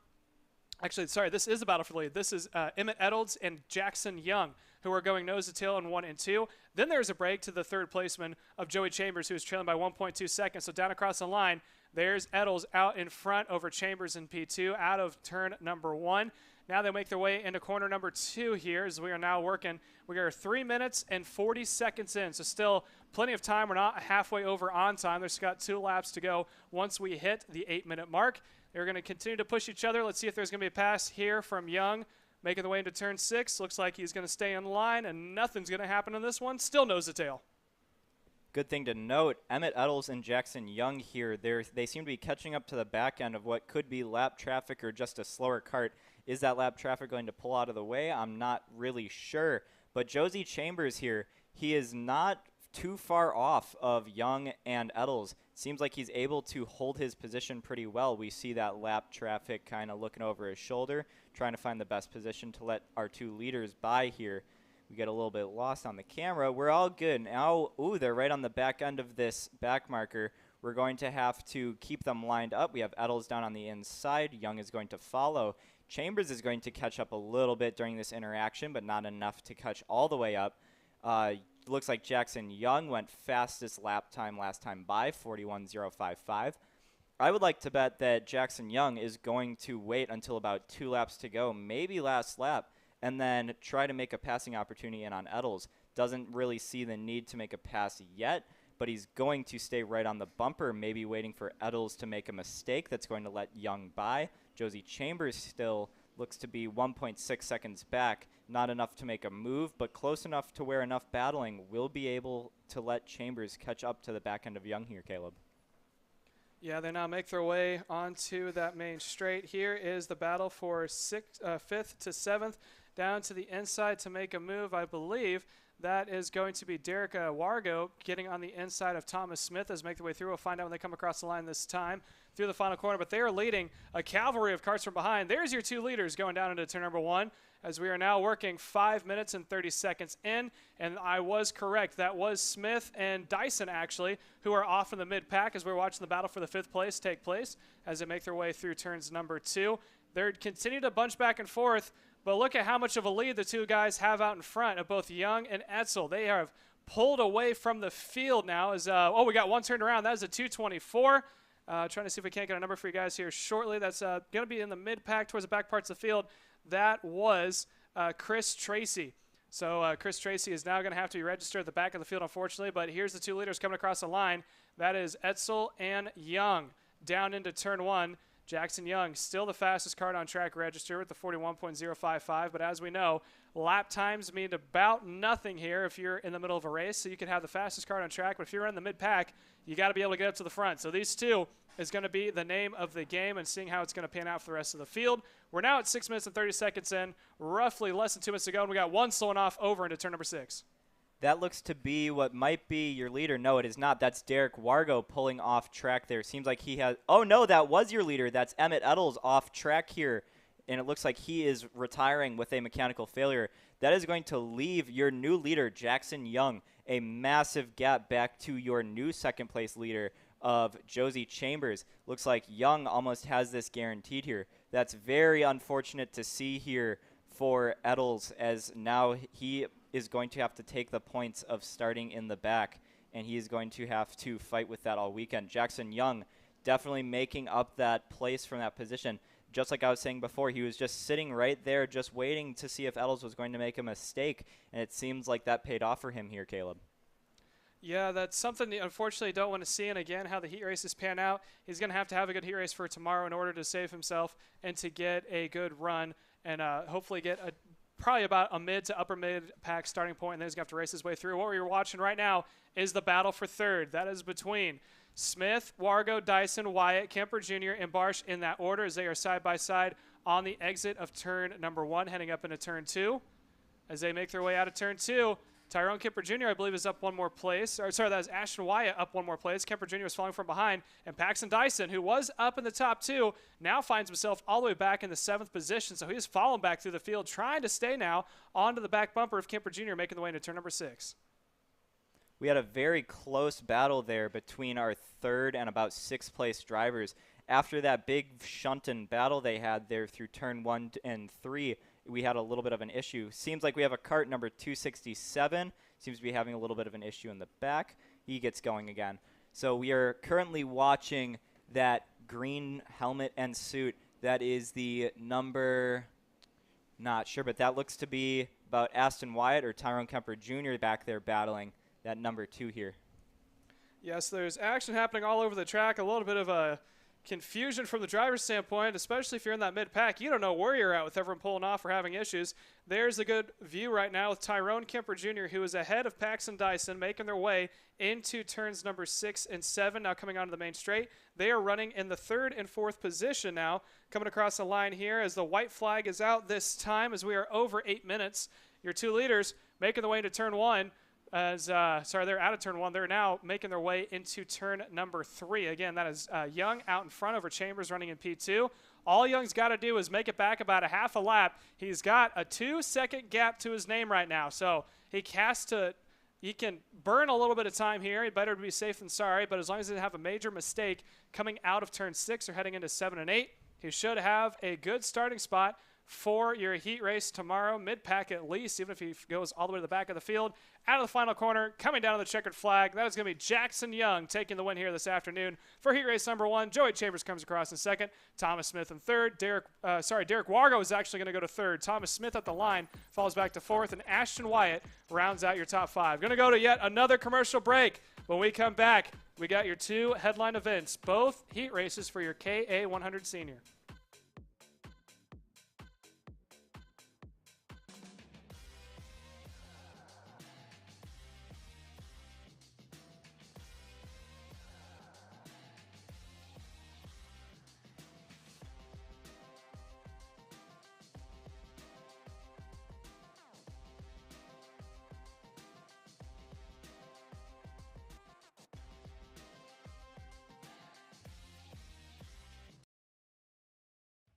Kart Store USA is a kart parts supplier that racers and retailers can count on when they need reliable advice and service. We focus on servicing all racers with honesty and pride while maintaining customer satisfaction. We carry a full stock of Kart Republic and Tony Kart chassis, as well as IAMI and Vortex Rock engines. We've also got a host of other parts available and in stock, such as products from Rev Performance Materials, Jecco Racing Seats, and more. We have a 100% satisfaction guarantee. And on top of that, if your order exceeds $200, shipping is on us. Check out all we have to offer today by visiting us online at kartstore-usa.com. As the Western importer of the Praga and Formula K chassis brands, Leading Edge Motorsports is a high-performance kart shop and race team with a simple mission: teach others the joy of high-performance driving, supply our customers with the highest quality products and services, most of all, win races. With our remarkable racing inventory, expert services, and top-ranked national-level team to back it up, we'll help to get your new kart racing package up and running fast. From arrive and drive service to kart preparation and driver coaching to the parts you need to get you back on the racetrack, Leading Edge Motorsports is the industry answer. Hannah Greenemeyer is going to score the final win of the U.S. Pro Kart Series. Hayden Jones is a national race winner. Nate Cicero wins. Four-time champion Ryan Norberg winning Super Nationals 24. Winner, winner, winner. Are you ready to join one of North America's winningest driver development programs? Rollison Performance Group offers fully customizable packages that are meant to take your game to the next level. For more information, head to rollisonperformancegroup.com.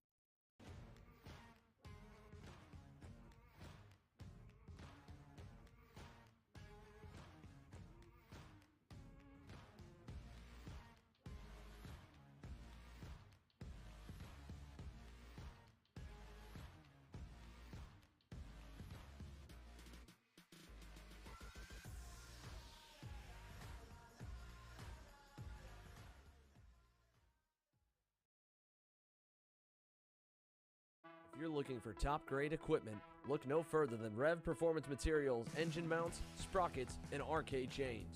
Available online now at revperformancematerials.com and through a dealer near you. The highest quality material, built to the highest quality standards. Rev Performance Materials.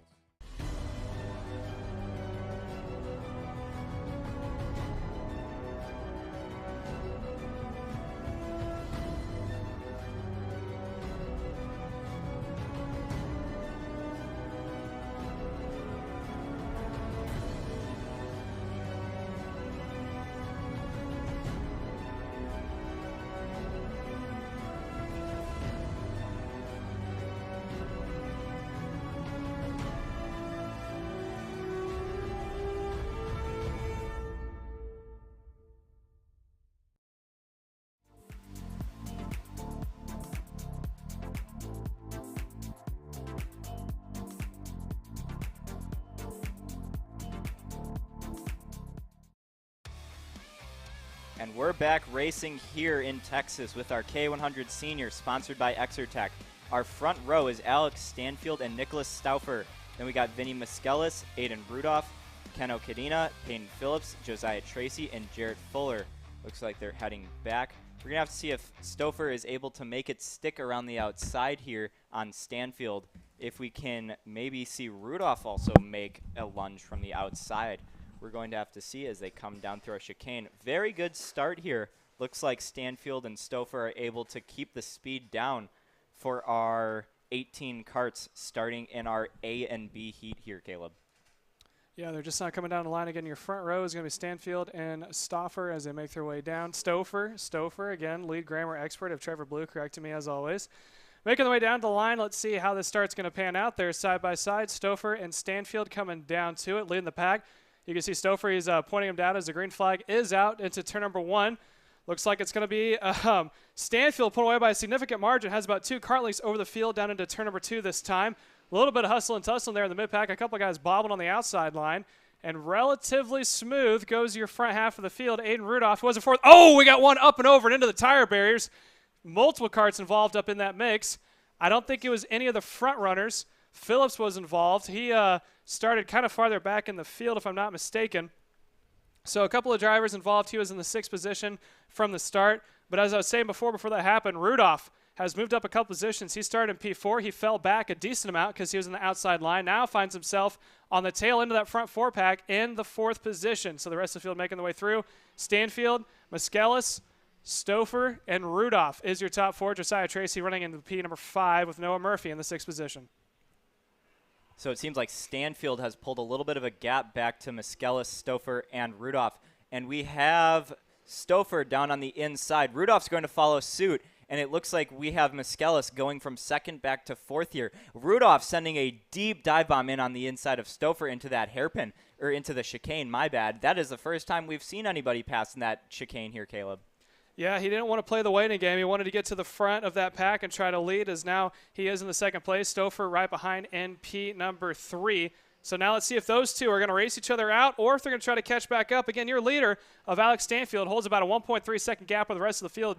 These two have the time. We're only 1 minute and 30 seconds in. So if they settle down a little bit, they have the time to catch back up. Stanfield last lap went purple as he was the only driver not to get passed or be passed. As there's Rudolph. He's given up the spot to Stouffer. That was actually going to work in their favor. That was no one lost any momentum. Stouffer's able to go by with the draft. If they can keep going stuff like that, then you'll see them slowly start to catch back up to Stanfield. However, if they start late sending it on each other, that's when you're going to have the problem of Stanfield continuing to pull away. He now is at a 1.7, so he opened up another 4/10 that last lap, probably due to the pass that Rudolph made on Stouffer coming into turn 6 and 7. So we're going to keep an eye on the second group and see if they're going to be able to charge back up to your leader of Alex Stanfield. Exactly, Caleb. We're looking here now. Stouffer, Rudolph, and Muskelis heading down into our turn 6. Another quick note, we also have Josiah Tracy starting to look towards the back of this 3-kart train here. Now, we had a little bit of a battle going on between Stouffer and Rudolph, a little bit of rustle and tussle, a little bit of bumping we saw there. So once Aiden Rudolph is able to catch up to this back end of Stouffer, it's going to be interesting to see if they race cleanly or if they're going to start getting a little aggressive. We see into the rear bumper, we have Muskelis on the rear bumper of Rudolph through turn 3, heading down now into that back hairpin we've been talking about. Little bit of a gap opens up. Rudolph is a few kart lengths behind our 2nd place position of Stouffer. Muskelis a few kart lengths behind Rudolph. And Tracy not able to make it up yet. Alex Stanfield, your leader still, what looks to be 1.8 seconds, almost bridging on 1.9 out in front. He has a very good lead here looking at this race, but he's also catching up to what looks to be a back marker here. That could hold him up, but I don't think it'll be enough to make Stouffer, Rudolph, and the crew catch up here, Caleb. Yeah, as we watch side by side, there goes Rudolph on the inside. I think that's Rudolph. That is not Rudolph. That is Stanfield getting around some lap traffic, so he continues to cut his way through. Sorry, the helmets confuse me as the sun starts to set. It's a little bit harder to see the car, so that is Stanfield pulling away with a little bit of lap traffic in between himself and the battle that's happening for second between Stouffer, Rudolph, and Muskelis in the 2nd, 3rd, and 4th position, respectively. Now making the way into turn 2. Looks like that lapper is going to go high, let everyone go low. So not a whole lot of shake-up there in that second pack. Maybe lost a little bit of time. They're now trailing by 1.4 seconds. So they're starting to close back up. They've closed 3/10 so far in the matter of 3 or 4 laps. We are about 4 minutes in, so about halfway until we get 2 to go. And I think if Rudolph and Stouffer can continue to do the push and be push method, then they might be able to close back up to Stanfield, maybe at the tail end. They may be short by a couple laps, but the only way to find out for them is to keep running nose to tail like this. I mean, if Stanfield starts to lose his tires or maybe makes a mistake, a little bit of a bobble, he could easily fall back about another 3 or 4 tenths, and then they're right there in the towing distances. Now we watch Rudolph sitting on the inside of Stouffer for second. Following him is going to be, I believe that was Muskelis, who's now moving up into P number 3. That was a good move from Rudolph down on the inside of Stouffer through turn 3. That also allowed Miskellis to come through as well. We're going to have to see as Rudolph now pulls at least one cart length of a gap down to Miskellis and Stouffer. Looks like Alex Stanfield just goes purple last time by, so he is going to maintain his gap. 2.5 seconds here back to the likes of Aiden Rudolph, Vinny Miskellis, and Nicholas Stouffer. Is any battle going to start kicking up here between Miskellis and Stouffer? I would like to think so. A quick note to mention, looks like Miskellis sits a little bit lower in the cart than these other drivers do. Oh, looks like we now have a move Stouffer down the inside of Miskellis. Miskellis is not going to look at getting back. Stouffer now is in your third position. He is going to try and catch up to the likes of Aiden Rudolph.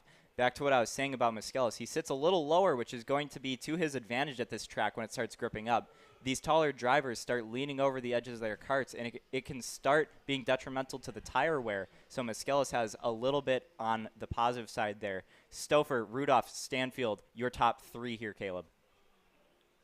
Yeah, as they're now making their way through that turn 4 and 5 complex. Again, that is Rudolph up in the second spot. Right behind him is no longer Stouffer. It is now Miskellis. So that is Stouffer. Sorry, that is Stouffer. Miskellis is running NP number 3. Sorry, that was confusion on my part. As they make their way through 6 and 7.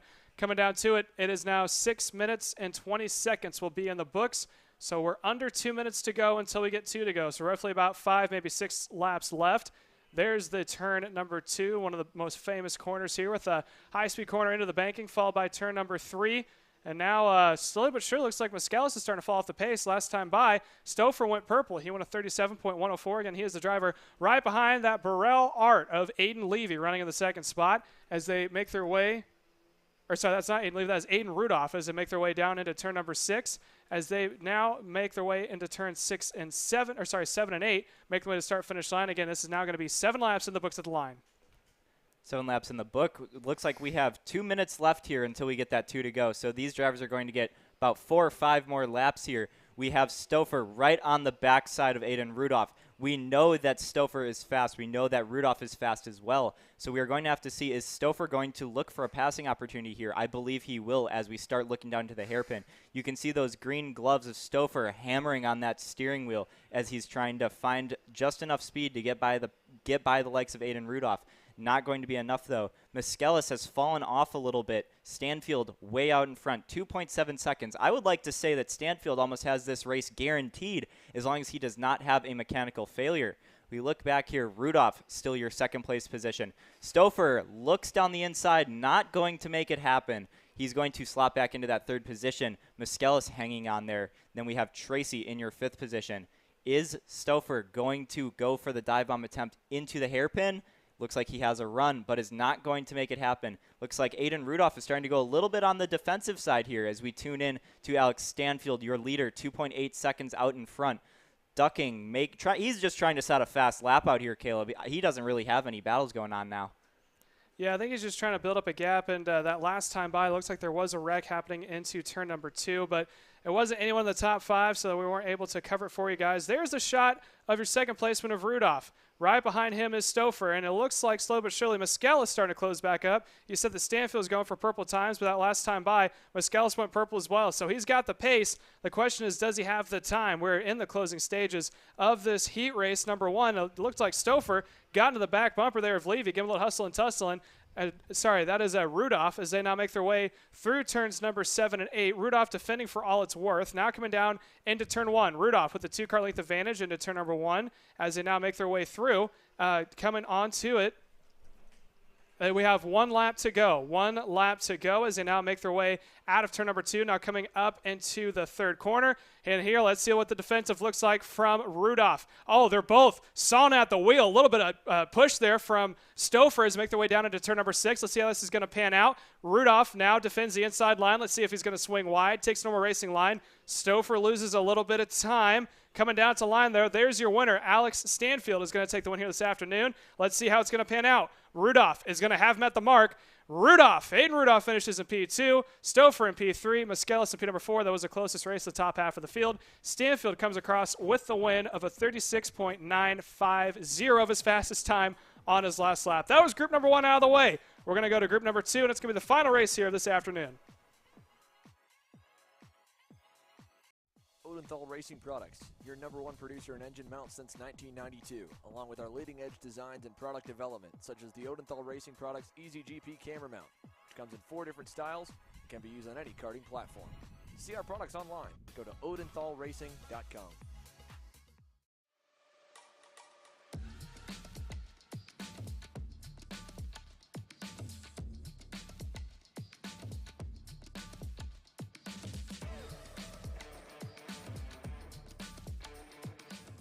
I'm Billy Vincent, owner of MPG Motorsports. What we do at MPG is we try to keep it a nice, fun, family atmosphere.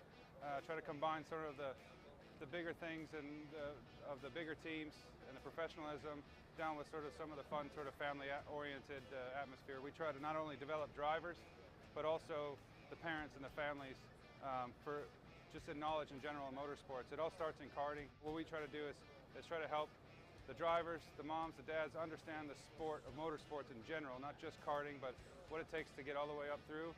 Whether you end up wanting to be a driver or a mechanic or an engineer, you know, we can help you with that, and that's what we're here for. If you're interested in joining us at MPG, our home base is at Whiteland Raceway Park in Indianapolis, and you can contact us at info@willpowerkart.com. And one of our great people will reach out to you, and we'll try to put the best program together.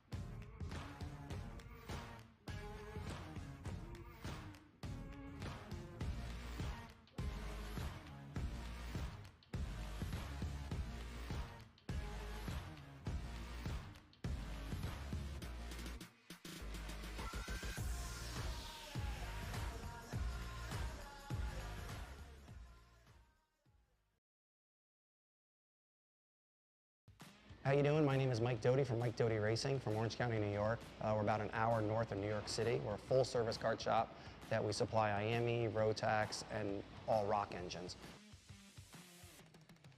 We sell OTK parts and all the tires for all the different series. We support USBKS, SCUSA, Rotax, which is the Stars and Stripes, and the Rock Winter Tour. What we do is we try to get the drivers better by data, driver coaching, and setup. We have a lot of good drivers that come through our program. We have a lot of experience. I've been doing it for almost 35 years, and we just try to translate that to all our customers. For more info about Mike Doty Racing, you can contact us at mikedotyracing@gmail.com or call us at 845-551-0572.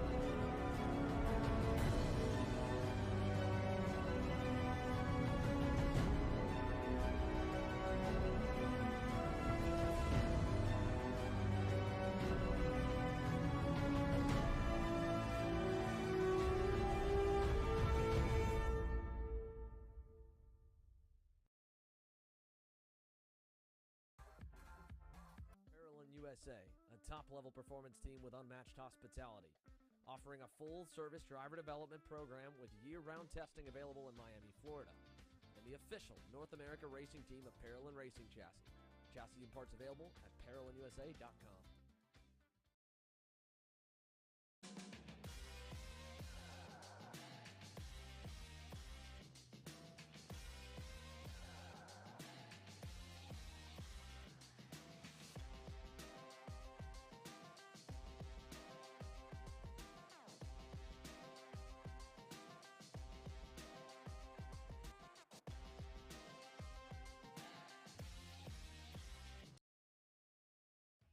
Kart Store USA is a kart parts supplier that racers and retailers can count on when they need reliable advice and service.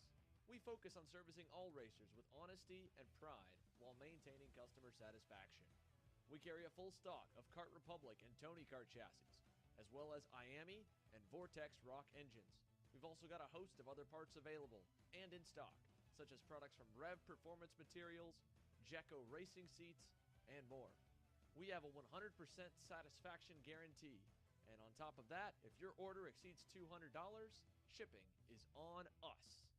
Check out all we have to offer today by visiting us online at kartstore-usa.com. As the Western importer of the Praga and Formula K chassis brands, Leading Edge Motorsports is a high-performance kart shop and race team with a simple mission: teach others the joy of high-performance driving, supply our customers with the highest quality products and services, most of all, win races. With our remarkable racing inventory, expert services, and top-ranked national-level team to back it up, we'll help to get your new kart racing package up and running fast. From arrive and drive service to kart preparation and driver coaching to the parts you need to get you back on the racetrack, Leading Edge Motorsports is the industry answer. Hannah Greenemeyer is going to score the final win of the U.S. Pro Kart Series. Hayden Jones is a national race winner. Nate Cicero wins. Four-time champion Ryan Norberg winning Super Nationals 24. Winner, winner, winner. Are you ready to join one of North America's winningest driver development programs? Rollison Performance Group offers fully customizable packages that are meant to take your game to the next level. For more information, head to RollisonPerformanceGroup.com.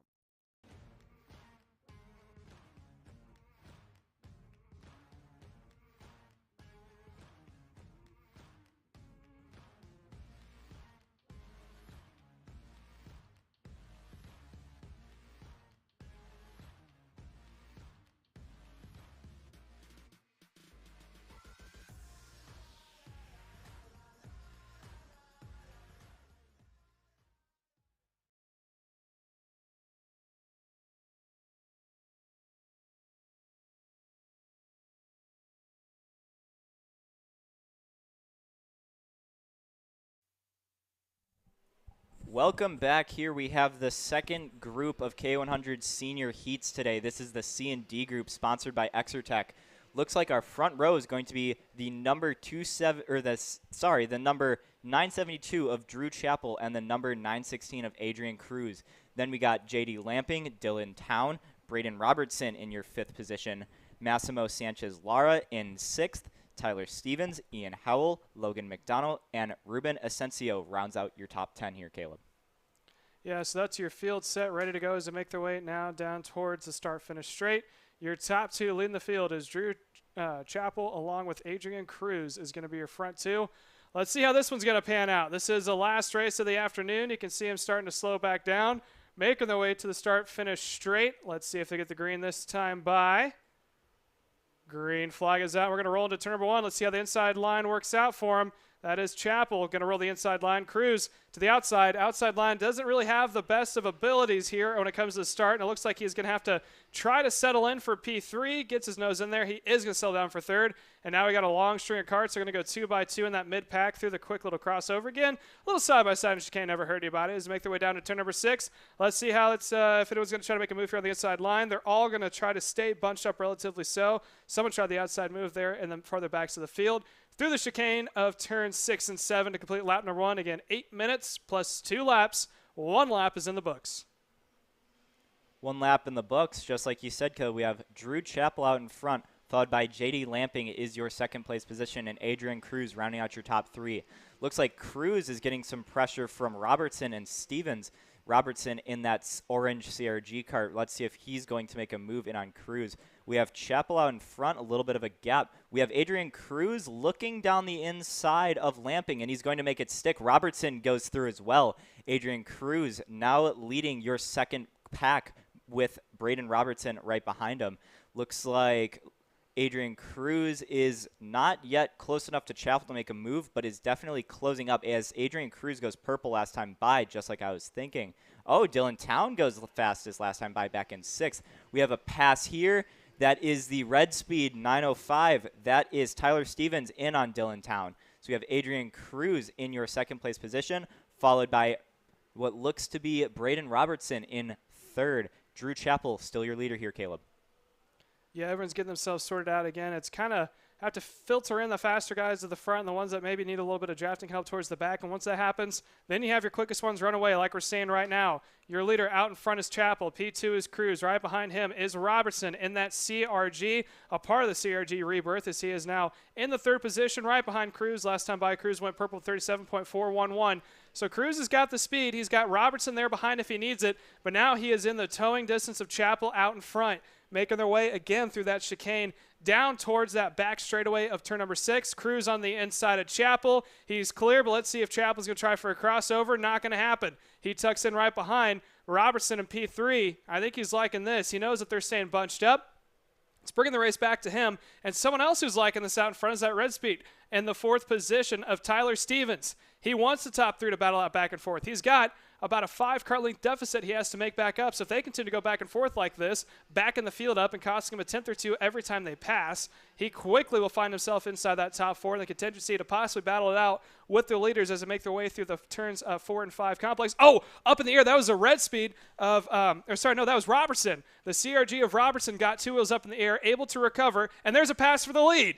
To the inside goes Chappell, and then Cruz says no to that one. He's going to stay out in front, so Cruz stays on point. Chappell is quick. He just needs the opportunity to make his move. Some great battles going on here. Only 3 minutes into this race, and we have seen multiple position changes for the lead. We have Braden Robertson, after that little mishap that he had, has fallen back a little bit, but that's also allowed Tyler Stevens to catch up. Tyler Stevens is purple this race so far. So it looks like as we travel through, we will have two cart packs as we head through turn 6 right now. Braden Robertson is leading Tyler Stevens and Adrian Cruz leading Drew Chappell. Will Robertson be able to Will Robertson be able to catch up to the likes of Chappell and Cruz? I'm not sure, but it seems like Cruz out in front is cruising all by himself out there, looking like he's running a 37.26, which is a 10th and a half faster than the likes of Drew Chappell back in 2nd. Looks like Braden Robertson is not going to get passed there by Tyler Stevens as they head through the chicane down the back into turn 6. We are going to have to look. Is Drew Chappell going to look out to the inside of Cruz? He is not.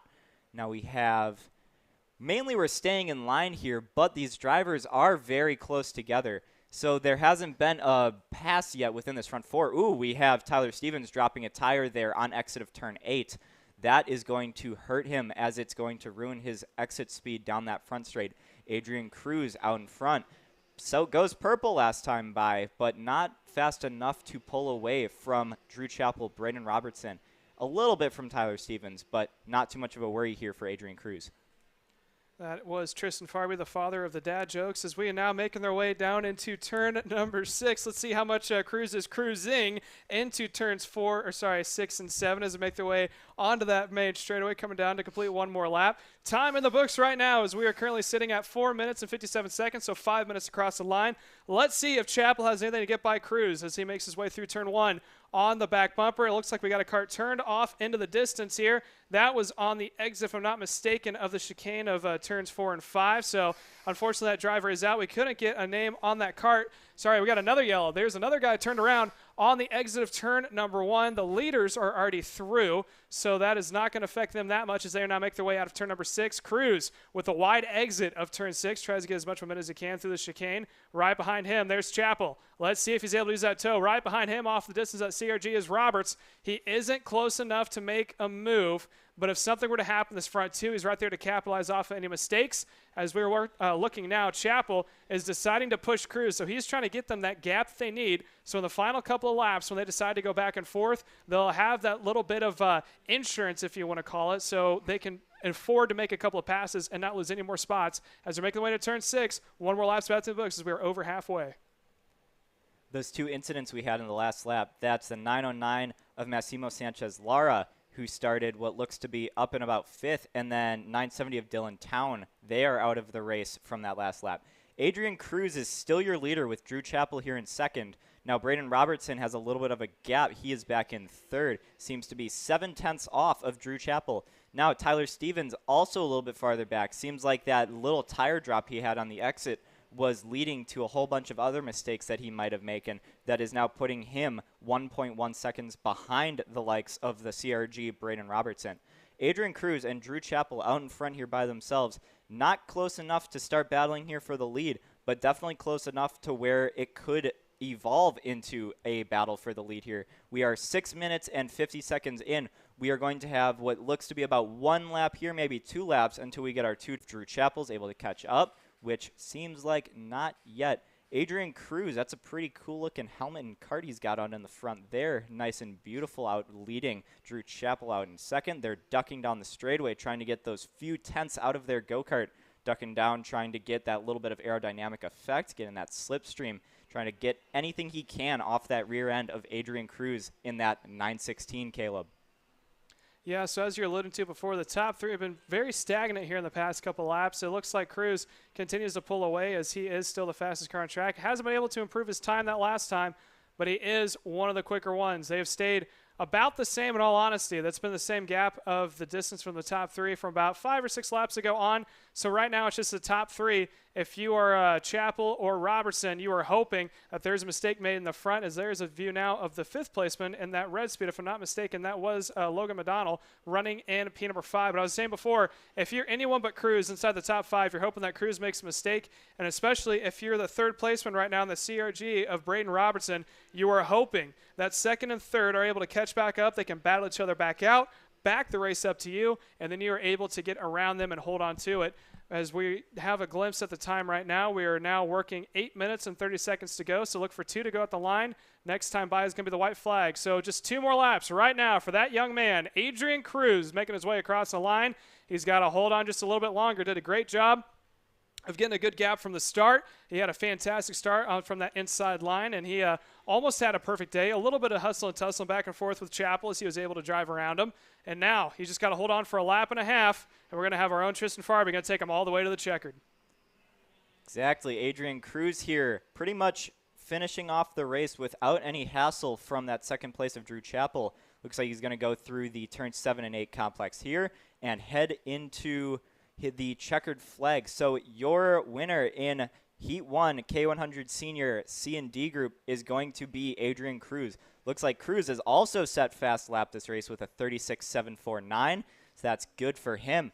So our lineup here in K100 Senior Heat 2 or Heat 1 Group 2, Adrian Cruz, Drew Chappell, Braden Robertson, Tyler Stevens, Logan McDonough, John Barry, Ruben Asensio, Ian Howell, Robert Warren Jr., and JD Lamping finishing off your top 10 here today, Caleb. Yeah, so with that, we are actually going to unfortunately have to send it away after a good day of racing here so far.